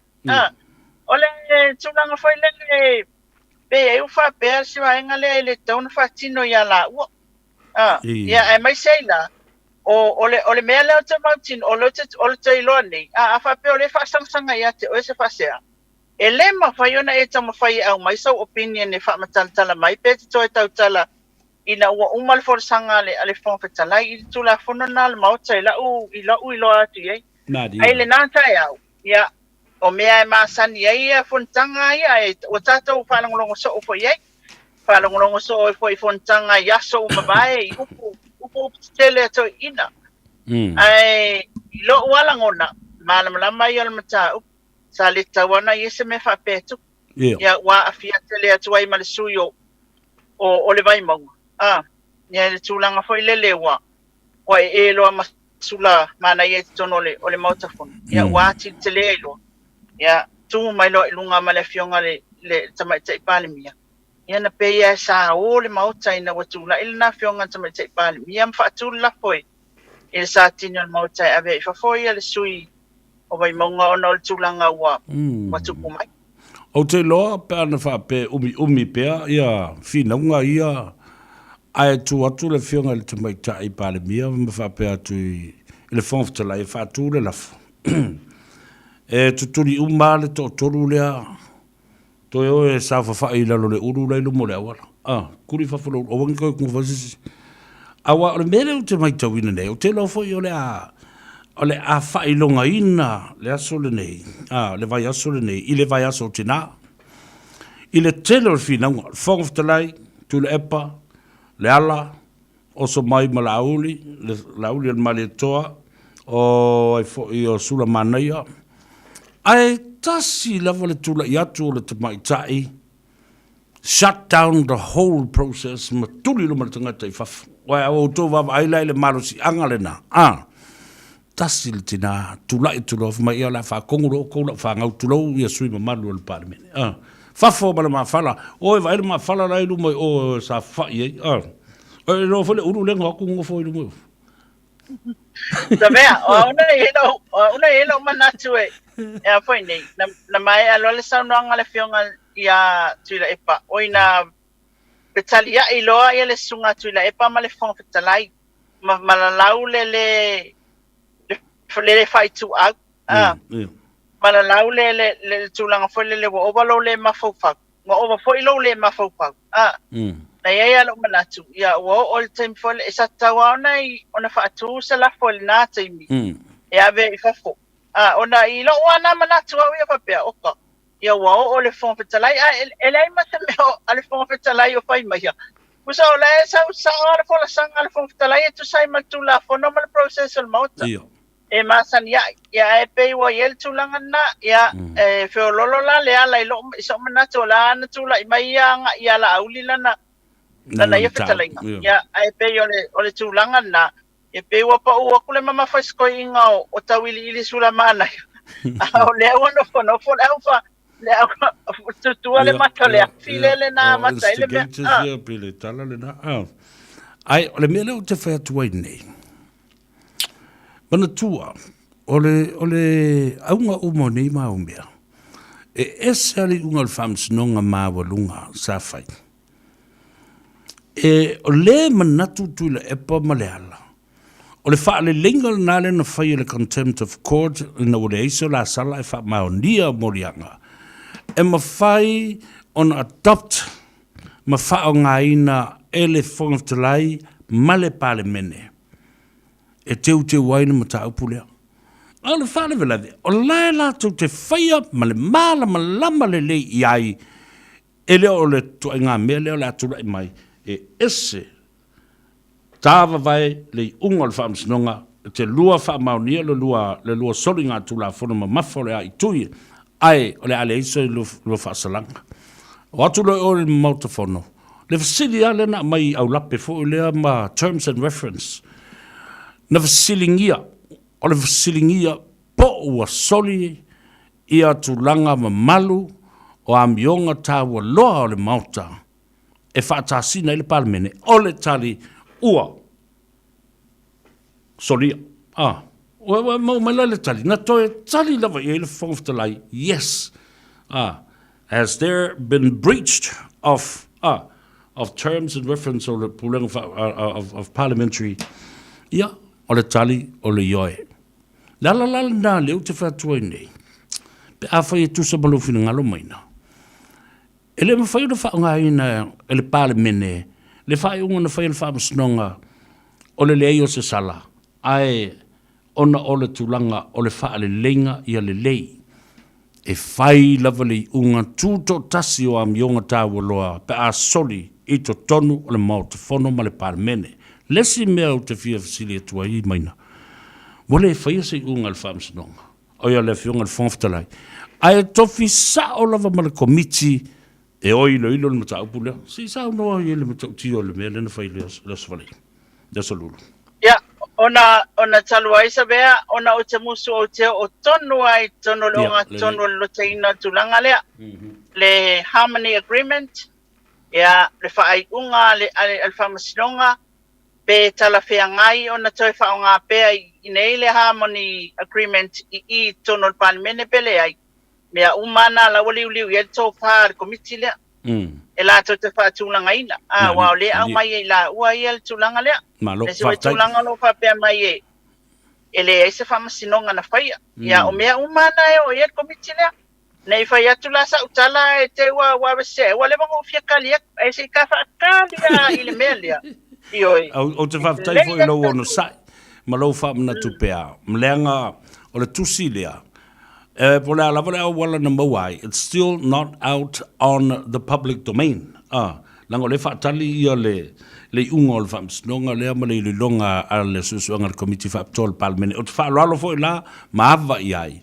Ina ne i a fia i fo. Ma le ngata le na, o le tātou vasenga le autu stala, o loo le stala i lalo le Joas. Ina ne i ai fo i se teimi e tō tāma i le tātou presidente mwhapea mai. Ia vai. Na e tō te sila fia le polo inga na mai le whong te lai ma le polo. Ala na ua kōru ka ngofi loke ia whaafatai le whamana tu mai maina.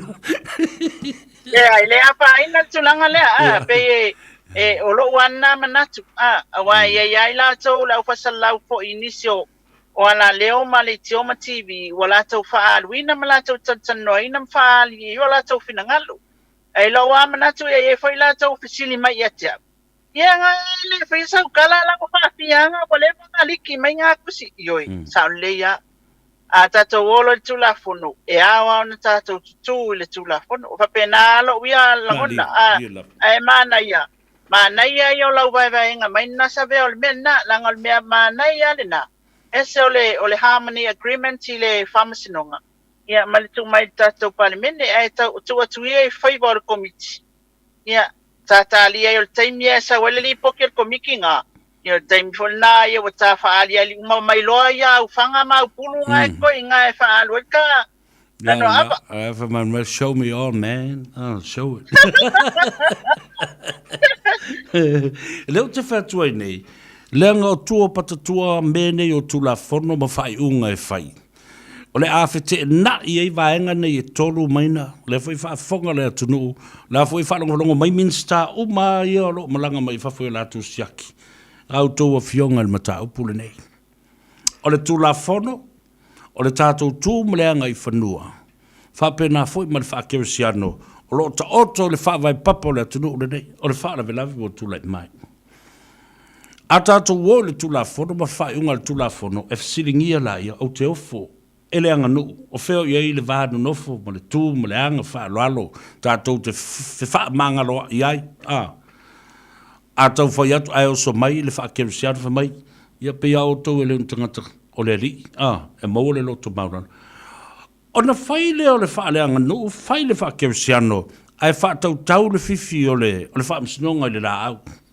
ia so no la fa fonga mai le tu no tala le o te va tu le lola po le fela tatou bo ia ya mo la wa ya fai unga o tangata tula fono na ala na fai tula fono ina ya la unga sia tangata uma o le fa le atua folna o le fai mea tonu folna le atua o le tata wanga no le lei fai na ma ta oto lona ta tonga le lei ma le aisa tata o vesi ai fai le tula fono ai a fa pe e nga le umangi ya fa te tainga umane ya fa le lei nei le tangata e tata o ma le va ma le fai mai fai le va fe aloa fai fa manga loa ai o atu le fia tau sanga lo mana ye tupu se me fa pe se tangata e fa onga ye tula fon pe ala o ye le mi tonu la le me le ya la ya ona tata tu ai le pulenga tula fono e la ngata sia uma ya tata pe fai mai o le kupu e fa onga ya e kula fon pe fai mai o le fa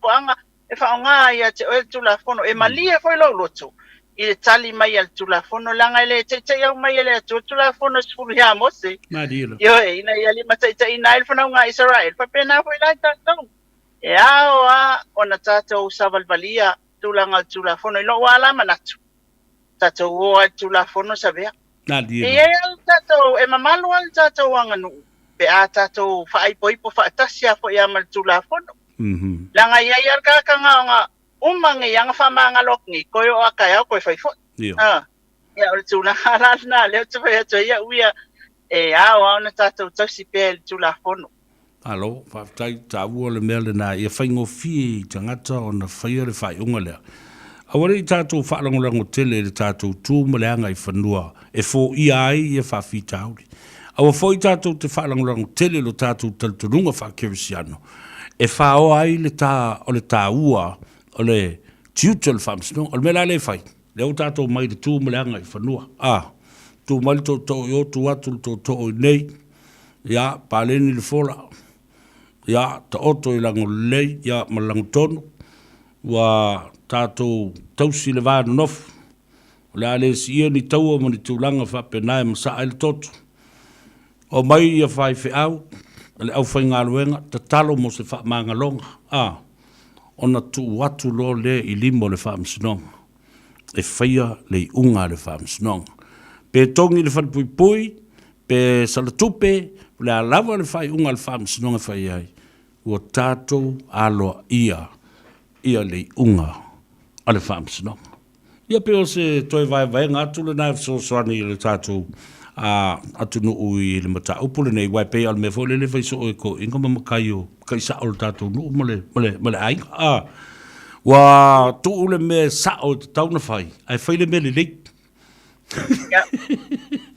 a wai le fai so ai ala utala le Savea ele o mea le uma mea sa o ia e sa ele o mea le uma mea sa o sa ele me le ele o mea sa o le e la lo uma la toala fa nga fa alfa msnonga tato tu man tato wanga I te me fai e alo I ai le funga fa mama I na ilfa salanga ai fa tonu wal tu la fono ona ba ila e mai fa ya le tan e fa lo ngotua e malia lo taloto ya mama wal me foi na le fa yo le wa tai lo tatsi ya e fa malia ina foi ya oi o la wale sei si me te le e te mai lo ina ua mawhai o na whamalia ina tu la fono wa tongi lau sala ma tu langa uma whapena.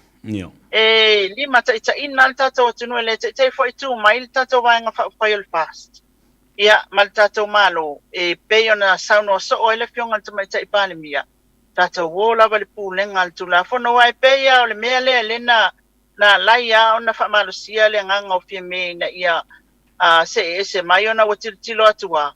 E peia ua se tātou ma le rule of law le ai swing o le tātou whamasinonga.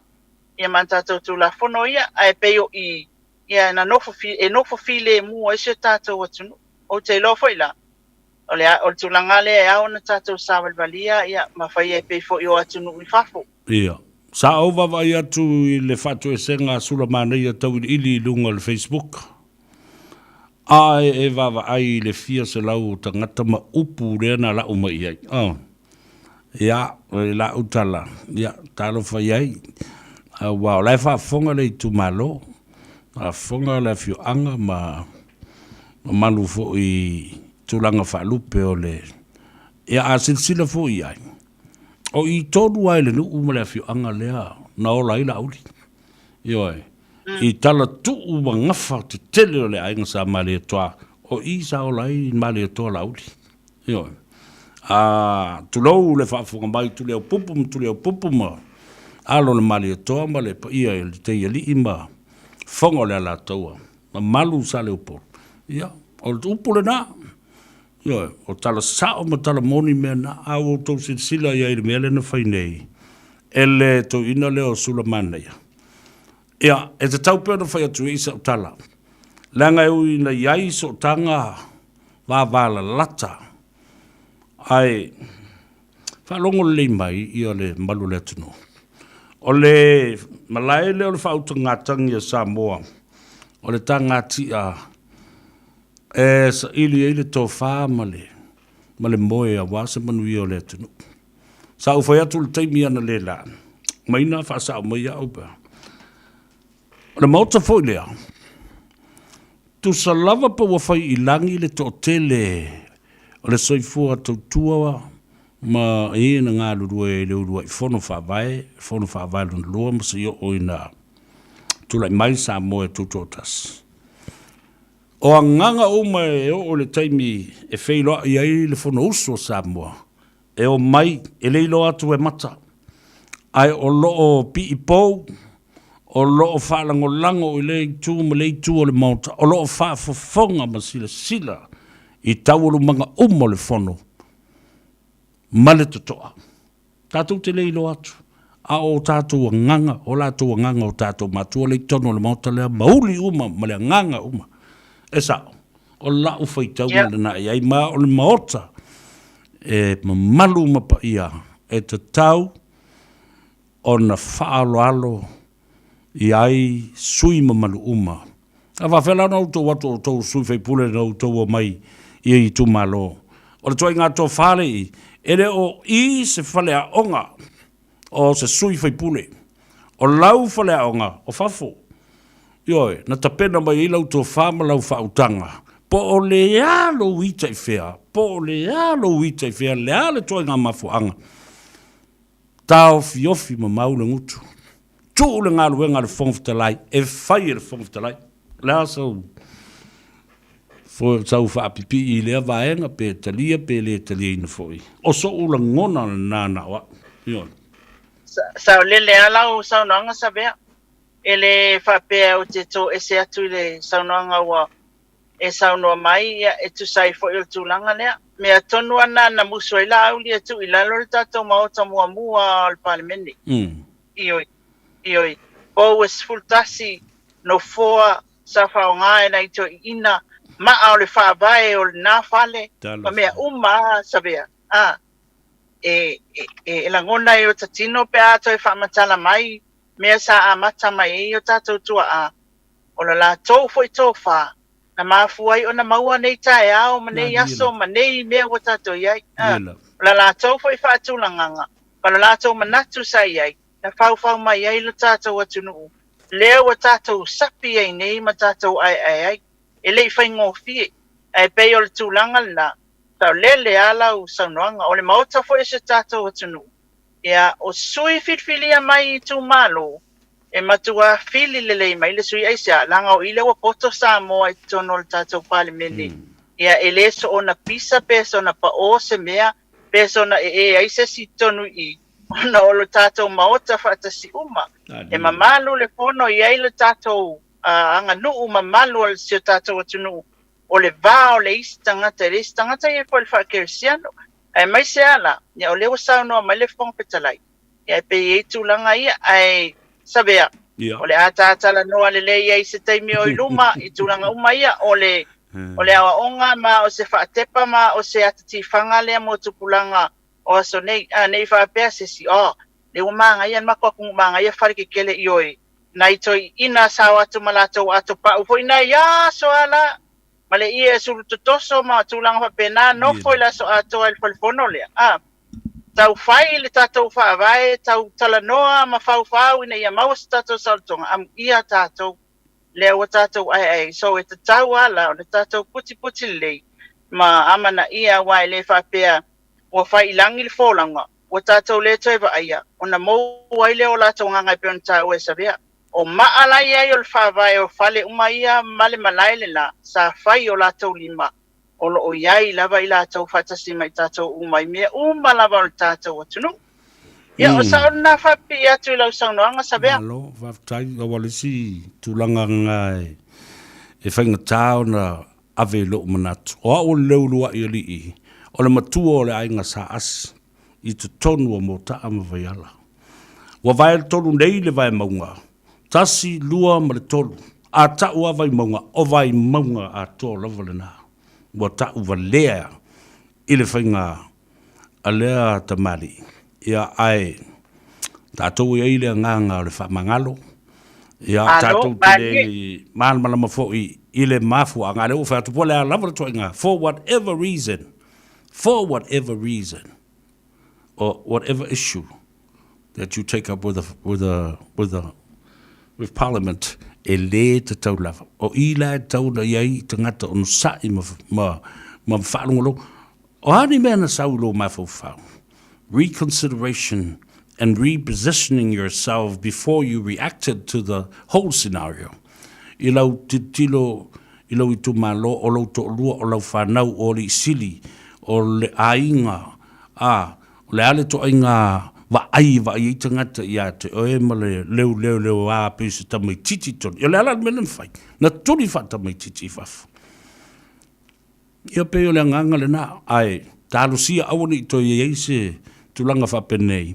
Ia mei se ala le whaatule rafu whaalua mai. Ai tango tu elsa atini mai so aku.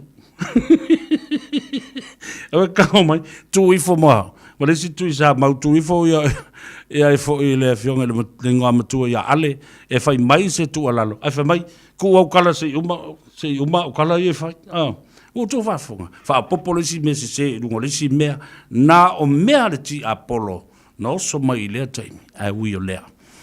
ngona fo ile nganga fa mangalo ile li foi pule ia ma fa penao na fotu se tapu ma fu se tai au fo ile lo fina ngalo ma le tofa ia pui ai ia le pa ia le tele o le tu malo pe tasi lua tolu pa wa vai ina o le mea lava le na ia maina a moia se au afale leia o leva na teu i maota o nanai e fa eva e fa banui ai le aso tina ia fa pena fo i ona fa ma vai atuai i le fa fonga ta pua i male vanga le tunu le nei fia fa tele lava i lava fionga mo le taimi ia fa tele lava la fionga Savea pesta pe ane lo mawalunga o mamalu mau pa ia o tofe o tafane ia ele au sia sa famtalanga ai fa pe fo ile mai mo fa fonga so tato watunu o lo mai mo mai Samoa o le aso tina o se aso ta o tele o tato wa ia la langile tulanga o le tele o me felumia inai tina ia e beita ia o le tinana fua mai ai le whaoltanga o lawalo Maria na whanau mai ai Yesu o le whaoltanga mo le lalangi atoa o le nei aso le whamanatua e se tata watunu mea nei e mawhai aona o whamanatua atu ia tina vea oe tina o se sui o le atua i le ainga vea i tātou o ni sui o le atua i le ainga i le tātou tatalo i le tātou tualalo avea oe o se tangata e tui matangiolo wale ai se tasi anga wale wafale tonu le tō whae le tama manisi o iai se tina e tali mai mea umalava le ngata i lea tina avea oe o se aunga whapae e tū mati e ai se ainga avea oe tina o le pae ma se auli ia vevela pea ia mafolafola ai pea mea o wha manu minumi ai sili ai tina avea oe ma se tautala ile mea sao tautala ile amio tonu ia toa lo loto ia whaia ile mea sao ma le amio tonu ale atua ia ola whamanuianga le atina alofa le alii whamanuia atu roto waso so o se itua le langelo ia itina Samoa uma whaopopo le atua se aso i roto waso i outou soifua wale nei aso ma ia whapenao na tātou tau whaimaua le whamanuianga le alii malona nganga paia taina i tātou i le tau mawhainga o tātou ainga mo se vi inga o le atua ma le whanau ina ia tausi le lei whapea fo i tama ia manuia tele lo tau aso tina manuia le atua ia te utou Savea na au whai watua tāpol kalambe nga lela ukangi ya ele kai le fia ele o ineilo tina o te whamanuia atu alofi whamanuia atu la so tina ia Australia i se tina lo mai le nei tula le fiafi ia mo mato ainga mo foi fa pe foi tina uma o se tato le tio lo fa manatu fatasi dai fa manuianga tai le lo fo le tu tato tau foi mau ai mo ona manuia ia foi lava le bi inga ia te ia Savea ta fe lo ai la stona io mo mua le lo fa malanga le tua alo fa le ali fa po lolo soifua ma wala to fa wale malo si tino sili le ma fa malanga ia walta por kalamele nei fa pe foi le sanga inga ma Samoa le pa ia ma le mamalo se tato tunu fa tai tele tato le tio tai tele lava la fionga le mai tai le faltua la fionga fotino ia talo lo ia o mamalu e le isi apo ina o mamalu enga fainga ta ai manuia tele lava le aso tina ia te oe ia fa pe foi tina o lo tu ainga ia ma sio tina o lo fa longo mai Australia fa pe na foi sio tina fa to ate a mai le fa le mai mama alo fa tele atu mo oe mo le tatu ainga to ia ma se tina o mo Samoa ia fa soi foi fa ftai ma fa ma ria le tua soi foi ia le na ole atu o to i se tasio pe se fa ma ria to le tina ia mai na o si o tina i Samoa le tina o le atunu ia fia me Naomi mataafa fa tasi foi matina umo Samoa ro fa fonga mai matina i New Zealand le pesele nei o fa ngoina e la le leipe oe le tamai tai mo le tina Samoa. Ladies and gentlemen, Savea, it's very best, one of my songs, to say Happy Mother's Day to you all beautiful mothers of Samoa.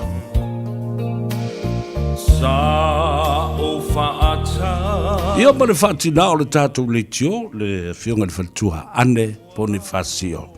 ia whapea fo i le tina matua o le tātou ngāruanga nei. Eti McCarthy. Aua wata whaatasia watu ulo ulo to atoa o oe o le la o Samoa o lo ua lofa mo oe ele uma